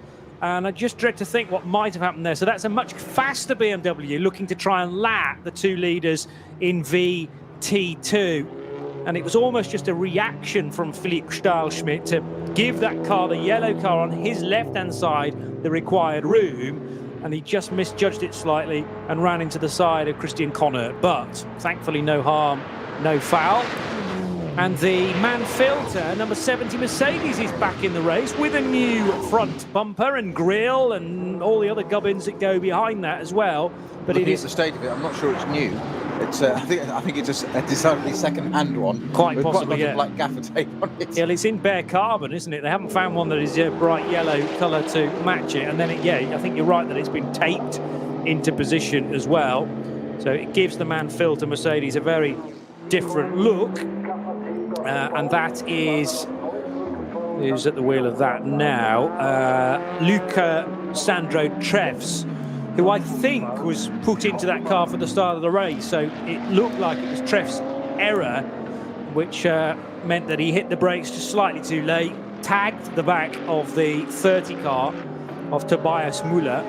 And Fricadelli are, I think, still in the race, yes, with Felipe Fernandez-Larza now driving the number 30 car and second in Pro-Am, so they're doing okay, even though the car was nerfed into a spin. Let's keep our fingers crossed that there's been no further damage to that Porsche and that it can make the end of the race, because they're right in the thick of a Pro-Am battle that involves 3 cars, including Huber Motorsports machine that was well up there in the early stages, and Jörg Wiebahn, who's now driving the Lion Speed by Car Collection Audi. There's so much happening in this race, not all in the same class either, so I mean, we're trying to keep you in tune with all the various narratives, but what's Joe Bradley's phrase? A soap opera behind every garage door. You don't even need the garage doors at this stage. It's a soap opera in every part of this race, wherever you look next. Leaders back on the Dottinger Hoor. It'll be available over the winter on a box set. Well, yeah, all of the behind-the-scenes footage, and you'll be sifting through that for the next, the whole of the winter period, potentially. How those winter nights will just fly by. Yeah, won't they just? What about the scrap involving Vincent Kolb and Kim Louis Schramm and a recovering Dennis Olsen. Remember, he lost 15 seconds in the pit stop, but he's now right with the two Audi R8s from Phoenix Racing. Kim Louis-Schramm to the outside of Vincent Kolb, and surely will get that position. Yes, so the yellow Audi ahead of the blue one that was earlier driven by Frank Stippler, and also in the queue, Dennis Olsen wanting to get through, but he won't be able to do it this side of Tiergarten. What a beautiful position there, Dennis Olsen there. He got almost a double toe, because it wasn't just one car punching the hole in the air, it was the two of them. That's given him an advantage now to gain all the way through Tiergarten, get down the inside onto the pit straight. The Audi says no, thank you very much, so he has to go around the outside, so he does. So the Audi dinks across as well and tries to go round the outside of him in turn.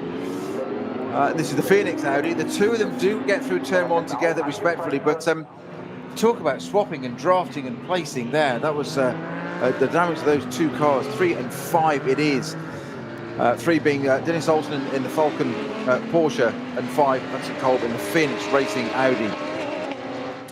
Lost out on that completely on the pit straight there. Dennis Olsen, beautiful reading of the holes being punched in the air by the two cars in front of him that were just slightly set aside to one another, so it made a little wider gap for him to just sit in there and just, rather than go around the outside, a lot of people would have tried to move that and gone around the outside on the Dottinghower, and he didn't. He just sat there and thought, do you know what, I can gain the bit of time I need up the hill through the Tiergarten, and then I'm poised, ready to go down the pit straight, which he did. It wasn't made easy for him though. Certainly not, as no overtake around here Beretta, should our be. race leader, into the pit, exactly as you predicted, Johnny. So that will be after that. That feels slightly early though, even though he's on a slightly different schedule. That was only another 5 laps from Beretta. He could have done 8. So something's up with the 38 car, the Dynamic Motorsport machine. Or is it? Well, you wouldn't do 5 and 5, would you? Unless they're thinking 8 and 8 then. That Exactly. will take them to the finish. Yeah, okay, possibly. Yeah, there are 2 more drivers to come, so Beretta's surely going to get out of that car now and hand it over to either Adrian Delina or Matteo Cairoli. I fancy the Italian of those two will be held back, Delina from Belgium, and the Cairoli driver rather is generally quicker than Adrian Delina. Delina's silver, I think, still, whereas Matteo Cairoli is gold, if not platinum. So hold him back for the final stint. Maybe they will both get just less than an hour. You cannot take your eyes off this one just yet. Axel Jeffries now back to the sharp end then, ahead of Martin Ragginger, Kim Louis-Schramm and Vincent Kolb. That is your current order here at the Nürburgring.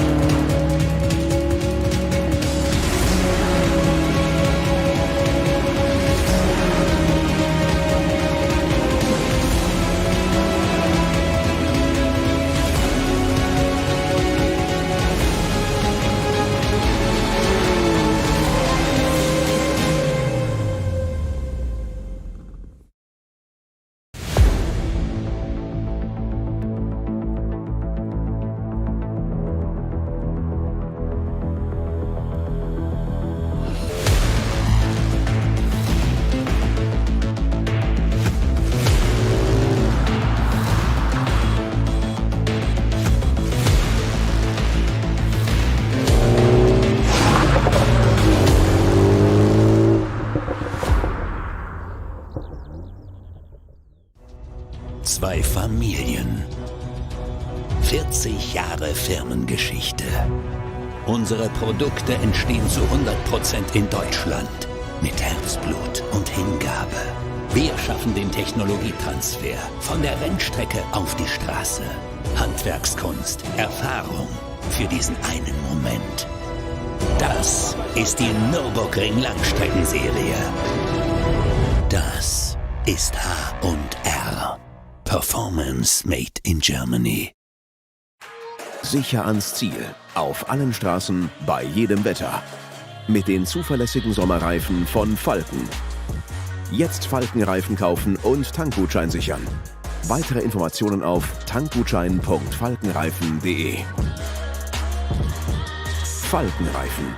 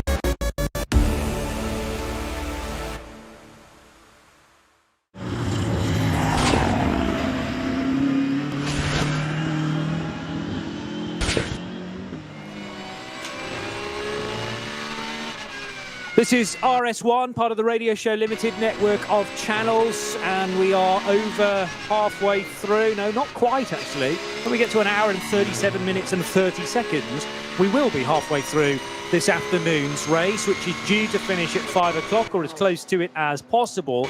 A shortened affair because of poor weather this morning, but the sun is beating down now, not really raising the ambient temperature, but visibility couldn't be a lot better, Peter Snowden. No, it's not what we would have expected from pre-race, when we didn't have the timings we'd normally have, the format, the schedule we'd normally have of qualifying a little early this morning. Then quite a big gap. We had it kept getting moved on a little bit because of the fog. It did burn off. We bizarrely had 8 minutes of free practice, which, as you said, Johnny, basically gives us one lap ready for the GT3 cars, the SB9 cars. Only just at that, to be honest. We then had a 45-minute qualifying session with a fairly quick turnaround of, normally it's a good 2 odd hours. Of course, we had just over an hour. I think it was an hour and 15 minutes of from qualifying into race. What was interesting was it's a 4-hour race. It should be. It got reduced to 2 hours 45, and just as the strategists got their head around that, that then changed to a 3-hour 15-minute race. So what seemed a considerably shortened race became only a slightly shortened race. So a little bit of strategy to take on board for everybody there. I think it was just done to make it, I use the phrase end of term party, the sort of last round of the season finale. It's going to be this, no, it's going to be that, actually it's going to be something else. How good are your programs? How good are your algorithms? I'm all for it. Exactly. I think this should be a kind of season finale regular thing where... Well, if you'd have had your way, we'd have had a Fricadelli running Audis. Yeah. I'd have had Fricadelli be renamed as Freisinger. Yes. I'd have had Max Cruiser in a BMW. As far as Max Hesse. And you would have had Conrad Pepper driving the Lamborghini. So we're both on pretty much even Stevens in terms of our minus points figure this weekend. Normally we're, well, in the heady heights of 2s and 3s by this point, but Peter and I are pretty much locked on -2, I think, for the rest of the day. Anyway. Good teammates on that basis. That's right, we can be relied upon for being very, very poor at generally everything. There's been a message from race control in that the number 7 Lamborghini is under investigation for not respecting the yellow flags. This is the much talked about overtake of Jordan Pepper on Sven Muller at the time when Sven was leading. They'd come up to a BMW backmarking car, and there's a question about whether there were yellow flags being displayed. Clearly Sven Muller backed off for something. All we figured there were white flags because of a HGV that was flatbedding this broken down vehicle back, and also an intervention vehicle. So the white flags were being displayed for that, but were there yellows as well? Now race control thankfully have access to plenty of other footage that we have not got at our disposal. I'll just pause for this moment actually, because if I've got my calculations correct, this point is exactly halfway through. That's right, isn't it? An hour and a half is half of 3, and then half of 15 is 7.5. Yeah, an hour and 37 minutes and 30 seconds. So that's a halfway distance, folks. Are we going to get any stoppers at this point? Probably not, because it's just not an opportune time to be pitting and taking on fuel. That took me longer to understand than you to explain.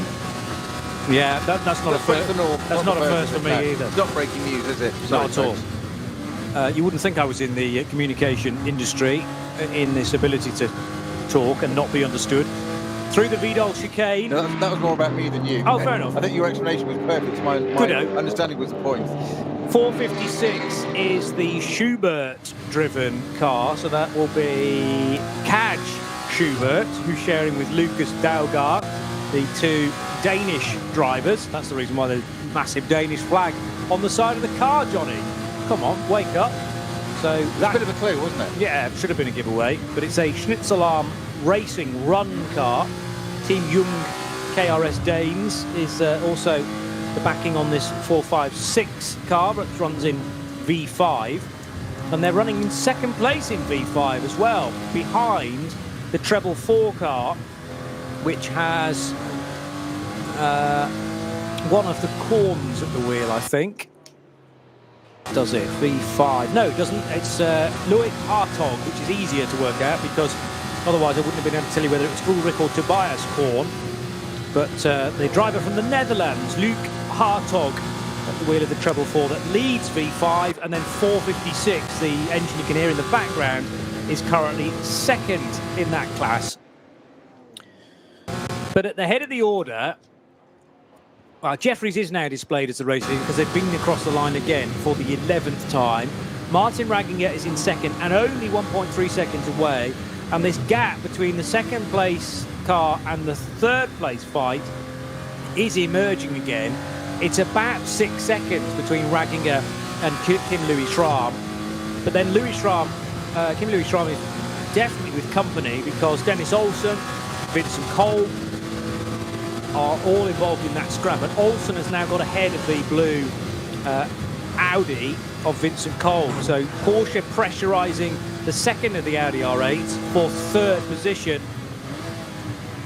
And they haven't got any immediate pressure behind them because the sixth place car is actually the SP9 Pro-Am leader, which is Achim Tyson, the man from Munich, who races with Klaus Rader and took over from Nico Menzel at that first stop. So this is what I mean about the Pro-Am cars that are dicing for 6th, 7th and 8th overall. They're just starting to ebb away now from the all-out Pro lineups, and that's naturally going to happen because the bronzes are now taking over, and as good as they are, they're never going to be as quick as Axel Jeffries, Martin Ragginger, Kim Louis Schramm, etc., etc. Nice collection of, well, there's an Opel Astra, a Renault Clio, and also a Porsche Cayman that will find their way through and out of Hohenrhein to complete another lap. And the treble 8 car is one of those, 940. 940 will be the Porsche, which is that in the lead of the class? No, it's a bit further down in Cup 3, that Cayman GT3 Club Sport. And around the outside of the Opel Astra is trying to go the little Clio 614, which is the H2 entered Tobias Overbeck and Daniel Overbeck car. Chasing then the OPC Astra for Joachim Schultz and Benjamin Zerfeld. And they slow for the cut-through section of the Grand Prix track. So Zerfeld it is actually that leads the Clio as they swing left and now right and on towards the chicane on the Grand Prix lap. So Zerfeld leading the OPC class, as it's called. And it's not the most popular of classes with just the 3 Astras in it, but nevertheless you still need to be staying ahead to ensure that you get the biggest trophy on offer in your part of the race. As the Cup 5 competition is headed by 870 now, which is the David Griesner driven Adrenaline Motorsport BMW M2 CS racing car, up to 19th position now for Griesner. But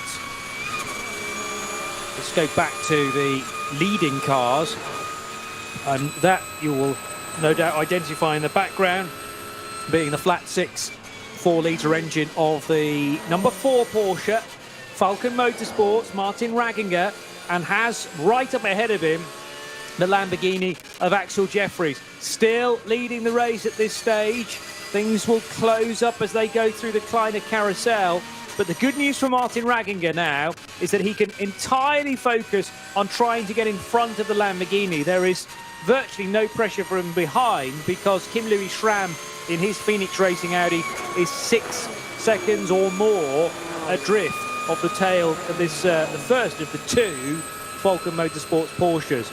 Not quite leading the race, car 4, but it is within touching distance of the leading car. And can the Porsche gain any time down the Dottinger Hohe, this time on the Lamborghini Huracan? Mid-engine, the Huracan, and normally aspirated as the Porsche is, of course, but it's a V10 versus a flat 6. Sound very different.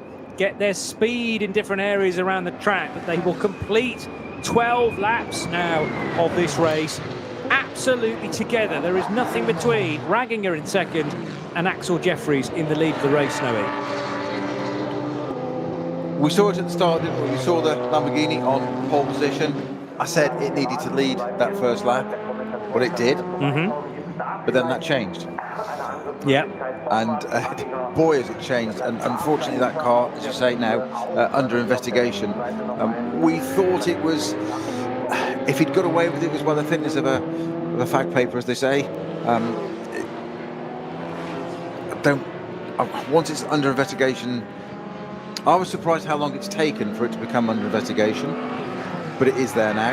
And I just wonder if we've mentioned already, and I hate to say this, but if the Conrad Lamborghini didn't have any bad luck, it wouldn't have any luck at all. Yeah. Are they doing everything absolutely right? Could it be that just that simple opportunistic manoeuvre by Jordan Pepper, I nearly called him Conrad Pepper again, then I had to stop and think again, I got it right, and then question myself. So was my concern. That's the problem. There's self-doubt creeping in. That Jordan Pepper, it was hugely opportunistic, and you described it so well, Johnny, that he was sitting behind the Porsche. There was a slower car on the way, but the slower car was slowing up because of we think a white flag, but we didn't see a terribly good view at the time. It wasn't the best shot of it, as you said, because of the resolution. But there was then also an incident vehicle ahead, or an intervention vehicle, and he went down the right-hand side between the two and nipped it. And it's one of those things we said at the time, didn't we? It was either the move of the race, or it could cost him the race. But looks like it might well have cost him. The number 44 BMW M6 Junior Team car was in. That was being driven by Max Hess. That was a car that had a bit of an incident on the Hatzenbach and got tagged by one of the Caymans coming off a curb. Yeah. And it did go into the barriers and it never restarted. I have to say, from what we saw of it there and the images of it at the moment, we are seeing, just to describe that, there doesn't appear to be any particular damage to that car. I think it's on the rear. But, I mean, the boot of the car is way up in the air, so I think much of it, he was tagged in the rear, it then went into the barrier in the rear. So yeah, focused on the front of that car. When you were if you were selling it, you'd say, oh, look at all the nose detail and the side of the cars. It's absolutely mint, this car. But actually, look closer at the rear, and it's very second-hand indeed. Well, the wing's pointing straight the right way. I don't know. It's obviously enough to put it out of the race. They know he's in the car, so it doesn't really matter now. It's somewhat academic what we think, isn't it? It's out. Yeah, and also what you stand to gain, because it's laps down, and it was stranded there for at least 2 laps. You're never going to get those back again, because it's not 2 standard laps of 2 and a bit miles or 3 kilometres, 4 or 5 kilometres. We're talking 25 around here, so you'll never catch those back again in a 3-hour and 15-minute race. So one to just kind of file underneath, it wasn't our day, and they will come back fighting, the BMW Junior Team next year, I'm sure. New calendar has been announced, which we've already talked about earlier on in the broadcast. I wonder whether the reason why it took so long to start to investigate that overtake of Jordan Pepper, is that the case that Falcon Motorsports have protested it? They've taken, a case to race control saying, we think that was an illegal overtake. Can you look at it, please? And otherwise race control may not have done. And that's, of course, within an opponent's right to do that. A couple of moments ago, there have been these recent accidents. I'm just noticing some information coming through on the ticker regarding car 745 and car 161, labelled as being involved in accidents. 161 is the Team Falcon Team Techstar, the Black Falcon Team Techstar Porsche Cayman from the SP10 division for Alexander Akimenkov, Martin Minen and Vasily Selivanov, the Russian driver. In fact, 2 Russians driving that car this afternoon. And the other car on the ticker that has apparently been involved in accidents, car 745, which is a BMW 325. So 745 Yeah, had been going around this lap fairly happily, the Hoffer Racing BMW 325, so that maybe has been involved in the same collision or incident for Zoran Radulovic, who hails from Simmersfeld. BMW into pit lane. Now, this is the car that's the defending champion, so the number 1 car is in, the Chris Rink, Danny Brink, Philip Lyson. You can roll those names off the tongue. They're almost automatically bolted together because they've been partners in crime, if you like, for a number of seasons now, going about their business often out of the spotlight. But in Class V4, you have to be doing something very right to be winning with the frequency that they have been doing. 5 cars entered in today's race, but I remember V4 when it used to be 20-odd cars and they were still able to win. And now, nearing the end of another lap, is the rather bandaged up Manfilter Team Landgraf HTP car. Still, I think, with Lucasandro Treffs at the wheel of this. Just check on that. Yes, it is. In 100th position, sadly. And this car qualified in 4th. So it is a long, long way back from where it should be, really. It has only completed 5 laps compared to the race leaders that are now working lap 13. And by the way, on lap 12, Kim Louis Schramm, fastest lap of the... Oh, no, that wasn't a Kim Louis Schramm time, actually. That was earlier on in the race, wasn't it? But the 11 car, which is an Audi, it was a Kuba Gamasiak time. I'm now remembering that. Kuba Gamasiak did a 7:56.9. Not quite as fast as the pole lap 2 weeks ago in the Barbarossa Prize. Nevertheless, it shows that Phoenix Racing Audi was a lot more capable of a good time in qualifying than the 11th place time it posted when Frank Stippler qualified the car earlier today. Number 1 back in the race and perhaps on course to another title, the way things are going, Snowy. Indeed. Just by the way, the slow zone has been upgraded at the Flugplatz to 60 now, so the yellow flags, and that's for car 685, which is off there. I'm just trying to find it in a second, which is one of our Renault Clios. That's the from the Clio Cup cars, the Holthaus Weilac border car number 685 is parked on the outside of Flugplatz, not a place you want it to be, ideally. Yeah, and the slight rise over the bridge there as you approach Flugplatz itself, as the racetrack goes over a public road, that section known as Kiedelbacher Ruhr, to give another just an enjoyable name, really, that I find immensely entertaining when I say it correctly. A bit like Rocco di Torrepadula, whose first name I've now forgotten. Lorenzo Rocco di Torrepadula. There you go. It just slips off the tongue, doesn't it? Not as well as yours, but you've been practicing. Well, that didn't have something to do over the winter when there's no motor racing. That's true. So practice driver names. I mean, Johnny Palmer. That one took me quite a while. It took me a couple of years. I don't think I've ever been a driver. Oh, now pressure is on. You and me both. Pressure is on here for what position will this be? The 4 Porsche is in second. Kim Louis Schramm in the lead of the race. Kim Louis Schramm has caught up with the top 2. That was a 6-second gap the last time I checked. In fact, it was 7.9 at the start of this lap, and it is now less than the gap from first to second. The Dayglow yellow Audi R8 has gained so much time. That has got to be into yellow flag sections before you reach the speed limited area. Unless, again, this is going to be looked at by the officials, because an 8-second gap becomes 0.2 of a second now. Martin Ragginger back to Kim Louis Schramm. Unbelievable. How? It's yellow. It's going into a yellow flag area. Has to be.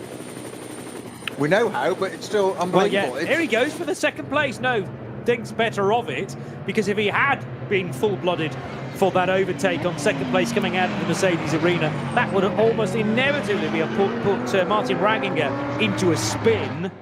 But Kim Louis Schramm in somewhat of a spin right now. A phenomenal drive to gain all of that time on a single lap. He's on a mission, isn't he? Not content with that third position. You did say at the beginning of the show, pre-race, in all our topsy-turvy preamble of free practice of 8 minutes, 45 minutes of qualifying, quick turnaround, etc., etc. But you did rather, I'm not sure, I don't want to put words into your mouth, but you did say you rather fancied the Audis, as in they were well overdue a good result. Now, I appreciate we've got an hour and 20 to go, but it's looking pretty strong for them. They're in third and fourth places now. Kim Lewis-Schramm and Vincent Colburn, both the Phoenix cars, running very respectively. It's still that Conrad Lamborghini at the front there. We've got something going slow on the Dottinger Hoa, which I think at first glance looks like one of the M4 BMWs, which of course as it gets closer and I get a better shot, it'll turn out to be something totally different. Car recognition out the window completely. That might be 481, which was involved in the clash between Christian Connaert and itself. If you remember, they were dicing for the lead within V2, class V2, and if it is 481, there's been a change of driver there. I think I am right, 481, so it is Zils now who drives in that car. And it is a BMW. Yes. 330i.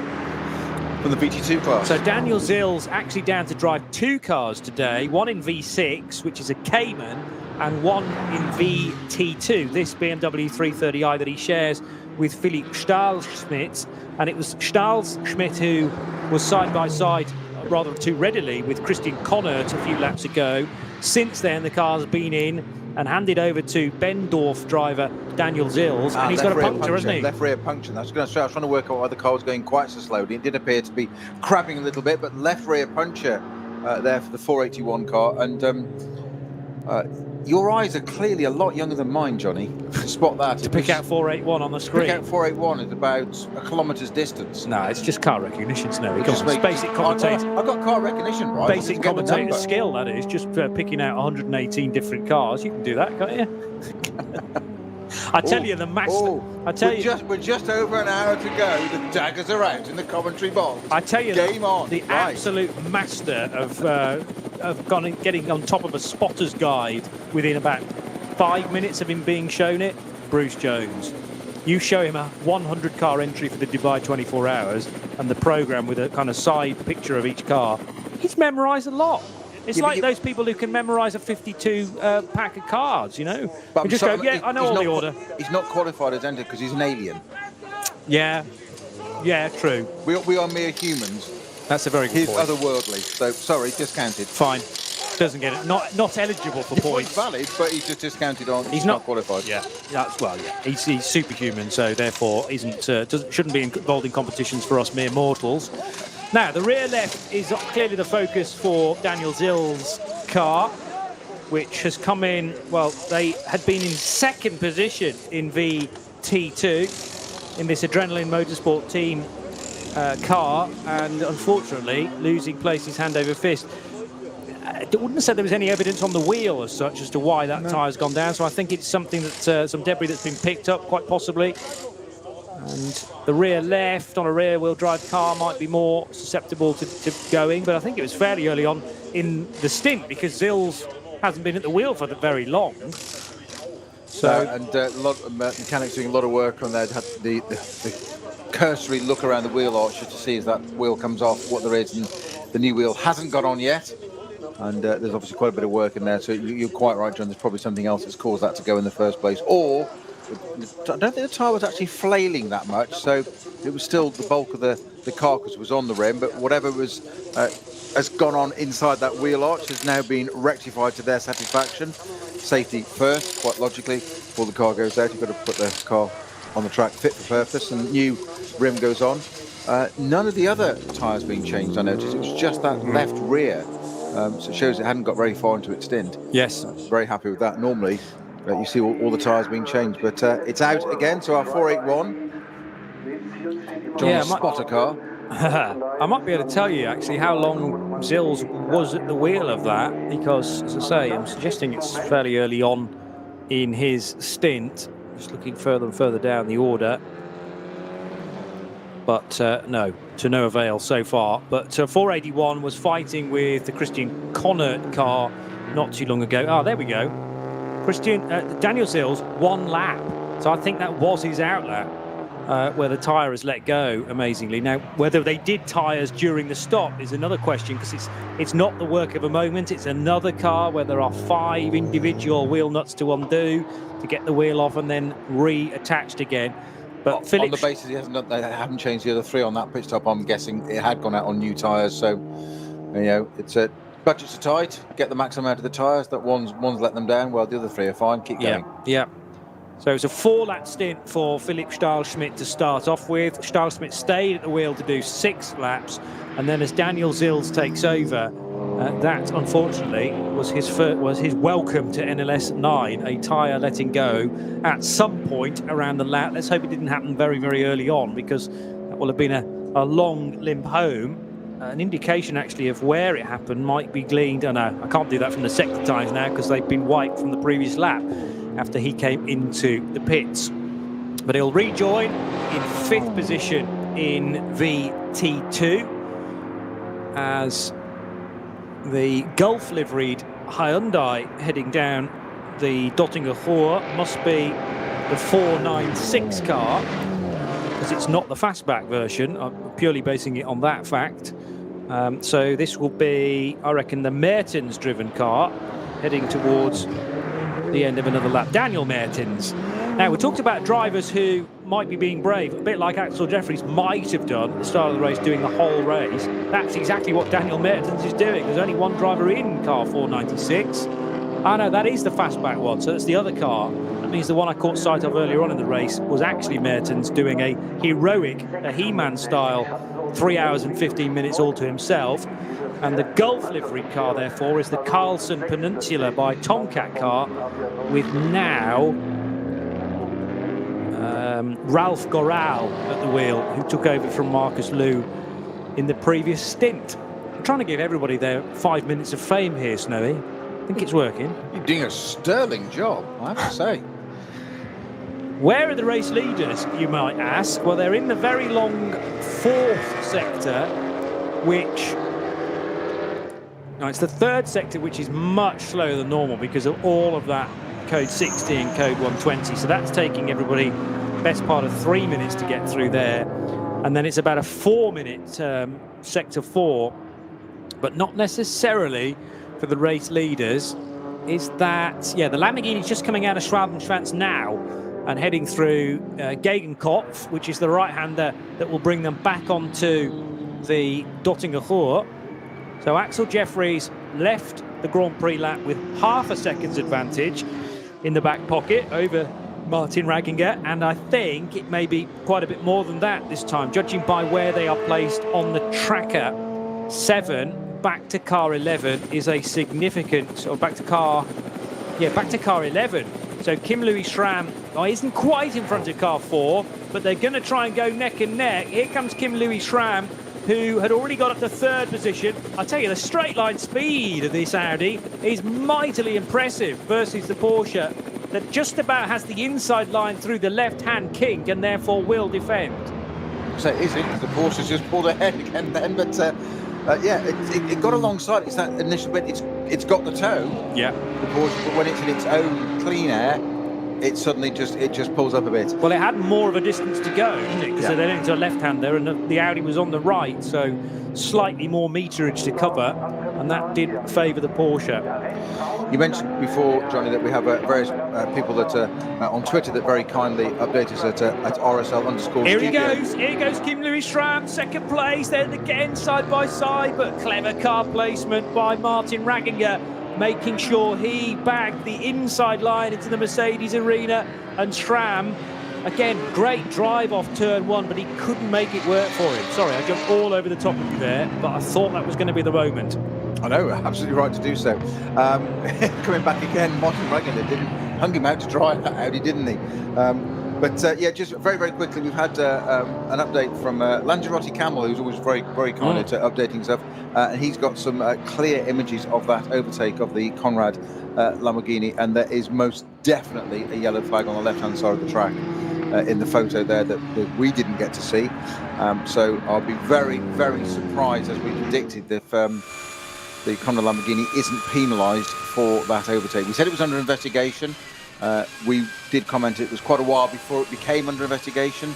They obviously got the evidence now. You said quite rightly that have they got a better view of it? Track race control. Well, it appears they most certainly have. Yep. And there's most definitely a yellow flag displayed on the left-hand side as he nips through on the right-hand side. He may just have missed it.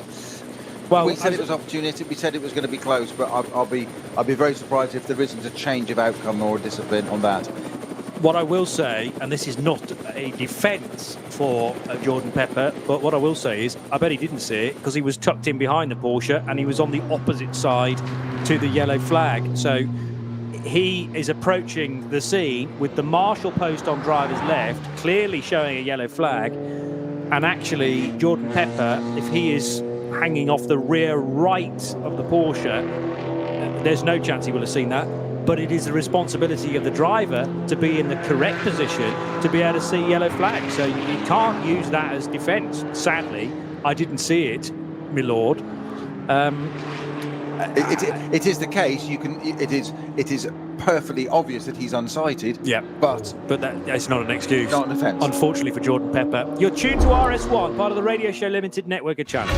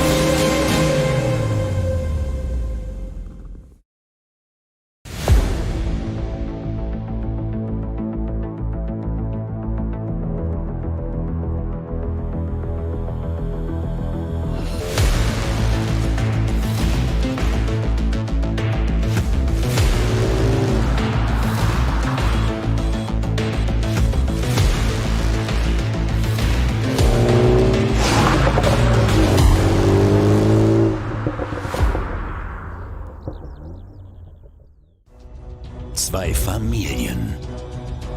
40 Jahre Firmengeschichte.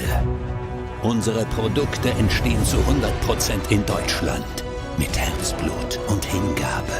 Wir schaffen den Technologietransfer von der Rennstrecke auf die Straße. Handwerkskunst, Erfahrung für diesen einen Moment. Das ist die Nürburgring Langstreckenserie. Das ist H&R. Performance made in Germany. Sicher ans Ziel. Auf allen Straßen, bei jedem Wetter. Mit den zuverlässigen Sommerreifen von Falken. Jetzt Falkenreifen kaufen und Tankgutschein sichern. Weitere Informationen auf tankgutschein.falkenreifen.de. Falkenreifen.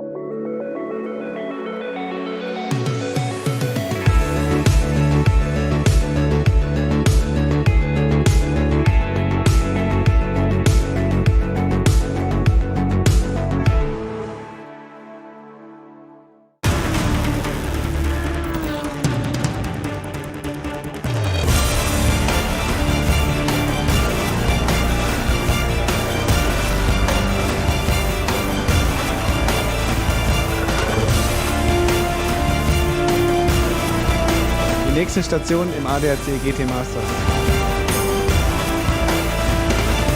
geht in die Eifel. See the Nürburgring.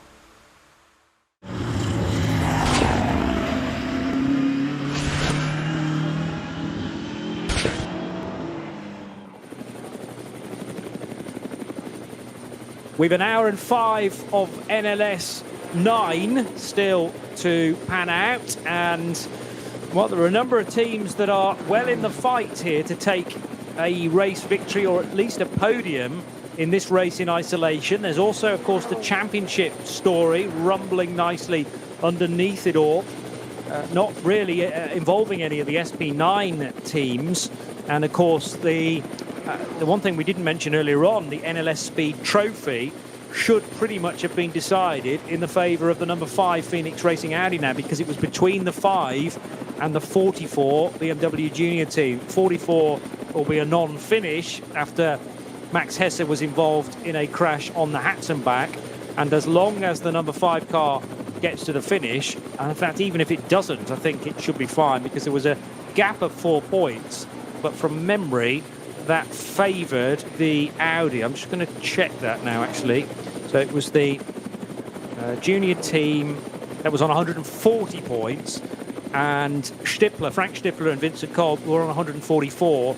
So even if they don't finish now, they will win the NLS Speed Trophy. It's a real shame that it took something like that to decide it, but that's taken a little bit of variation and pressure out of the mix. Of course, it still means that the 5 car wants to get onto the podium. There's only one car that stands in its way in order to do that, and ideally wants to try and win this race. But the problem is that Axel Jeffries is pounding round at a great speed, doing a 9:46 last time around. The car's best lap was a 7:58, and as he goes through the end of sector 4, the gap is about the same as it was at the start of this particular lap, i.e. 5 seconds back to Martin Ragginger, Kim LIVESTREAM in the yellow and black Audi, and the blue and red Audi of Vincent Kolb. All of these cars will be coming into the pits at the end of this lap, but Kim LIVESTREAM's going to try and bag second place before they get there. He's doing exactly the same as he did a lap ago. Can he make this work? The Audi again is very, very strong down the straights, and yes, just about gets into second place before they hit traffic and before they will need to come into the pit lane. And Kim LIVESTREAM's going to have to be very careful about where he puts the car on the road here as well, to make sure his route into the pits is not obstructed in any way, but they're well over to the right. And in will come the top 4 cars: Jeffries, Schramm, Ragginger and Kolb. I was just going to say, with that line you said there, all these cars are going to come into the pits at the end of this lap. Just in which order? Yeah. Not necessarily in this order. And there's only 2 corners to go. 170 corners of the lap, and there's 2 corners to go, and they're still fighting it out. But I'm in the pits first. I still think, though, I mean, when they were deciding where the start-finish line was on this track, clearly it's to do with, you know, how it was first built, and actually the start-finish line is between the North Loop and the South Loop. The Südschleife still exists, sort of.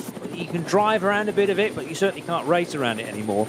But to put the start line at the end of such a long drag, you know, where you've been spending most of the lap so frustrated behind the car, going, I can't get past here, can't get past there, can't get past here, and then you're gifted basically a mile of straight line track where the toe is just perfect, and that's where most of the overtaking takes place. So at the end of an N24, if you've still got 2 or maybe even 3 cars in the mix, it's a grandstand finish every time, and I just think circuit design couldn't be much better.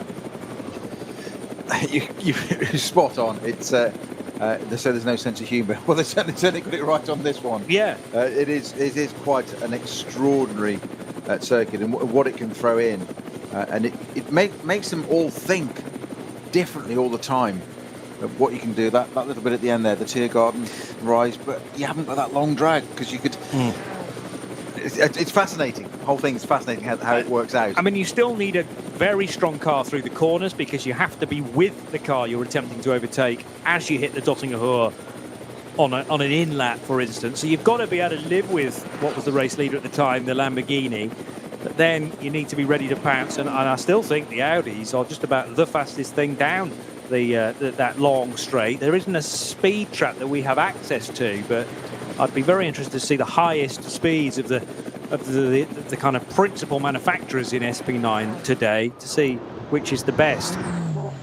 960 Cayman heading towards the end of another lap. This is the race leader in Cup 3 and is not going to stop. So that is the Kronberg driven car. Max Kronberg sharing with Tim Shebart and Daniel Blickel, again up there in the overall championship. But with 5 cars all in at the end of their, I think they all did 7 laps, didn't they? Yes. So their pit stop times should be identical. With an hour to go, almost exactly, just ticked under. Now you say all 5 into the pits. The first car out is the Conrad Motorsport Lamborghini GT3 Evo with young Jordan Pepper at the wheel of that car again. Doing the right way around this, so I've got the right way around, the right driver, the right name, the right forename. Getting good at this. Kim Louis Schramm takes the Phoenix Audi out as well. Muller is in the Falcon Motorsports 911 GT3R, and Phoenix Racing opt to put Frank Stippler back at the wheel of the number 5, 4th position car. Frickadelli, also the number 30 car, just also pitted. I'm sure that's going to be a driver change as well. I'm not sure how many laps Lars has done in that car. So actually, having said, it's very difficult to work out where these stints, the stint intervals will take place. I did suggest that if a car could do generally an hour and 5 minutes on each of the stints, it could make the end on just 2 stops. And that is looking very like the way that the leaders are going to do it, because coming out with an hour to spare, you should be comfortably able to get to the finish on that. And I also said, if we get a fair bit of code 60, which we have had plenty of, then that will help the fuel burn as well. And there will be no need for a splash for any of these cars. Jeffries back out again, or rather Pepper back out again after he did the opening stint. Axel Jeffries the middle stint, and now Jordan Pepper, South African driver from Gauteng in South Africa, now taking the car back over again. Kuba Gimasiak, Kim Louis Schramm, and who is staying at the wheel in the number 11 car. It is Sven Muller driving the 4 once again. Frank Stippler reinstalled into car 5, and Felipe Fernandez Larza in the Frickadelli Racing Team car. Now, that rather suggests... He stayed in it as well. Yeah, but it also suggests we haven't had any Klaus Aberlan. Exactly. And that's why I was predicting there'd be a driver change. I thought Klaus Aberlan would be at the wheel of that now in this stint. Well, you can't be a Pro-Am car without Klaus Aberlan. Exactly. Unfortunately. Now, whether they have changed the class of that car because it's a shortened race, I suppose that could be contested at a later date. Say, oh yeah, we deliberately entered as a pro, but it was started by Tobias Muller, wasn't he? Yeah. And that, I think he's let's just check.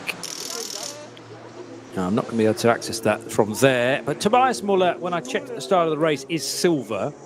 And Felipe Fernandez Larza is definitely silver because he's in the European Le Mans Series this year with Michael Fassbender, and he is silver rated. So they will have had 2 silvers. I don't think that classifies as Pro-Am, though, does it? Because you've got to have a bronze. So, yeah, they may well, either the driver ID is wrong or it's not been correctly selected for Klaus Aberlan, or they have had a discussion with the race officials and said we will run as a pro car now that it has been a shortened race. and Klaus just won't do any driving today. Yeah, something to get to the bottom of there, because they certainly won't be allowed to stay as a Pro-Am car if their AM hasn't done any of driving yet. No, exactly. I think I think you're absolutely spot on as ever, Johnny. And it's just that it's still listed as a Pro-Am car when it's probably just actually been notified to the officials it's a Pro car. It's not like a team of that order, Fricadelli, to get that wrong. No, particularly as or to try and deliberately pull the wool over everybody's eyes. You know, the person they need to discount is indeed the owner of the team. Now, was there a issue for the pit stops for the Lamborghini and the number 4 Porsche a moment or two ago? The Porsche sort of didn't pick up at the same speed as the Lamborghini, did it? They left the pit box at the same time, but it's almost like the limiter that the 4 car has got for pit lane speed. Well, is that correct on the Porsche and it's not correct on the Lamborghini, or vice versa? The Porsche's limiter is too slow and that's what allowed the Lamborghini away. But it's got a stonking lead coming out of turn 1. And that's, again, potentially an issue for the Lamborghini, maybe. Did it get away too quickly and breach the speed limit in the pit lane? Well, it's all immaterial at this point physically on the track. That's all to be sorted out later. And we'll see how that evolves throughout the race. But however, now we've got all backed up again because they're on a code 60 area. The Lamborghini is way out of sight at the moment, but the Falcon car and then the 2 Audis right behind. I'm just trying to see where they are on the track.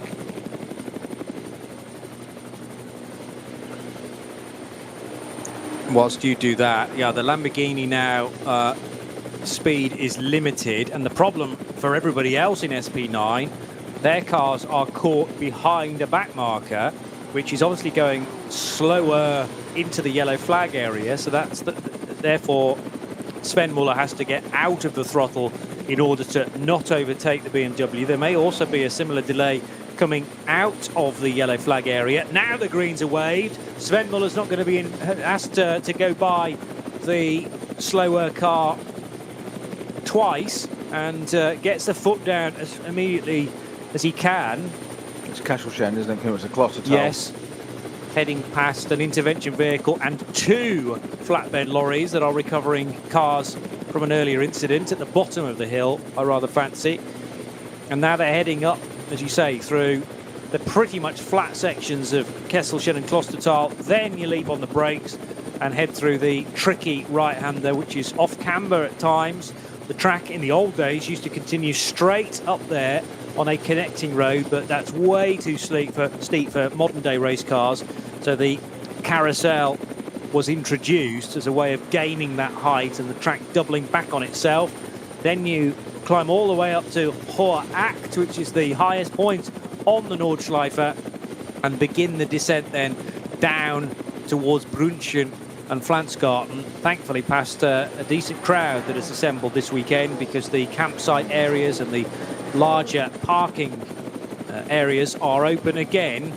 That was the case 2 weeks ago as well, but only for the first time for the Barbarossa Prize. This is the 45th edition of the DMV Münsterland Pokal, live on RS1, part of the Radio Show Limited network of channels. We're going much later on into the afternoon than was originally billed, an hour later, in fact, because of all the fog this morning. So due for a 5 o'clock local time finish, or wherever the leader may be when the checkered flag is being prepared. 52 minutes still to go. Fuel's not going to be an issue now, but certainly trying to close up some of these gaps will be, i.e. 6.3 seconds for Jordan Pepper over Sven Muller, who's got ahead of Kuba Gamaziak at the start of this lap. But there are 2 potential big question marks hovering over the Lamborghini from Conrad Motorsport. A, did it overtake earlier on in the race under yellow flags? And B, has it just breached the pit lane speed limit? Because judging by the speed of the Porsche in its wake, it got away like a rat up a drainpipe compared to the number 4 car. It certainly looked like it, and my initial interpretation of it was that the Porsche was going slowly because the other cars were backing up behind it. You quite rightly and offer the alternative, as you always do, Johnny, of was it that Porsche was actually going at the correct speed and the Lamborghini was going too quickly? I just assumed the Lamborghini was correct and the Porsche was slow. But it might be completely the other way around. If so, I just can't believe it for Conrad. But we've still got this question mark, as you say. I think perhaps more importantly than the speed limit bit at the moment is this potential yellow flag infringement, which they won't take too kindly to in this series, and quite rightly if it is a proper red flag.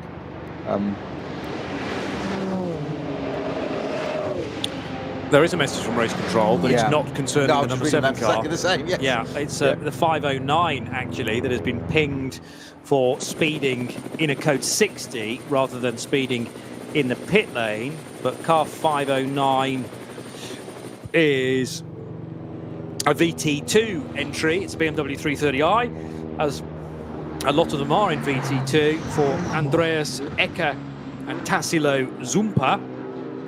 And that car, whoever actually was responsible for the breach of the regulations, kind of doesn't matter, because whoever's driving now will have to come in and serve a stop-go penalty of 80 seconds, in fact. So it's not even come to a halt and then get going again. You've got to sit there for 1 minute and 20 seconds before you can do so. Down towards turn number 1 goes the 960 Porsche Cayman, pursued by the 481 BMW with the orange wheels to match some of that paintwork, principally black, but with the orange piping on it. Backed by Manhattan wheels, no less. So that'll be the reason why the wheels are so easily picked out, because of its major sponsor. And 481 should be further up the order than it is, but it's suffering a puncture when Daniel Zills was at the wheel, has put it quite a bit further back, unfortunately. And its class, 481 runs in VT2, is actually now headed by the 485 330i, which is the FK Performance Motorsport car. And 485 did have Christian Connors at the wheel earlier, and now has his Swiss teammate Ranko Mijatovic at the wheel. So 485, a driver change about halfway through, and looking very good for the victory.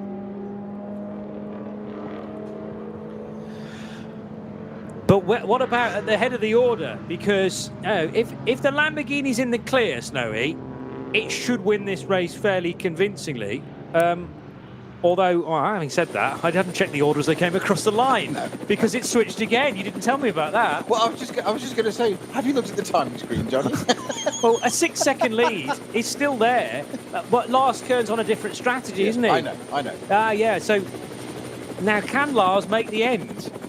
Because he's 3 laps into a stint. I think that's too tight. I think he'll run out of fuel before the checkered flag is displayed. So, I mean, it puts the Falcon Motorsport Porsche in a great position, as in car 3, which lost that 15 seconds earlier in the race.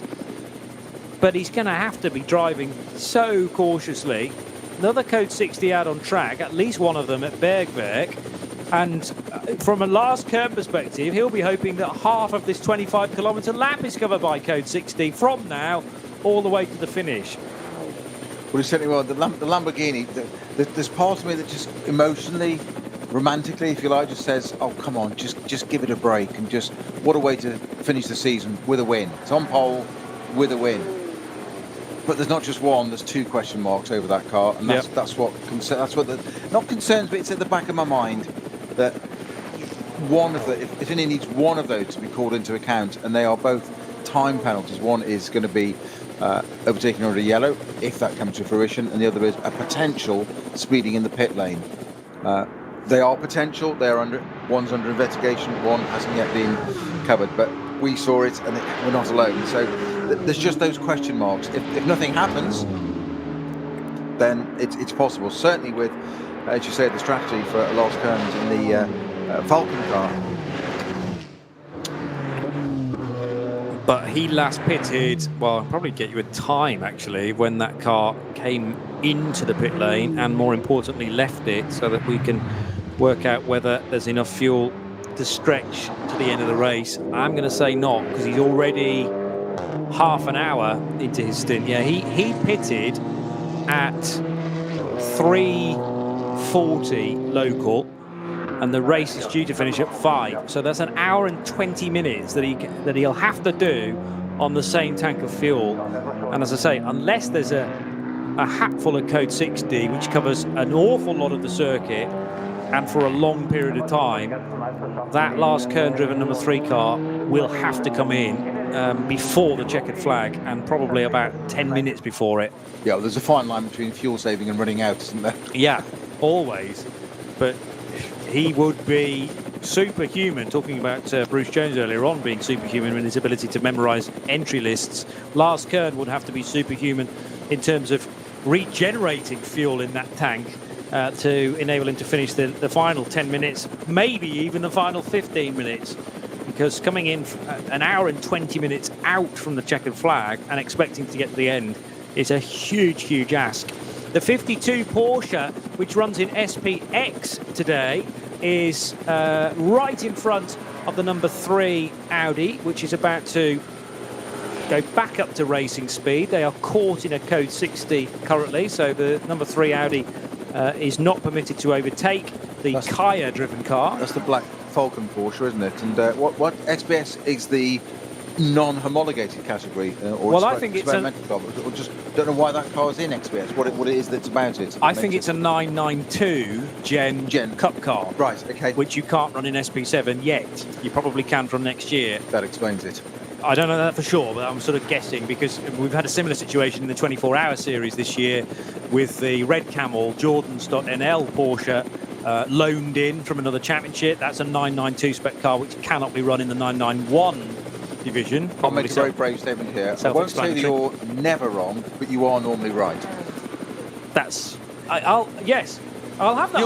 I'll have that on my gravestone, I think. Here lies Johnny Palmer. He was normally right. Yeah, exactly. I love that. Yeah. I'll patent that now as we speak. The Audi's wriggled free now of the 52 Porsche, and it will head up to the carousel to get through there. So it's Mustafa Mehmet Kaya, the Turkish driver, who was right in front of the number 3 of Stippler. And now Frank Stippler, who is, it's not car 3, car 5. It's 3 that leads the race, and Lars Kern in the Porsche, and Frank Stippler in the number 5 car doing the chasing of Kuba Gamaziak. But again, Gamaziak, I think, was the correct side of the traffic as they went into that Code 60. So any ground that Stippler lost wasn't the case for Kuba Gamaziak. He pretty much stuck with the car in front, who is Sven Muller. So we have a really good dice at the moment for the lead of the race between Kern and Pepper.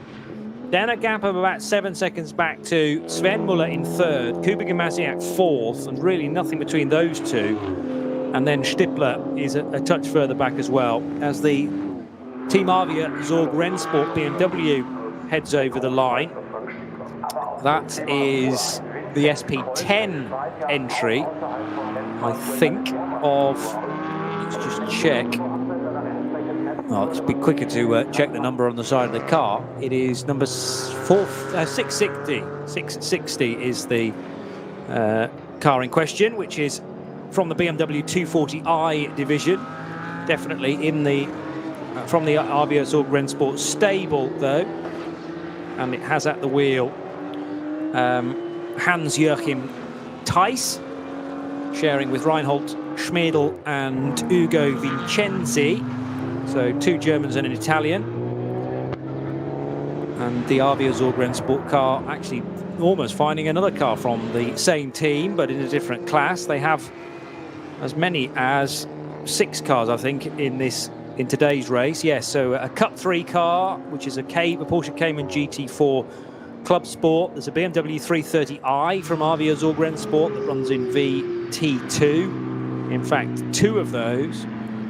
The 240i entry that I've just mentioned, and also an M4 GT4 in the SP10 category, which is for GT4 cars.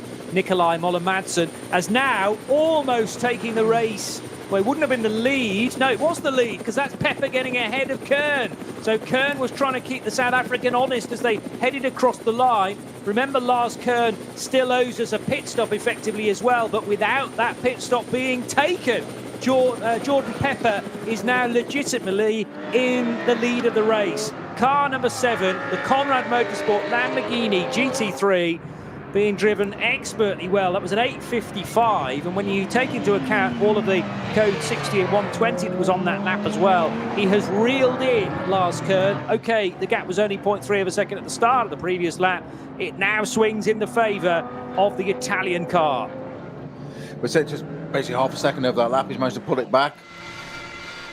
I think the key word you just said there, or the operative word you just used, is legitimately in the lead of the race. All that speculation over Kern, whether it can do it or not, is kind of immaterial now.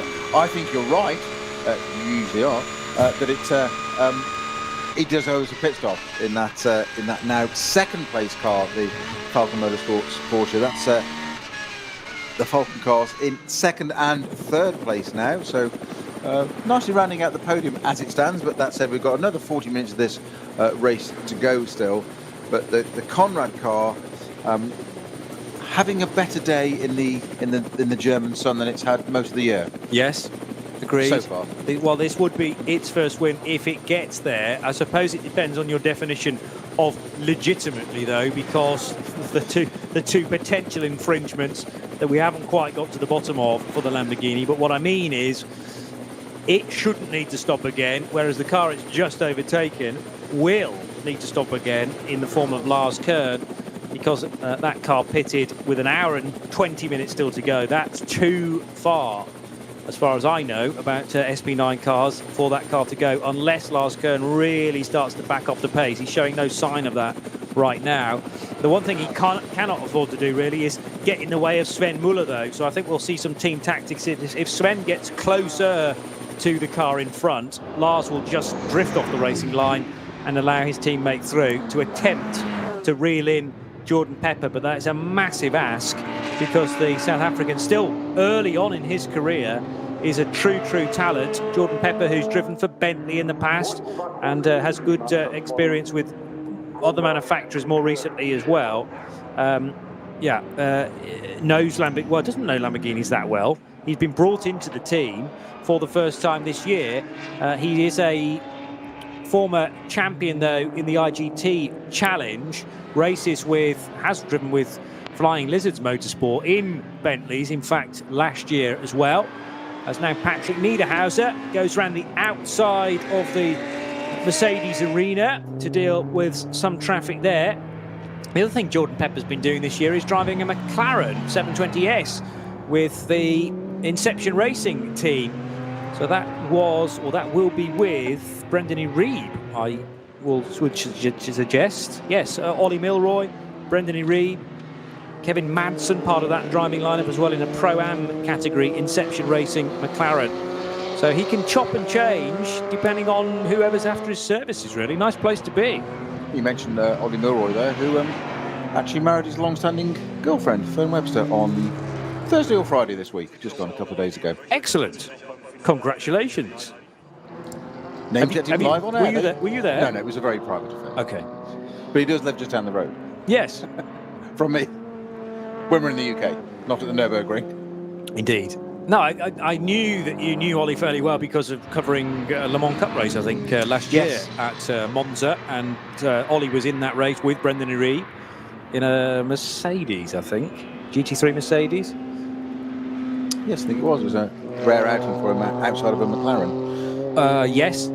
And of course, when they were at Le Mans this year, you can't run a McLaren at the moment, anyway, in GTE. That is potentially set to change from 2024 when we go into a GT3 Plus type ruling. But instead they ran a Ferrari at Le Mans for Inception Racing. Which is something we've said about drivers in the past, haven't we? Been from different classes, different makes of cars, different series and whatever. And you think it's synonymous with a team. We mentioned about Ben Tuck in particular, one of the BMW junior drivers earlier in the season, was not taken out of the M6, but he wasn't allocated the driver lineup, but they put him in one of the M2 CSs. Yes. BMW run car, and you sit there and think, well, the first thought is it's a downgrade, it's a slower class car. Well, in actual fact, it gives you a far better vision of what's happening going on in a race like this. I think, by the way, whilst I'm still talking, I think our 2 Falcon cars have just swapped places. Yeah, okay. Well, I suspected that might need exactly to be done. called. Proves it again, Kerry's right again, Kerry. I know he's just... Sorry, I'm making a habit of this. It's now become a mantra, hasn't it? He's going to prove how many times he can. It's like, I've got 35 minutes left of this show. How many times can I be right? It's my last NLS of the season. I've got to hit it out of the park. But then again, it is your job. Exactly. Yeah, but the other thing is Lars Kern's due a stop, and Sven Muller shouldn't be. So don't get in his way. Sven Muller, from a Falcon perspective, is the only bullet in the gun, if you like, to try to be able to reel in Jordan Pepper. And the danger is, I mean, Jordan's already gone. He's disappeared up the road, and they're having now to bank on a potential further incident. It's a track green everywhere now. It is, for the moment. Wow. Okay, so we haven't had that on too many occasions at all today. And you would think, I'd beg to say it won't last. well, you would think on the average of the amount of Code 6s we've had and their frequency, there's got to be at least one more still to come. And there is Falcon Motorsport's opportunity to gain some of that ground back again, because they're probably looking at the timing screen thinking that's a 5, 6, maybe 7-second gap now to Jordan Pepper. But as Kim Louis Schramm proved earlier in the race in the yellow and black Audi, he left the start-finish line trailing a car by about 8 seconds. The next time by, he was within 0.2 because he caught all that time up again in a Code 60 that just fell right for the Audi in question, number 11. By the way, that car is still in the race. 4th position for Kuba Gimasiak now, who has retaken charge of the best of the 2 Audis from Phoenix Racing. So Kuba in, Kim Louis Schramm out, as through the Mercedes arena goes the 960 Cayman. That's also on an out lap. So Dan Blickel taking that car over.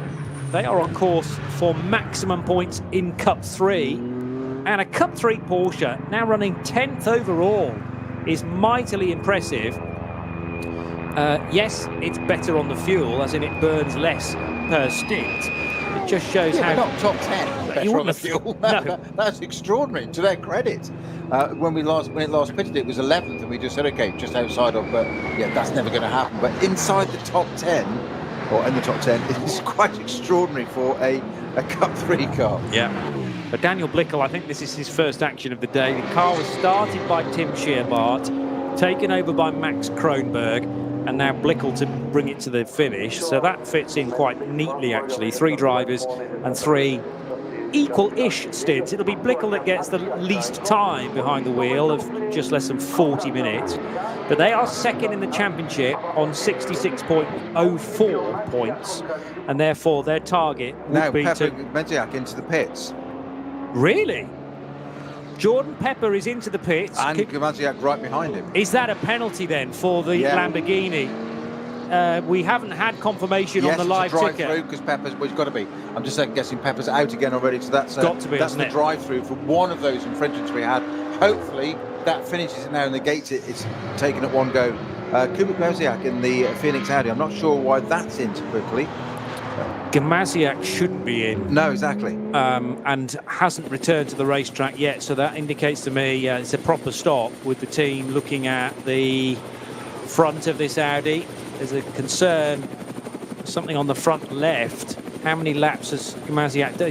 He's only very recently taken this car over from Kim Louis Schramm. 1, 2, 3 laps into his stint, and something's not quite right. I think it could be out.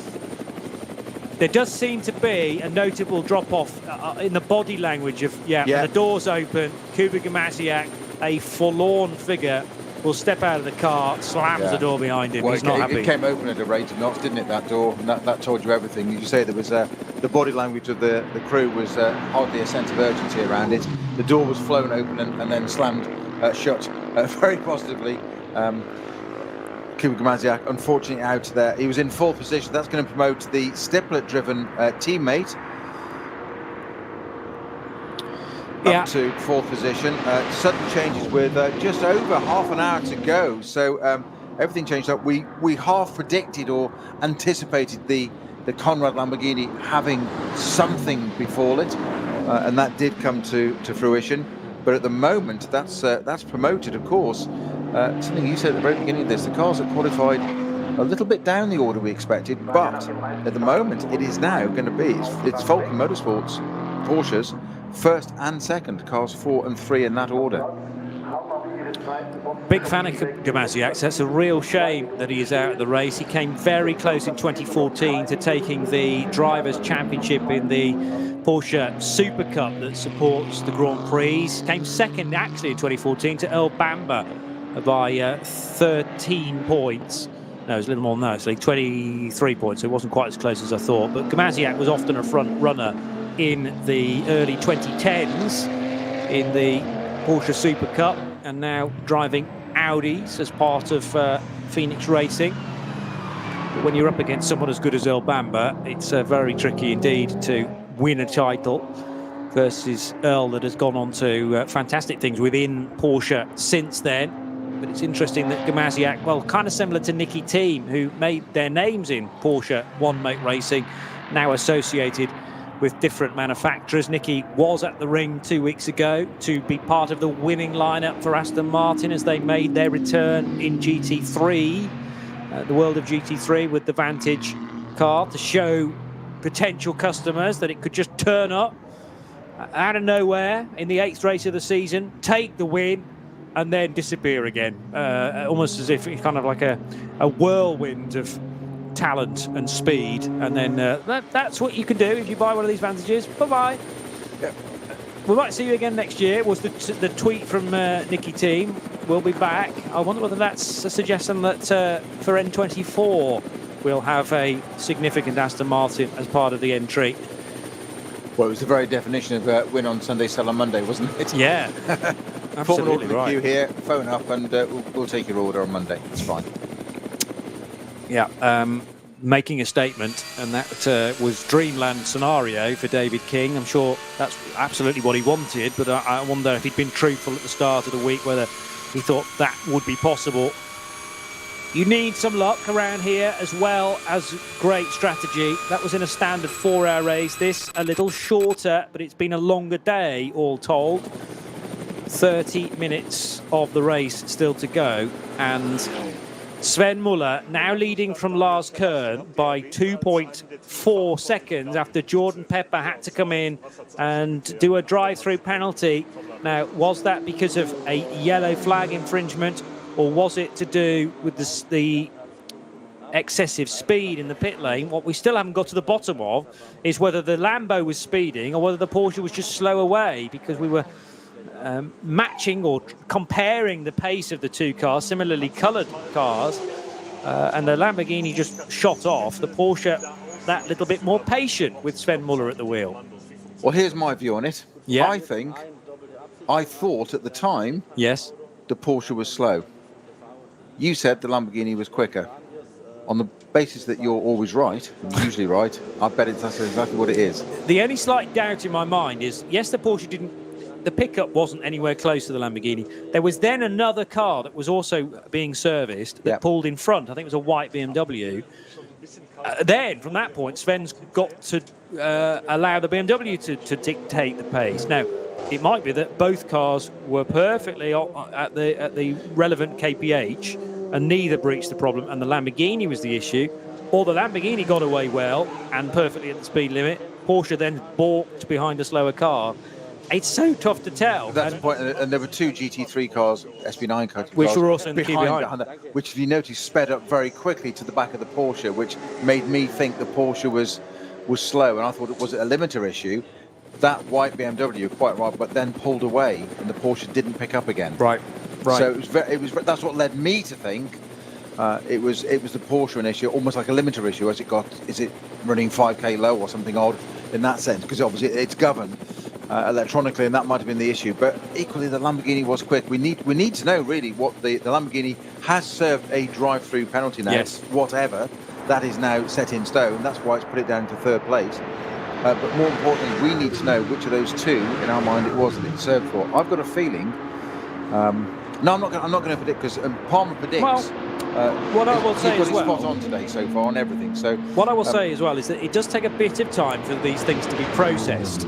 And I think it's too soon after a potential pit stop infringement for that to have gone through race control, be processed into a document, and then for them to be saying, right, you have to come in for a penalty. Whereas we know the yellow flag's been a long-running thing, and you know, we're grateful to Alan Prosser, who is at Lanzarote Camel, who gave us the snapshots. I mean, that seems to be an open and shut case, that the yellow flag was out, the overtaking hadn't been done by the time they were passing the yellow flag. It was done in the yellow flag zone. So there had to have been a penalty needing to be served there as far as the Lamborghini is concerned. By the way, there is a slow car coming into the pits, which is a front right puncture for an Astra. I think it's possible, or it might be, have we got any McGanns in this race? McGann. Yeah, I was going to say, I haven't spoken about any McGanns, but there's certainly a couple of them in this race. So that's either 494, the Rent 2 Drive Familia Racing McGann RS, or it's the similar car of the MSC Walscheid Kiveen crew, yeah, it's 499. McGann, isn't it? Yeah. Now I've seen it from the rear. Yes, it is. 499. So there you go. I was right the second time around for that one. Still right though. Still right. The Walscheid Kevin Sports and Racing entry for, who was driving that on the way in? Mr. Stein. So that will be Uwe Stein in the V2T entry. 960's back out again. I have a funny feeling it was 960 was being delayed though behind the stricken McGann. That car was trying to get into the pits, yes, and Daniel Blickel's brought that back out again. So they have lost the class lead in Cup 3. I don't really know why that car had come in, because it had only recently been switched to Daniel Blickel. Yeah, it's missed its minimum pit stop time, hasn't it? That's why it's got to come in again. Right, maybe that's is that been confirmed now? Oh yes, it has on the on the ticker. So a mishap during the pit stop, 1.5 seconds missing for car 960 to achieve the minimum reference time. So it has to come down the pits again. So it was a second and a half short, and it needs to come back in the pits to serve that extra time. And all of a sudden, I think that opens the championship, well, swings the pendulum of the championship back towards the championship leaders, who are Danny Brink and Philip Lyson. Brink and Lyson on 66.59 points. They, I reckon, are still leading their class in car number 1. Let's just check that. But it is only a field of 5 cars, remember, whereas the class that the 960 car is in is much more numerous. Brink is in second. This is really tight, because second place in a 5-car class and now 4th placed in a 15-car class. So it really depends on, I need my points differential in front of me. I can probably dig that out from the internet in a moment or two to find out how you score. If you're running 4th in a 15-car class versus 2nd in a 5-car class, they'll be very similar points, I would suggest. Let's not try and take anything away, though, from the lead battle, which is a Lamborghini. No, it's no longer a Lamborghini, no, of course, because that car of Jordan Pepper is being caught by the number 5 Audi. It's been overtaken, therefore. Exactly. So Pepper's ahead of Stippler, and that's happened on this lap, hasn't it? Indeed, but it's it nearly didn't happen again then. Pepper hugely balked by a back marker there, and that's cost him a load of time to put Stippler right. Nearly did put him right into the back of the Lamborghini. Stippler looking to go 2 wheels on the grass. 2 wheels on the grass. Breakneck speed, this battle going on. Pepper then up to 3rd, and Stippler in 4th. And remember, of course, Jordan Pepper is trying to gather back the time lost because of the drive-through penalty that happened earlier on in this stint for Jordan. So, right, I found the points regarding the Philip Lyson, Danny Brink etc., etc. Chris Rink scrapped. So they're in the number 1 car, and they are running 7th. Sorry, no, they're running 2nd in a 5-car class, for which you get 7 points. I need to note that down. Exactly 7 points, so that's helpful. As now one of the KTMs is off the road. This is on the Grand Prix track, and the KTM has ground to a halt out of the very fast left and right-handers on the Grand Prix lap. So it's the latter portion of the first sector and the run down towards the Vidal chicane. And that car could very easily have been in the lead of the KTM class. There were 3 KTMs in the entry. In fact, no, 4. 3 of which from, all 4 from the Teichmann Racing crew. And one of them is in the pit, so we absolutely know it's not the 930. Who else could it be? Right, so I reckon that stranded KTM is the class leader, Snowy, for Naumann in the 720 car. So Cup X, okay, it's only 4 cars, but there's been a difficulty on this lap for Florian Naumann in car 920, and it may now be unlikely to get to the end of the race. Come this far, 20 minutes away from the checkered flag, and car 920 looking like it may be out now. So, Snowy, motorsport can be so rewarding at times, so disappointing at others. And if that KTM doesn't fire back into life, that might be it. Well, particularly with any kind of motor racing, let alone endurance, it giveth and it taketh, and nowhere greater than the Nordschleife in this NLS series. And exactly that happening. A little bit of drama as we approach at the end. We've just under 20 minutes of this to go, Johnny, and it's all starting to unfold and change and become a very different pattern at the end of the race. Even the leading car having to drop down the order, serving a penalty. We're still not quite sure exactly what for. But it's there. It's the Falcon cars at the front at the moment, though. As you said, team orders coming into position there, swapping those 2 round quite rightly.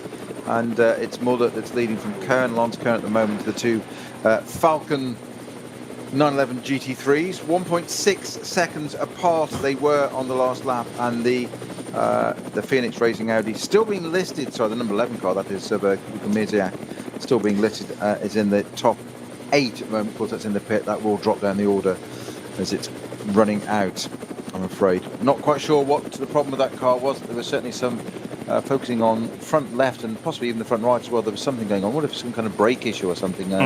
Not something you want to have less performance of as brakes around the Nordschleife in a GT3 car.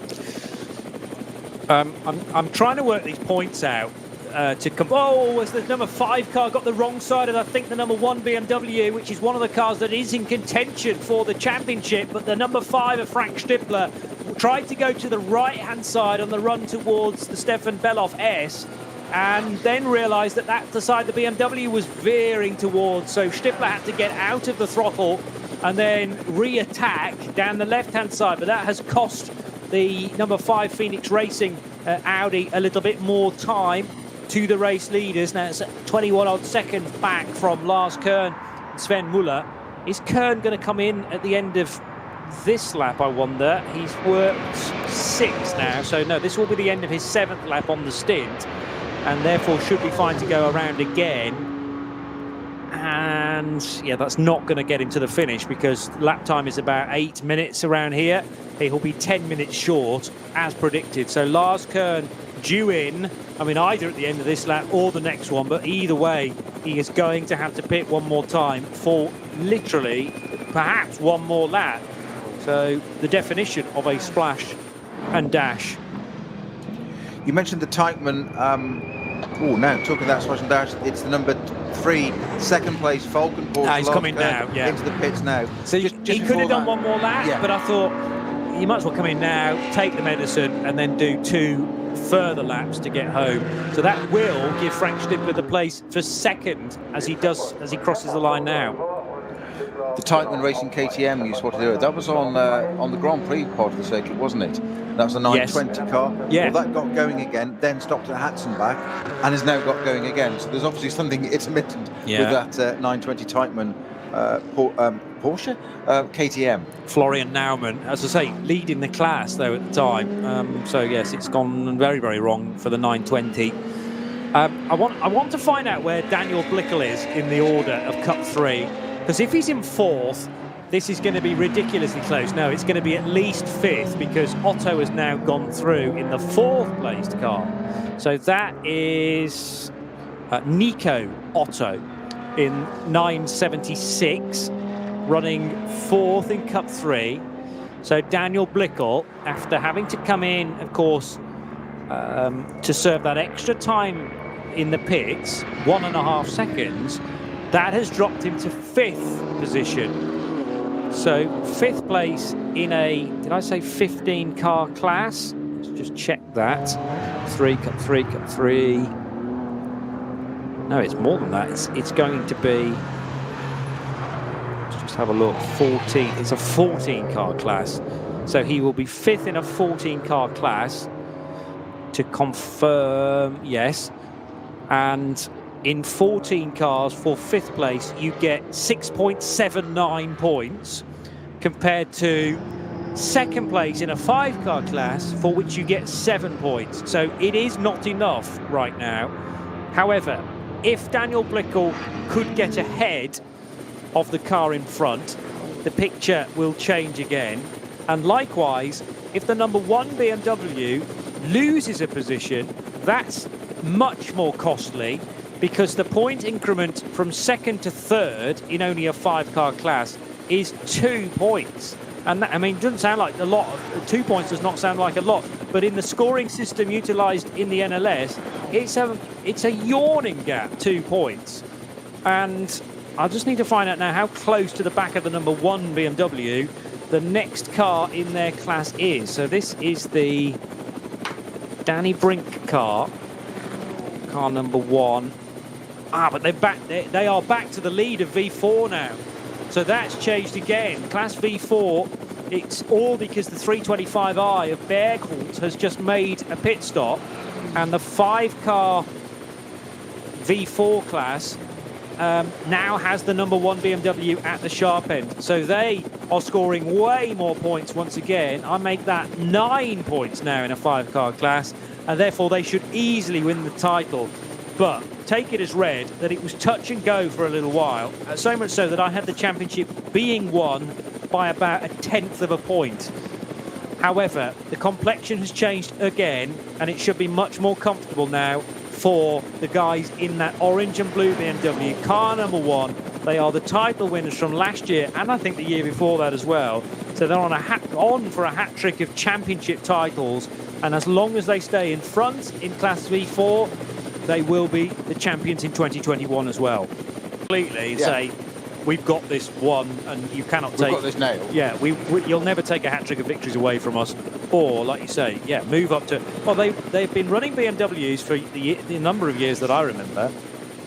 Perfect time to go into GT3 with a brand new car coming. So winter project, rob a bank, move up to GT3. Exactly. Simple. Yeah. Brand new BMW M4 GT3 car.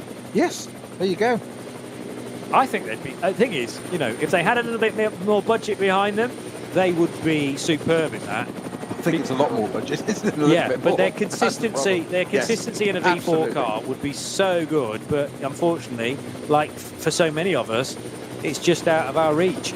Now, on the basis that under what I'm going to classify now as Palmer predicts, we're going to see at the end of this show, 12 minutes time away.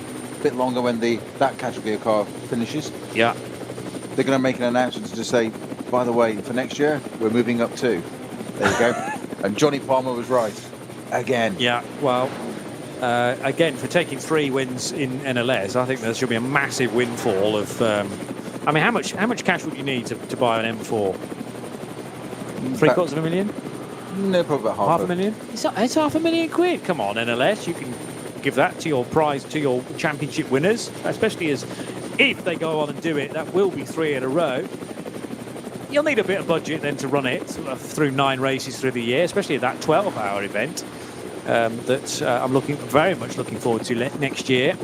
I'm sure there'll be a decent number of BMW M4s turning out for that. We've already had an M4, was it in the last race? Or the last couple of races? Doing some testing running. Yeah, SBX category. Yeah. So where they drilled it round to fuel when it was running 10th, and then the second time it came out, it classified, will finish 5th. Indeed so. So that's the beauty of this running around the Nordschleife, is that cars that aren't yet homologated for certain classes are still permitted to race as a sort of very public test runs. And I thought there was a nice touch from Car Collection and Audi last weekend at the Hungaroring in admittedly another championship, but in the 24H series, the brand new Audi, the Evo 2, pitted with about 20 minutes to go to allow another Audi customer team with the current car to overtake it and then finish on the podium. So that was a really nice touch from Car Collection Motorsport, I thought. New M4 GT3, 415,000 euros. Okay. So, well, there's 85 grand towards your budget already. We said €500,000 euros. Yep. There's 85 towards your budget already. See, cheap at half the price. Do the first round at least. There you go. Yeah, entirely so. Especially if it doesn't happen, you wouldn't need to buy any fuel because it might be snowed off again like it was this year. No, I'm being cruel there. Fingers crossed that. Well, there's only 8 races to do next year, aren't there? With the 9th kind of waiting in the wings, should it be required. Absolutely, but there is a 12-hour one as well, rather than double head of 2 60s over a weekend. So when you add all the hours up that there's racing next year, there's more hours on offer. Correct. That's what the bean counters will be doing when they're looking. But this is how much it costs to run. Yes. What does it cost per hour? Yeah. Having sat there and done that with GT4 Astons and GT3 Astons and sat there and worked out, can I come and test your car? Well, you can, but it will cost this much, plus you have to insure it. And that's when their faces drop and say, well, because that's what it will cost us to run it, because it is per hour, to live everything. Ask Tom Ferrier, he knows all about that kind of thing. Okay, I'll remember that next time I see TF. A flurry of announcements from Race Control have just arrived on my screen. So for car 24, first of all, which is I don't remember seeing a car 24. Anyway, there's a stop and go penalty for that machine in exchange for... That's a line speed car. Ah, the Audi, yes. Patrick Kolb's Audi. Yes. Well, and how could you say I don't recall seeing a car 24 when we have Lorenzo? Oh yes. Rocco de Toro at the wheel. It's actually Patrick Niederhauser, but he has been driving that. Don't spoil the show. Sorry. It's in the pits, and it's now been given a stop-and-go penalty. It might be serving that already, I suppose. So car 24, stop-and-go penalty, 65 seconds. That was for speeding in the pit lane. Car 505, which is a VT2 BMW 330i. One of its drivers is Florian Conta, and he's joined by Christian Knopschke and Roland Schmidt. And car 505 has been given a 65-second stop-and-go penalty for exceeding the speed limit in the pits of 60 kilometres per hour. Another penalty for car 24. Now, I do remember there being a car 24 in this race. It's the Lion Speed by Car Collection car with Lorenzo Rocco di Torrepadula doing the driving, only it's not. The wheel now. It's Patrick Niederhauser. So that could basically stay in the pits. I mean, when you get 2 stop-and-go penalties for separate issues, have you got to serve them separately? Or can you just say, can we just add the 39 seconds to the 65 seconds? I don't think it's that simple. I don't think it's that simple either. I mean, what you could do, potentially, is do the pit stop, do a lap of the Grand Prix circuit, and then come back in and do 39 seconds. That would cost you less time, wouldn't it? I think potentially, but you'd lose a lap. No, you'd lose a lap. You would lose that lap, and you might as well do a full lap and at least count it to your tally. I don't know whether we've ever had 2 penalties for the same car issued at more or less the same time, and that was because the 39 seconds is owed because of a shortage on the minimum pit stop time. So car 22 has been pinged for speed, an excessive speed limit in the pits, and for being 39 seconds short on the last pit stop. Very, very costly, unfortunately, for the Lion Speed by Car Collection car. We have got 7 minutes to go. The gap for the race leader, Sven Muller, is 16 seconds over Jordan Pepper. and Jordan Pepper left the start-finish line 5 and a bit seconds up the road from Frank Stippler. Lars Kern has now made his third and final stop. That was for fuel and nothing more serious, just it got slightly off strategy. Now there's a very good fight developing, though, between the 487 and the 485 cars. That is for the lead of VT2. So darting to the inside, the yellow and green car of Christian Connert, who is chasing the Moran Gott-driven car, which he shares with Brett Lidsey and Emir Asari. So there's a Turkish driver in the form of Emir and 2 British drivers, Moran Gott and Brett Lidsey. Brett, I think, used to do some Renault Clio racing a little while back in the UK. And they are absolutely nose to tail. This is not a bad scrap, is it? Bear in mind, we've been doing 3 hours and nearly 10 minutes of racing, and it might as well be the first lap in the VT2 competition. First and second, completely nose to tail. Exactly as it should be. Yeah, but endurance racing has the habit of being, you know, once you get beyond about an hour, the chances of variables creeping in are very, very high indeed. The number 1 car, by the way, is going to come over the transition road now, off the Grand Prix circuit and onto the Hats and back, on course still for another title in 2021. Car number 1, as long as it's still in front in Class V4, which it is, Danny Brink driving it, at 325i, taking maximum points, and their nearest rivals are, unfortunately for them, down in 5th position in the Cup 3 class. But yeah, going back to that BMW battle, the Nürburgring just has the habit of delivering very close fights, even if it is 3 and a bit hours since they were waved off. And that one will be they'll be scrapping pretty much for the rest of this lap, and that will definitely be their final lap, because if you're in a VT2 BMW, it's taking you about 10 minutes to complete lap times on the current pace, and with 4 minutes left to go, there's yeah, that's guaranteed to be the final lap. Now, the question is, what happens regarding the Lamborghini car number 7, which is heading up the hill towards the carousel? Yeah, this should be the final lap for these cars as well, the race leaders. So Porsche number 4 leading the way and heading out of the Caracciola carousel and up the hill towards Hoa Act. In second position is the chasing Jordan Pepper, car number 7. Then the number 5 car of Frank Stippler in his Audi, and he's just reaching the carousel now.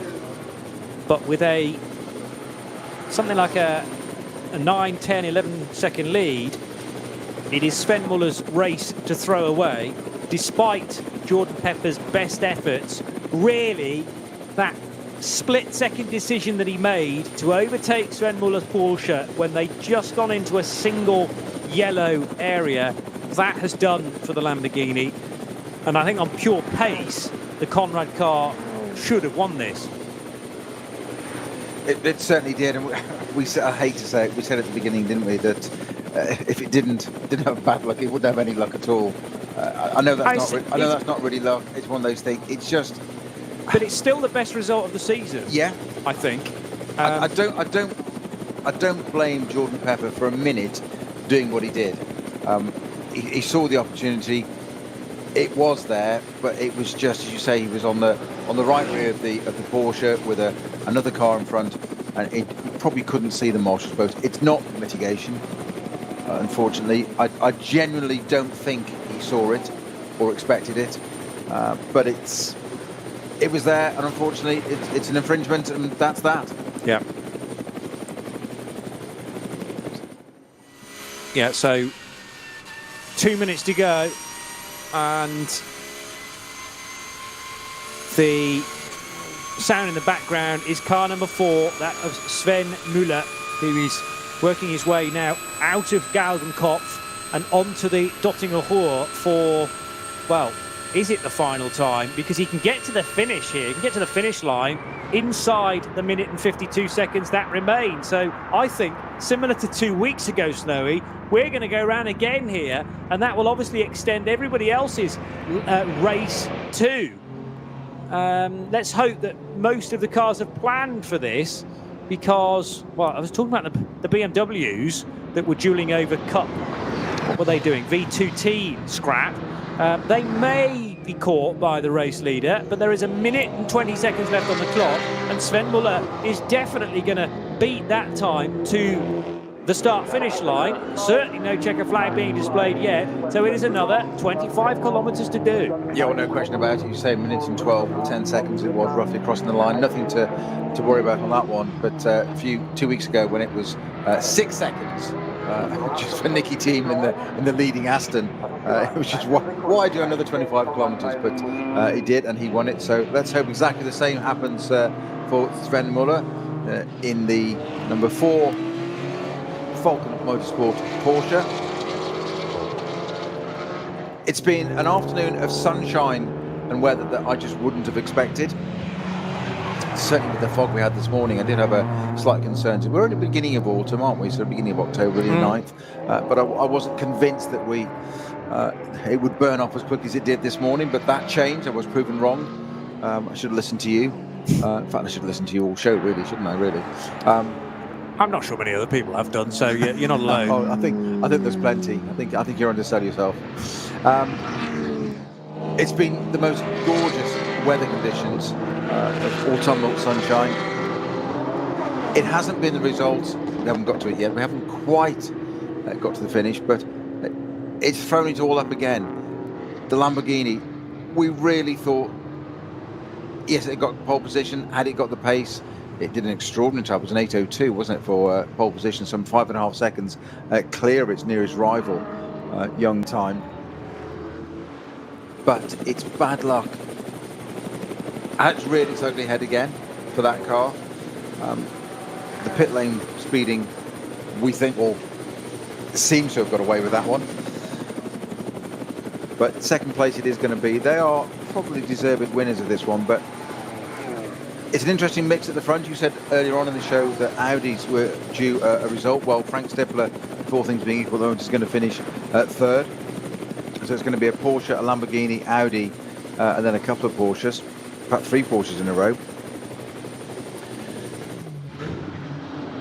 The rest of the Audis fading a little bit. Klaassen and Niederhauser just dropping a little bit further back here into... they're going to be in 7th and 8th position. But the battle for the championship of our championship winning car, it really does look like, for reigning champions for the last not 1 but 2 years. It looks like obviously we've got a little way to go yet with this lap to be completed, and they've got their section to complete. Yeah. But it really does look like they're going to complete a triple, which I'm not sure that's ever been done before. I think it's suspect not. Yeah, exactly. Unlikely.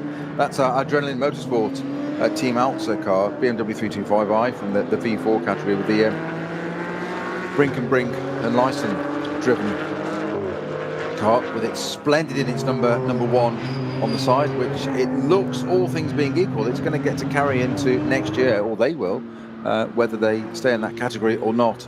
I'm not sure, but great to see them upgrade. But what do you do after you've won three NLS or VLN championships back to back? Because we always talk about the SP9 cars. We say, Nicky Ting runs in an Aston Martin, and Frank Stippler here, or BMW Junior Team, but it isn't the championship. Yeah, that's just the race, individual races. 3 times champion, hugely impressive to do that. Where do you go from there? Well, you've got to look for the next challenge, haven't you? And the thing is, are they now getting a little frustrated with the V4 division, which, when they first started winning that, was 20 odd cars strong? Now, it's been a quieter race for V4 today, with only 5 entries, and they have, I won't say easily won that, but it's going to be something like maybe a minute and 17 ahead. No, it's 20 odd seconds actually back to the next car. But yes, to the second place car in V4, a substantial gap. So they are making everybody else look very slow indeed, when in fact, you know, they are pedaling as fast as they can. But the Rink-Brink Lyson combination is a winning one, and has been for many races. So not a surprise for them to be so dominant again, but a question about, you know, where do they go next? They obviously would like to stay here on the Nürburgring Nordschleife, but another season in V4, maybe they can drum up some sponsorship interest to go further up in the production side of things. You know, there's V6 that you could potentially enter, and I have a funny feeling whether that trio of drivers have actually had one-off visits to Class V6, Porsche Cayman S's, that sort of thing. And they are certainly capable of racing there with the consistency they have. Stuff. Yeah, but yeah, in previous seasons they've, I think the previous races, they've actually entered two separate cars to try and decide which is the best one to move forward with. So the battle within VT2 rather is exactly the same as it was a lap ago. So still nose to tail for the Christian Connacht car, which is in second place, and he is battling with Moran Gott. We've got number 60 off in the gravel. That's in the Mercedes Arena part, isn't it? The Grand Prix circuit. Number 60 managed to throw itself off into the gravel there. It looks like a rear end, back end lockup. That's the Goda Schlickler 911 GT3 Cup from MR class. SP7. Yeah, and I'll be able to tell you who is at the wheel of that. It is Georg Goda running in, well, he's dropped to second place now in the SP7 category. Is that a direct result of the spin into the gravel?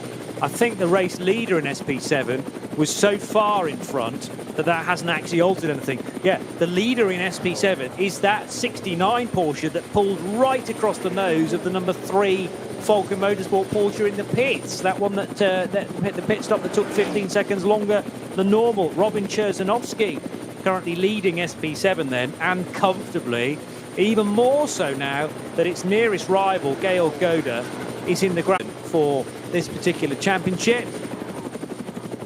And heading now through the right and the left into Schwabenschwanz is the number 5 Frank Stippler driven Audi, where the race leader is in relation to this then. Audi heading towards the end of its current lap and will need to go around again, because this will, oh no, it won't need to go around again because it's on the lead lap. So Sven Muller is now nearing the end of the extra lap that needed to be done. And Sven certainly couldn't have done what Nicky Thiem might have done a fortnight ago, which was back off and just buy himself 2 or 3 seconds to ensure the finish of the race happened a lap prior. This was 1 minute and 20. You're never going to lose that on a single lap, so you had to bite the bullet and go around again, but it won't affect matters at all, because Martin Ragginger and now Sven Muller complete a perfect NLS, certainly for that side of the Falcon Motorsports garage. The other side, for car number 3, should still finish in the top 4, but because of a difficulty in its first pit stop, that really cost it 15 seconds that it never got back again, and will just finish off the podium. Congratulations to Jordan Pepper, who is across the line in second position, with Frank Stippler home in third place. And those places now being confirmed.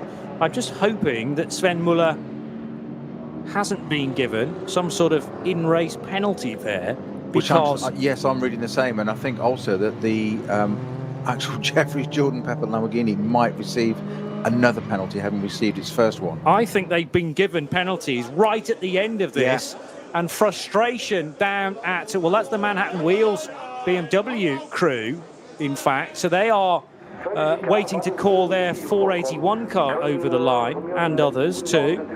So that will be the guys who are running not only the V2T 5th place car, but also the Philip Lyson Danny Brink, Christopher Rink car. They're all arm in arm. So the 481 is home and hosed, and that car with the black colours and the orange wheels, also being driven by Christopher Rink, is home in 5th position in V2T. But the reason for the embrace elsewhere in the garage is that they are keeping their fingers crossed that car number 1 comes home in the lead of Class V4, because that will be another title. But let's try and clear up what's going on at the head of the order.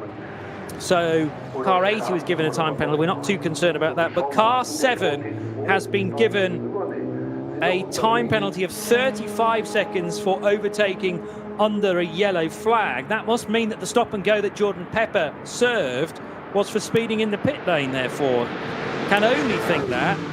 And the number 4 car given a penalty of 35 seconds, also for overtaking on the yellow flag. So 4 and 7 given the same penalty. That puts Frank Stippler as the and race that winner. puts Frank Stippler out in front, even though he crossed the line in 3rd. Those penalties mean that Muller finishes ahead of Pepper, but only in 2nd place. Now, under the rules of Palmer Predicts, you said Audi would due a win. How did you manage to organise that into the last minute of nearly a 4-hour race? You've got to have friends in high places, Snowy. Wow. That's all I can say. Friends in high places. I'm stunned. Race Control got my email. No Audi win. Not stunned that you're right. Stunned that you can manipulate it and organise it so precisely. No manipulation. There. No, it was all in the stars. Just do as I say. It's the law of averages. This is the finish I want. This is how it's going to be. It's the law. Follow the script. It's the law of averages. Remember that the Aston Martin win last time out was the first one for that mark, and you know, secretly as British commentators, it would be nice for the Aston Martin to do well. Never expected it to win the race, but it went on to do so.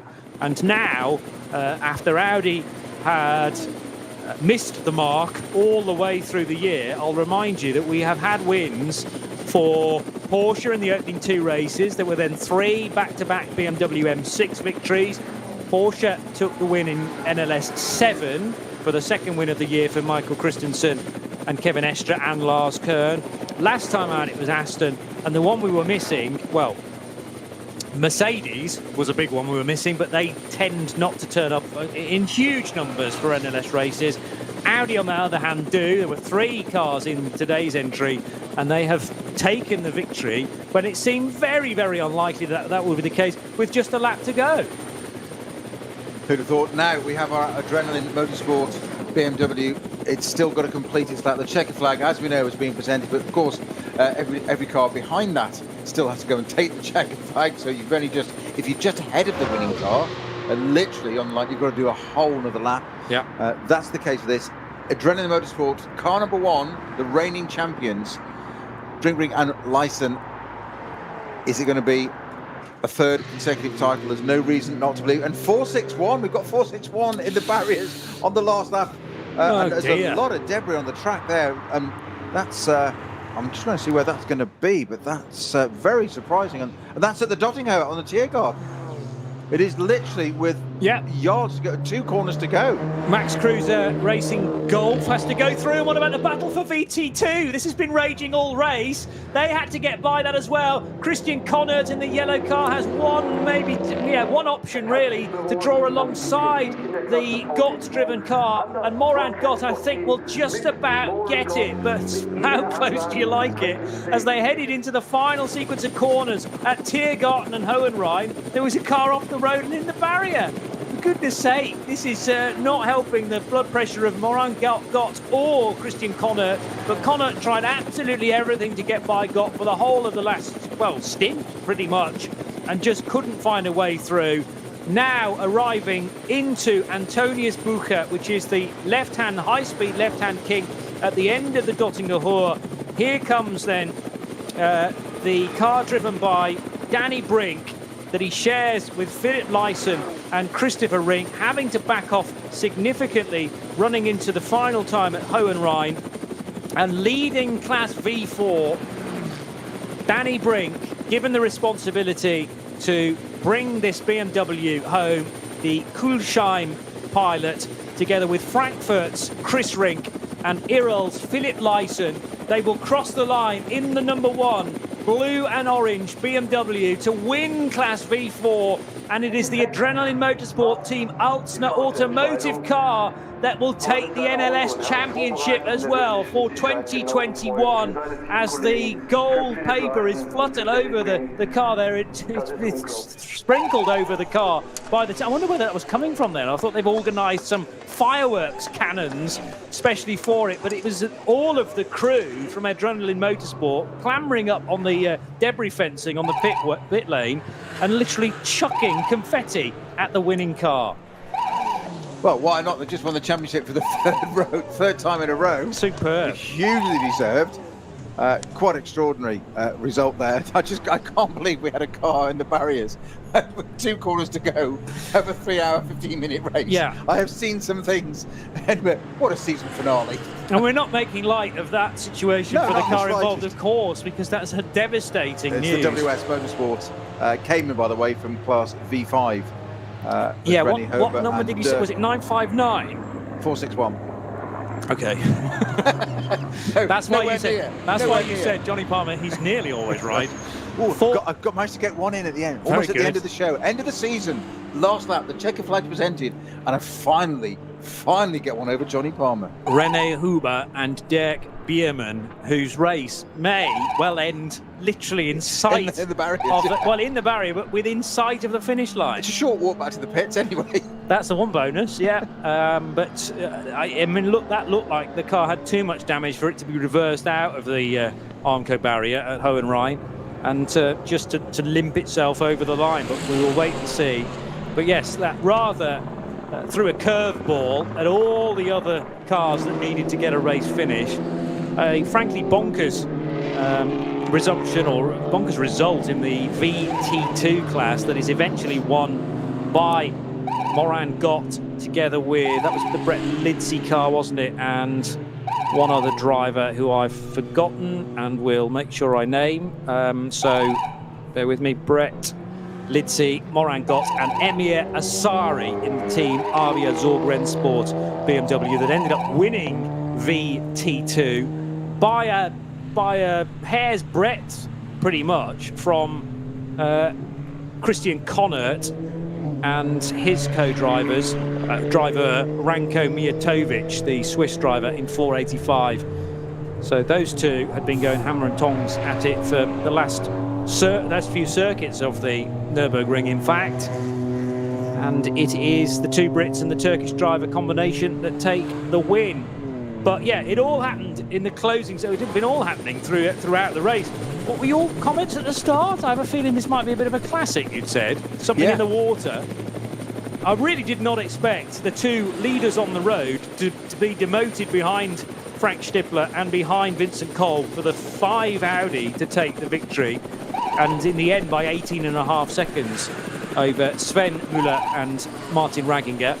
Jordan Pepper and Axel Jeffries will make the podium, but you sense their expressions might be slightly more serious than the winners on the top step. And I can't wait for, well, we won't be there, but for Frank Stippler and for Vincent Kolb to receive the news. They've actually been put in their positions underneath the podium in the order that they finished on the road. But Danny Brink, Chris Rink, Philip Lyson, they have been given a spot underneath the podium in car number 1 as the champions in NLS as well. So to further confirm, I was about to say the point standings are very provisional purely because I've added them up, but I'm now pretty confident that the gold confetti and the fact that that car has been invited into the victory circle, they have done it again. And based on the fact that you're nearly always right, of course. What further affirmation do we need? That too. I'm just glad the German directors agree with you. What can I say? I had absolutely no outside influence on the fact that this was an Audi win. It was purely a numbers game, and the fact that it seemed like they were due one.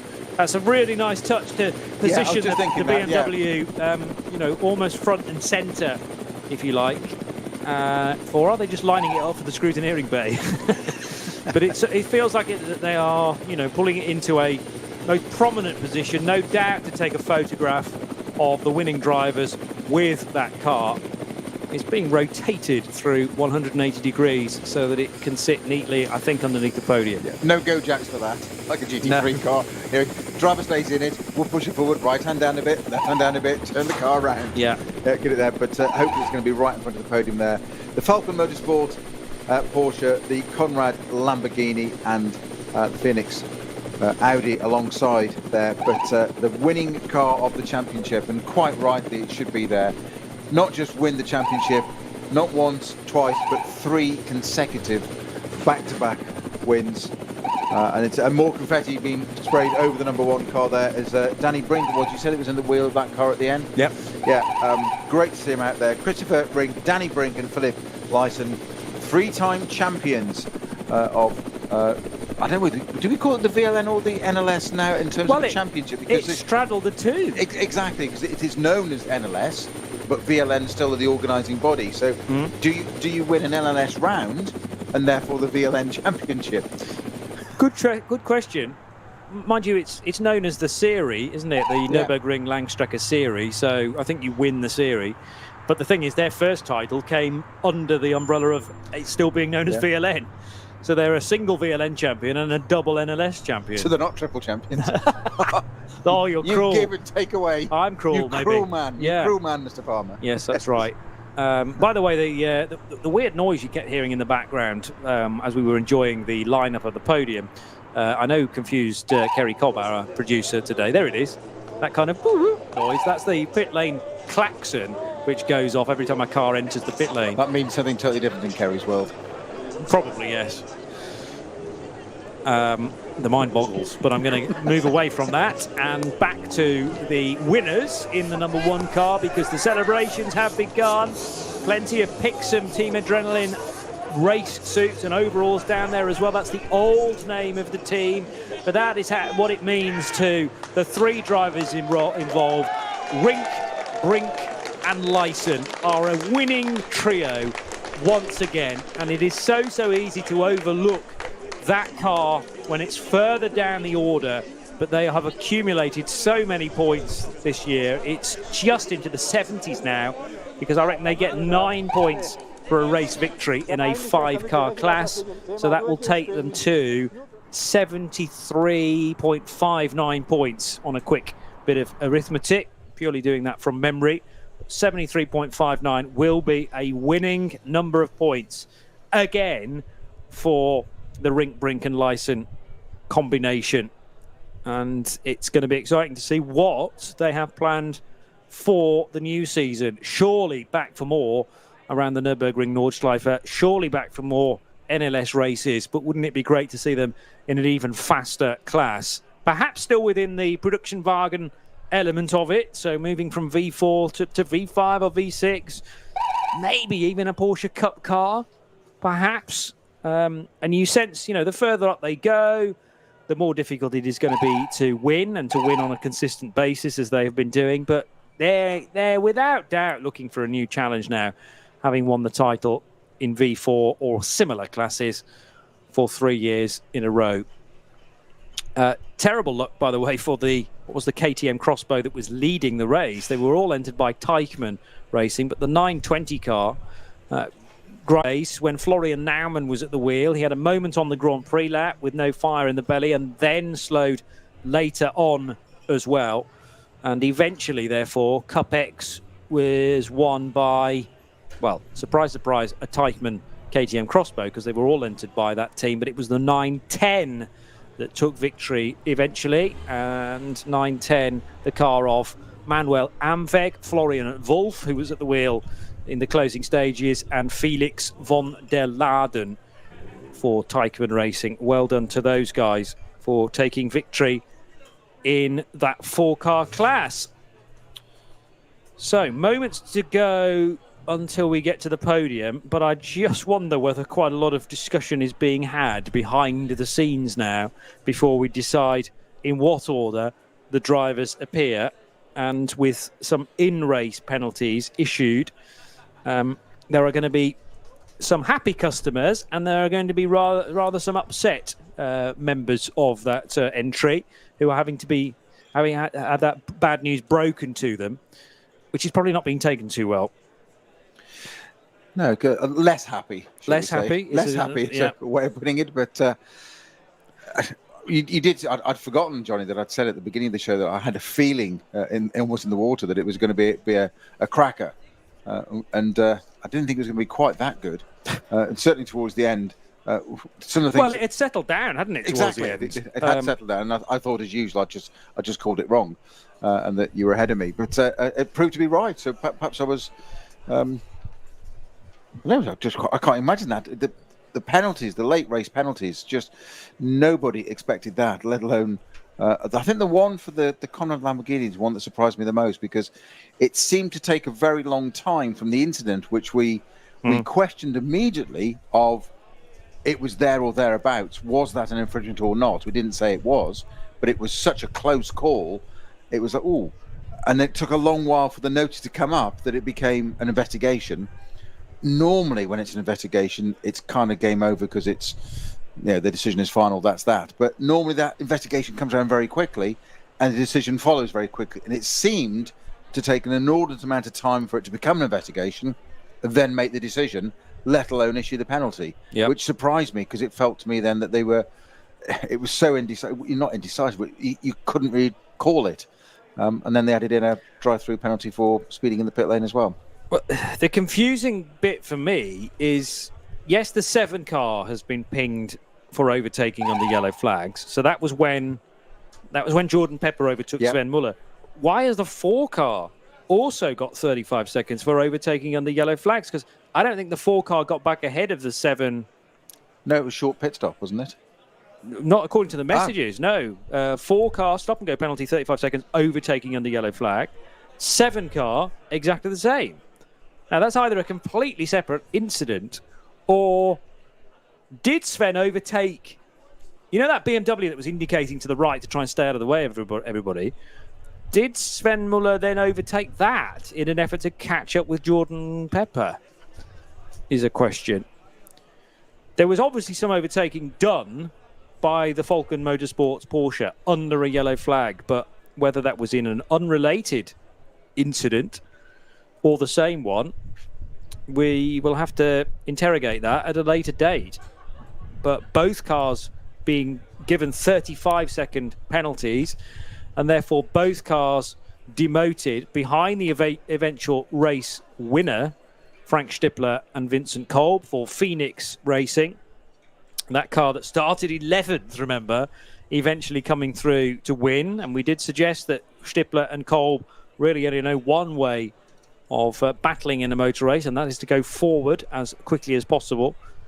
And, the one car that was absolutely electric from the start was Sven Muller, who started 9th, just 2 places better off than the Phoenix Racing Audi, and led at the start of the second lap. Didn't quite lead across the line, but was leading maybe a couple of 100 metres into the second lap. So a mighty effort from Sven Muller. His reward for the afternoon's work is actually a second place finish after that 35 seconds is soaked up. They actually crossed the line then.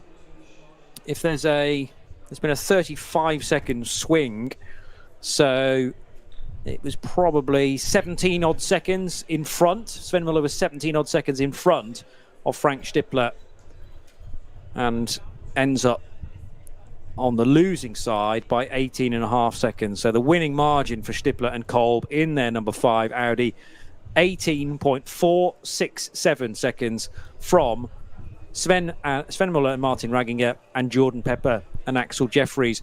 Probably got chance before we get to the podium to remind you of the class winners, some of which we will be seeing on the podium, and I'll be describing on the podium in a moment or two. But let's just make sure I've got the relevant bits of paperwork close to one another. Okay, so Pro-Am was a win for the car that the race really did not start too well at all, with Tobias Muller given more than a healthy shove into turn 1 by the man-filter Team Graf Mercedes, and that pitched Tobias Muller's Fricadelli Racing Porsche into a spin.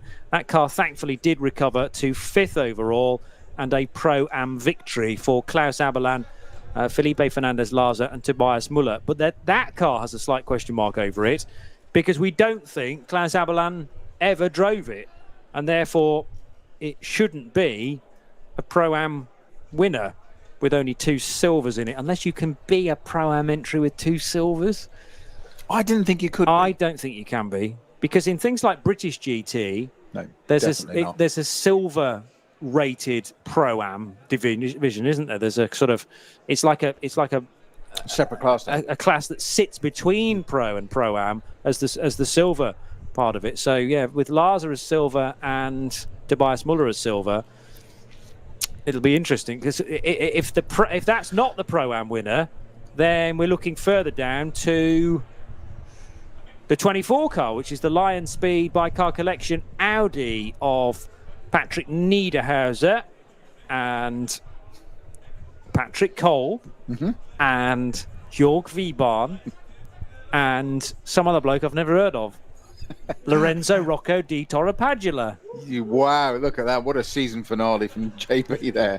So the car that you didn't even think was in the race at one point. Yeah, exactly. We haven't got a car 24. Was it really a question of the fact that he just couldn't pronounce his name? So yeah, I'll just erase it from the entry list. Just pretend it doesn't exist. Like your style. 350 is the SP Pro entry, and the only SP Pro entry, so all they needed to do was finish, and they did. The Black Falcon team Techstar Porsche 911 GT3 Cup MR with Paul Harkemmer and Manuel Metzger, who's been on double duty today in at least 2 cars. SP9 AM, as actually I'll remind you of the overall top 10 positions as well. So Frank Stippler and Vincent Kolb, surprise winners purely because they were not leading on the road, but after 3 hours and 22 minutes 16.9 seconds, it is the first Audi win of the year in the 2021 Nürburgring Langstrecke Series from the Falcon Motorsports Porsche of Sven Muller and Martin Raginger and the Conrad Motorsport Lamborghini Huracan GT3 Evo of Jordan Pepper and Axel Jeffries. 4th position was the second of the Falcon Motorsport Porsches, car number 4. 5th place for another Porsche. This is the Aberlan, Larsa and Muller combination, but I mean, I'm happy to be put right on this, but Aberlan, I don't think, drove that car all afternoon. Metzger and Harkemmer in their SP Pro Porsche 911 GT3 Cup MR car finishes 6th, and the best of the SP Pro car, the only SP Pro car, and winning the SP9 AM division was the 50 car with Arno Klassen and Michael Heimrich. Then it was the number 19 SP9 Pro car of Von Danwitz in their Porsche. The 165 SP10 winner finished 9th overall. That was the 165 Mercedes for Marcel Markowitz, Marek Bockmann, Tim Neuser and Reinhold Renger. Other class winners include the 69 Klick Verzeiferung entered car of Robin Czerwanowski, Kirsten Jojeksnis and Peter Schmarmach. So they win the combined class of SP4 and SP7, but they do drive an SP7 Porsche Cup car. SPX, only one car there. That, we think, is for a 992 generation Porsche, which is not yet eligible for entry into SP7, so they stick it in SPX instead for Mustafa Mehmet Kaya, Mike Rosenberg and Mike Steersberg. They finish the race in car 52 and get a class win as their reward. Cup 3 was hotly contested throughout, and it eventually goes to car 75, which no, not car 75, because they're all numbered differently from that, aren't they? Let's just have a look. Cup 3, and it was car 75 as the Cup 3 winner.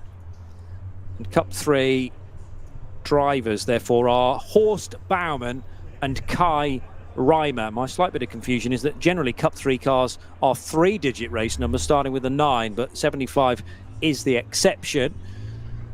Further down the order, SP3T was won by the 310 car, which is the Max Cruiser Racing Volkswagen Golf Mark 7 for Peter Hansen and Lars Nielsen.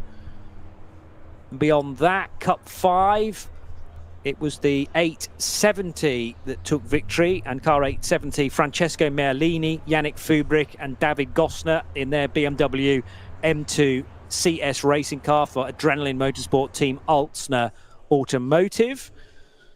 Elsewhere in the classes, 810 won the TCR Pro class. That's the Cupra Leon from Bonk Motorsport for Herman Bock and Alex Prins.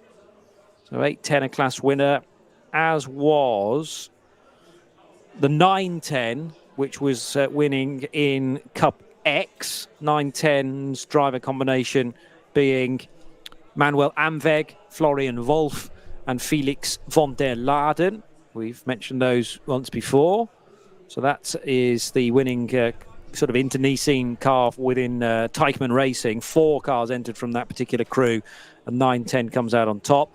In the BMW M240i class, it was the 700 car that took victory of Marcus and Michael Fischer in their Hoffer Racing by Bonk Motorsport 240i. And that was car 700. 487, the car of Morin Gott and Brett Lidsey. And also, who else did we have in that? Oh, Emir Asari, the Turkish driver, Team Avio Zorg Rennsport, car 487, winning V2T. And the V2T winning margin, I'm not sure the timing screen told me, annoyingly, but it was, I mean, it was tenths of seconds after 3 hours and 15 minutes, just the way we like it. In TCR AM, the 808 car took the win. Car 808 is the Jens Wolf, Alexander Schmidt, and Mike Uch Cupra TCR. Again, I think they were the only entries in TCR AM. Yes, they were. We had a TCR Pro class and a TCR AM class, but you still need to get to the finish to take the win, and they managed to do that. V5 was a victory for car number 456, the Porsche Cayman for Team Young KRS Danes. So the 2 Danish drivers, the Dane train, if you like, for Kaj Schubert and Lucas Daugard. Daugard was at the wheel in the closing stages, so that was car 456. V6 was a win for the 396 car, and 396 being Lutz Ruhl, Christian Bullisbach, Daniel Zils again. Daniel Zils has been in virtually 10 cars this afternoon. He's had a very busy time. Andreas Schettler. And Zils, let's just check. No, it was only 2 cars, but he was in a V6 Porsche Cayman and a BMW 330i. Didn't know Porsche made a V6 Cayman.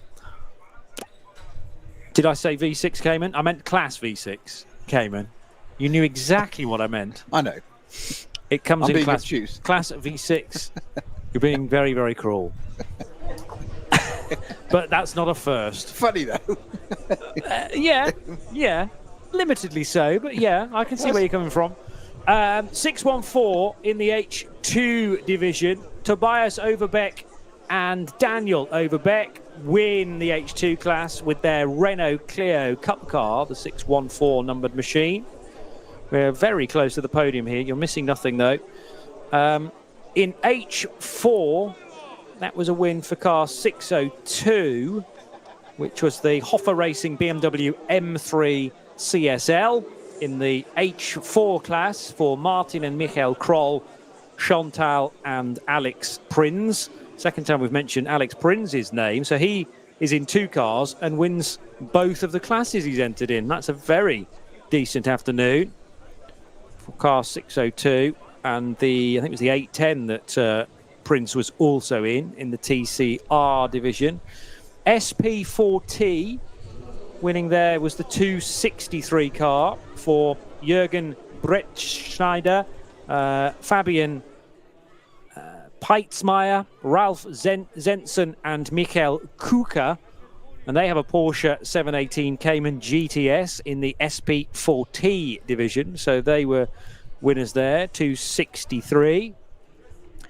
In V4, I don't need to look this one up. It was Danny Brink, Christopher Rink, Philip Lyson taking victory in the 5-car class V4 part of the race. And that was 58th overall. I wonder how many other championships around the world where you come 58th but you still win a title. And we're nearing the end now of the long list of class winners. SP3 was the 283 car, and that is a Renault Clio again. SP3 for Harold Leppert and Ronnie Leppert.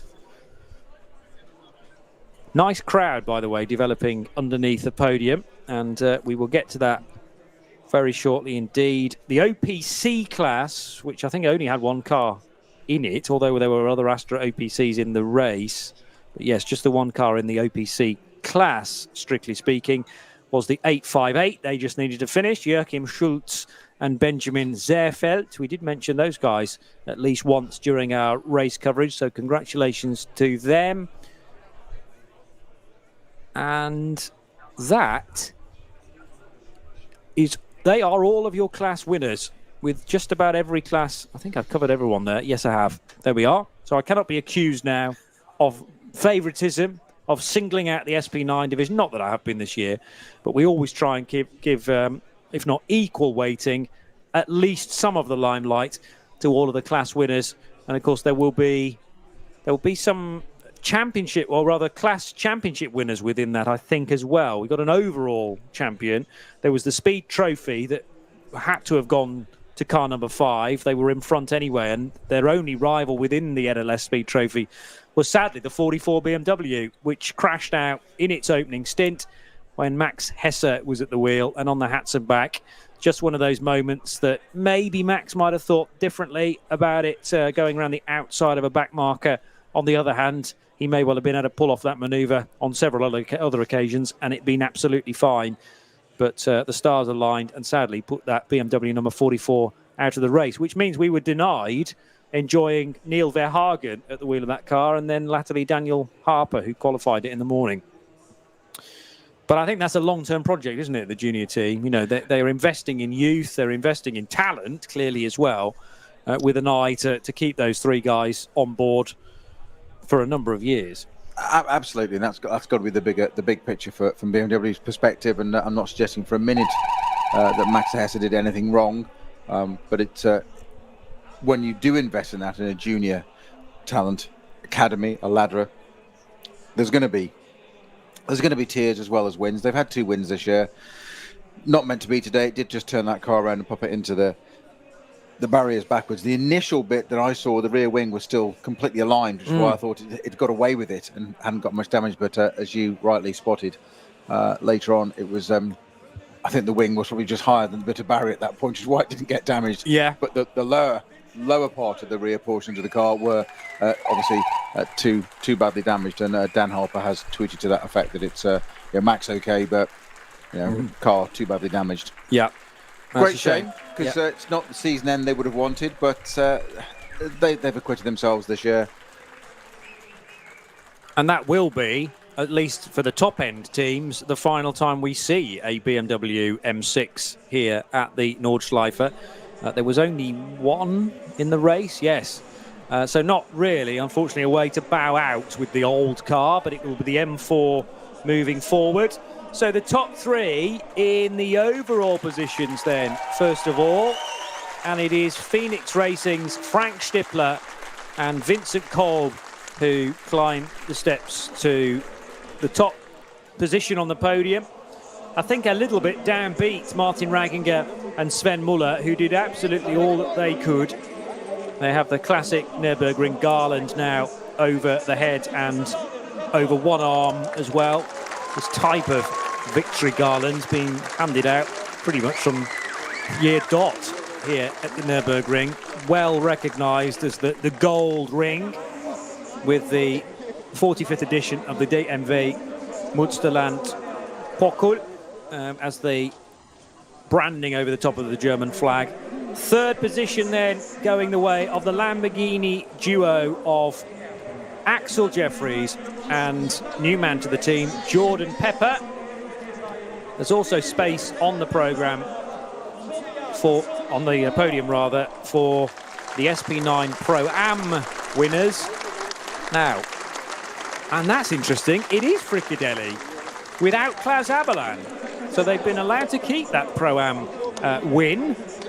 clearly I need to go away and read my regulations, therefore, because... Well, we both do on that basis, because Yeah. I completely concurred with you, Johnny. 2 silvers are okay to be put into the Pro-Am division. I do know about the number system in the past, actually, that's been used, where you add up... Basically, a bronze driver is scored as 1, silver driver is scored as 2, gold driver 3, and a platinum driver 4, and you add up the numbers that you've got. So in this case, 2 plus 2 is 4. Divide it by the number of drivers you have, and you're back to 2 again. And therefore, if your final result is 1 or 2, you are a Pro-Am car. I should have remembered that in the race. But It's easy enough to follow, isn't it? That's from a few years ago, but I think it still stands. Good recall. And in the Am part of the field, I've mentioned car 50 of Arno Klassen, together with his teammate, to the far end of the podium. That's Michael Heimrich in the Twin Busch by Equipe Vitesse SP9 Am car. Will there be space reserved for a national anthem for the winning team? And surprisingly, the national anthem of Germany. I don't think we had the British national anthem, though. Did we 2 weeks ago for the Aston Martin crew? So we may be shifting straight on. We did. Oh, Kerry's saying we did. OK, so looks like we will give a moment, more applause. Oh, and more drivers arriving. OK, so this will be the winners in Group H. No, it won't. It will be the overall winners. Yes, it is, in the Pixum Team Adrenaline. So outdated race suits, because Pixum is no longer part of their team name, but perhaps again that shows just how tight their budgets are.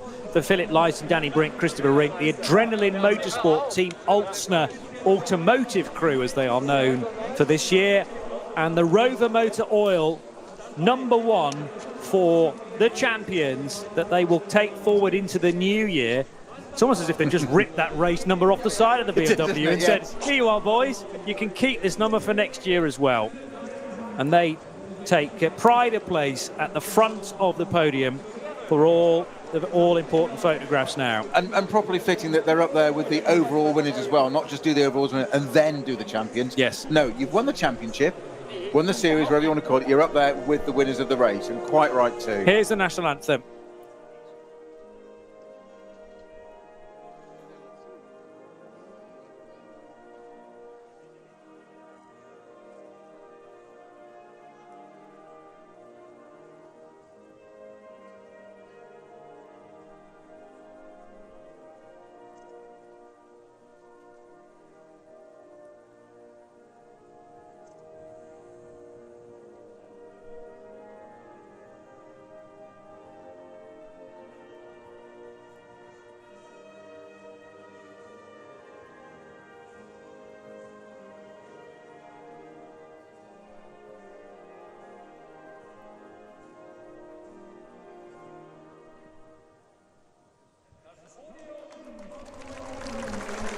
The national anthem of Germany ringing out around the Nürburgring as victory is taken by Phoenix Racing. Congratulations to Frank Stippler and to Vincent Kolb, who are on top.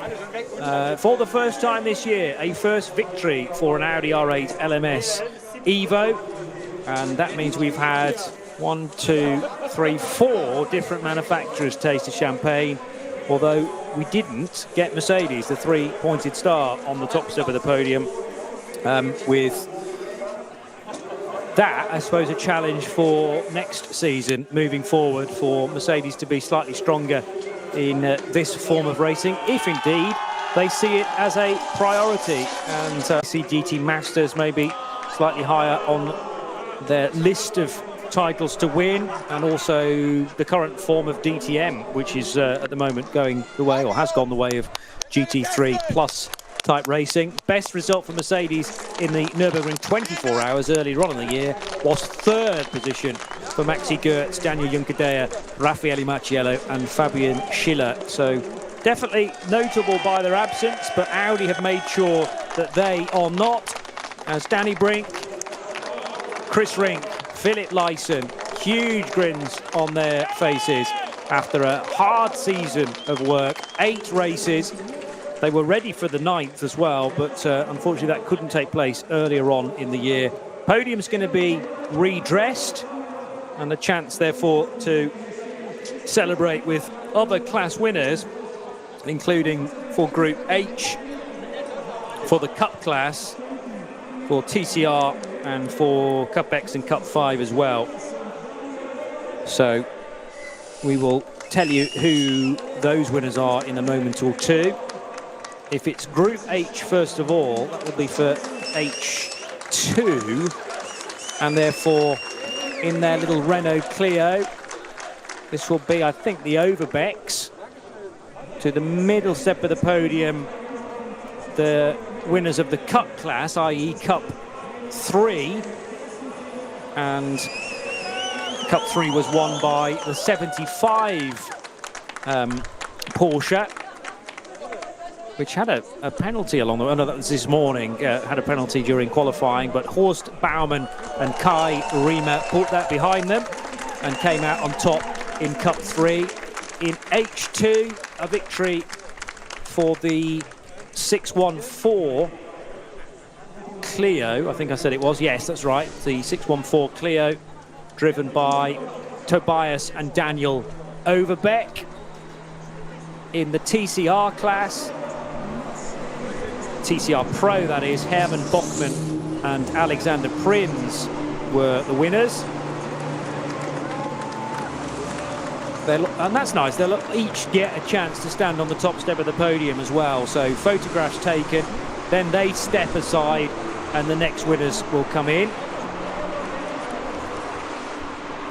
So Avia Zorg Rennsport race suit appearing next, which may well be not the ST10 winners. Oh, this is for VT2, I reckon. So Emir Asari, Moran Gott and Brett Lidsey, who were victorious in their Team Avia Zorg Rennsport BMW 330i. Still more space on the podium for, at the very least, the Cup X winner and also victors in Cup 5 as well. So now creeping into shot, team race suits with the word Bock on the back. So that will tell me that it's the TCR Pro winners in car number 810 of Herman Bock and Alexander Prins, who's been driving 2 cars this afternoon and was actually victorious in each of his classes. So that's the TCR Pro class. In Cup X, it was a win for the 910 combination of drivers racing KTM Crossbow 910. So Manuel Amweg, Florian Wulff and Felix von den Laden. And that should mean it's just Cup 5 still to come now. And Cup 5 winners were the 870 car, and 870 being Francesco Merlini, Yannick Fubrick and David Griesner, all welcomed to the podium as well. I think the general way this is done, Snowy, is that they just pick out some classes from further down the order at random. And I mean, the podium too small and the field too large to get absolutely everybody up there as far as the class winners are concerned.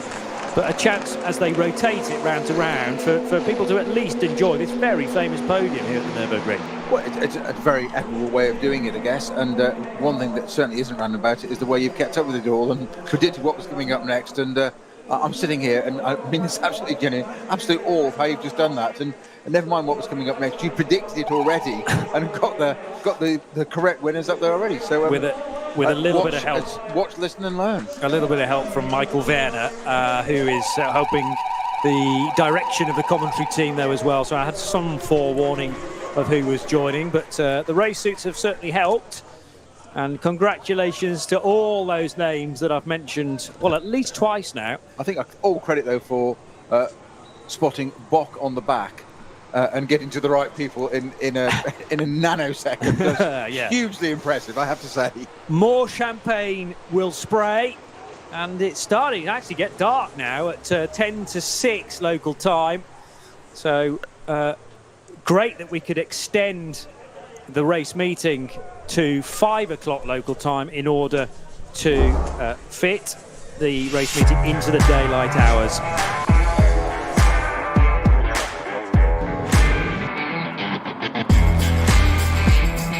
try to look back on the various things that happened. One, the turn one, big lockup for the Mansfield to Mercedes, and directly in the firing line, unfortunately, was Tobias Müller, but he located first gear in a split second, put that behind him, and got back into the race, and on course, of course, for then a win in the Pro-Am category, together with his co-driver Felipe Fernandez-Laza. There was all sorts of carnage at the start of the second group as well, and start group 3 eventually got going too. But then, well, nobody really could predict the twists and turns that this race would take, including, unfortunately, the moment for Max Hesse, where he got caught on the wrong side of a back marker into the wall, and the 44 BMW would be out of the race. At the end of 7 laps, basically the top 6 and 7 runners all came in together, but unfortunately for the number 3 Porsche, it was caught behind a wall of also pit-stopping cars. There was a side-by-side moment in the V2T class on the Dottinger Ruhr, which was a scary moment at the time. The Mansfield and Mercedes, heavily bandaged up and given a bare carbon nose, a front bumper, was able to at least put some laps into the book, but it was then several laps down. Really good dicing in the early stages between the Lamborghini Huracan from Conrad, between the 2 Audis from Phoenix, and the 2 Falcon Motorsport Porsches. Very much a strong lineup sported by all of those 3 key teams, particularly this late on in the season. The BMW from the V2T division had to come in for a pit stop to repair a rear left puncture. Great straight line speed from Kim Louis Schramm to go around the outside of the Porsche at the time. So many other highlights as well that we just cannot mention at this moment, but a really good season as a whole for NLS, and brought to you, every bit of it, live here on RS1, part of the Radio Show Limited network of channels. That's about it. Thank you, Peter Snowden, for your company all morning and afternoon. Thank you. You'll be back for plenty more of these NLS races in the new year, I'm sure, and I'll be very pleased to have the odd invitation here and there if possible. If my heart rate and blood pressure can cope with it, yes. Well, likewise. Yes, Need the winter off to recover. I think so. Congratulations to Danny Brink, Chris Ring, Philip Larson. They are title winners again here in the NLS for 2021. We'll see you next year. Bye-bye.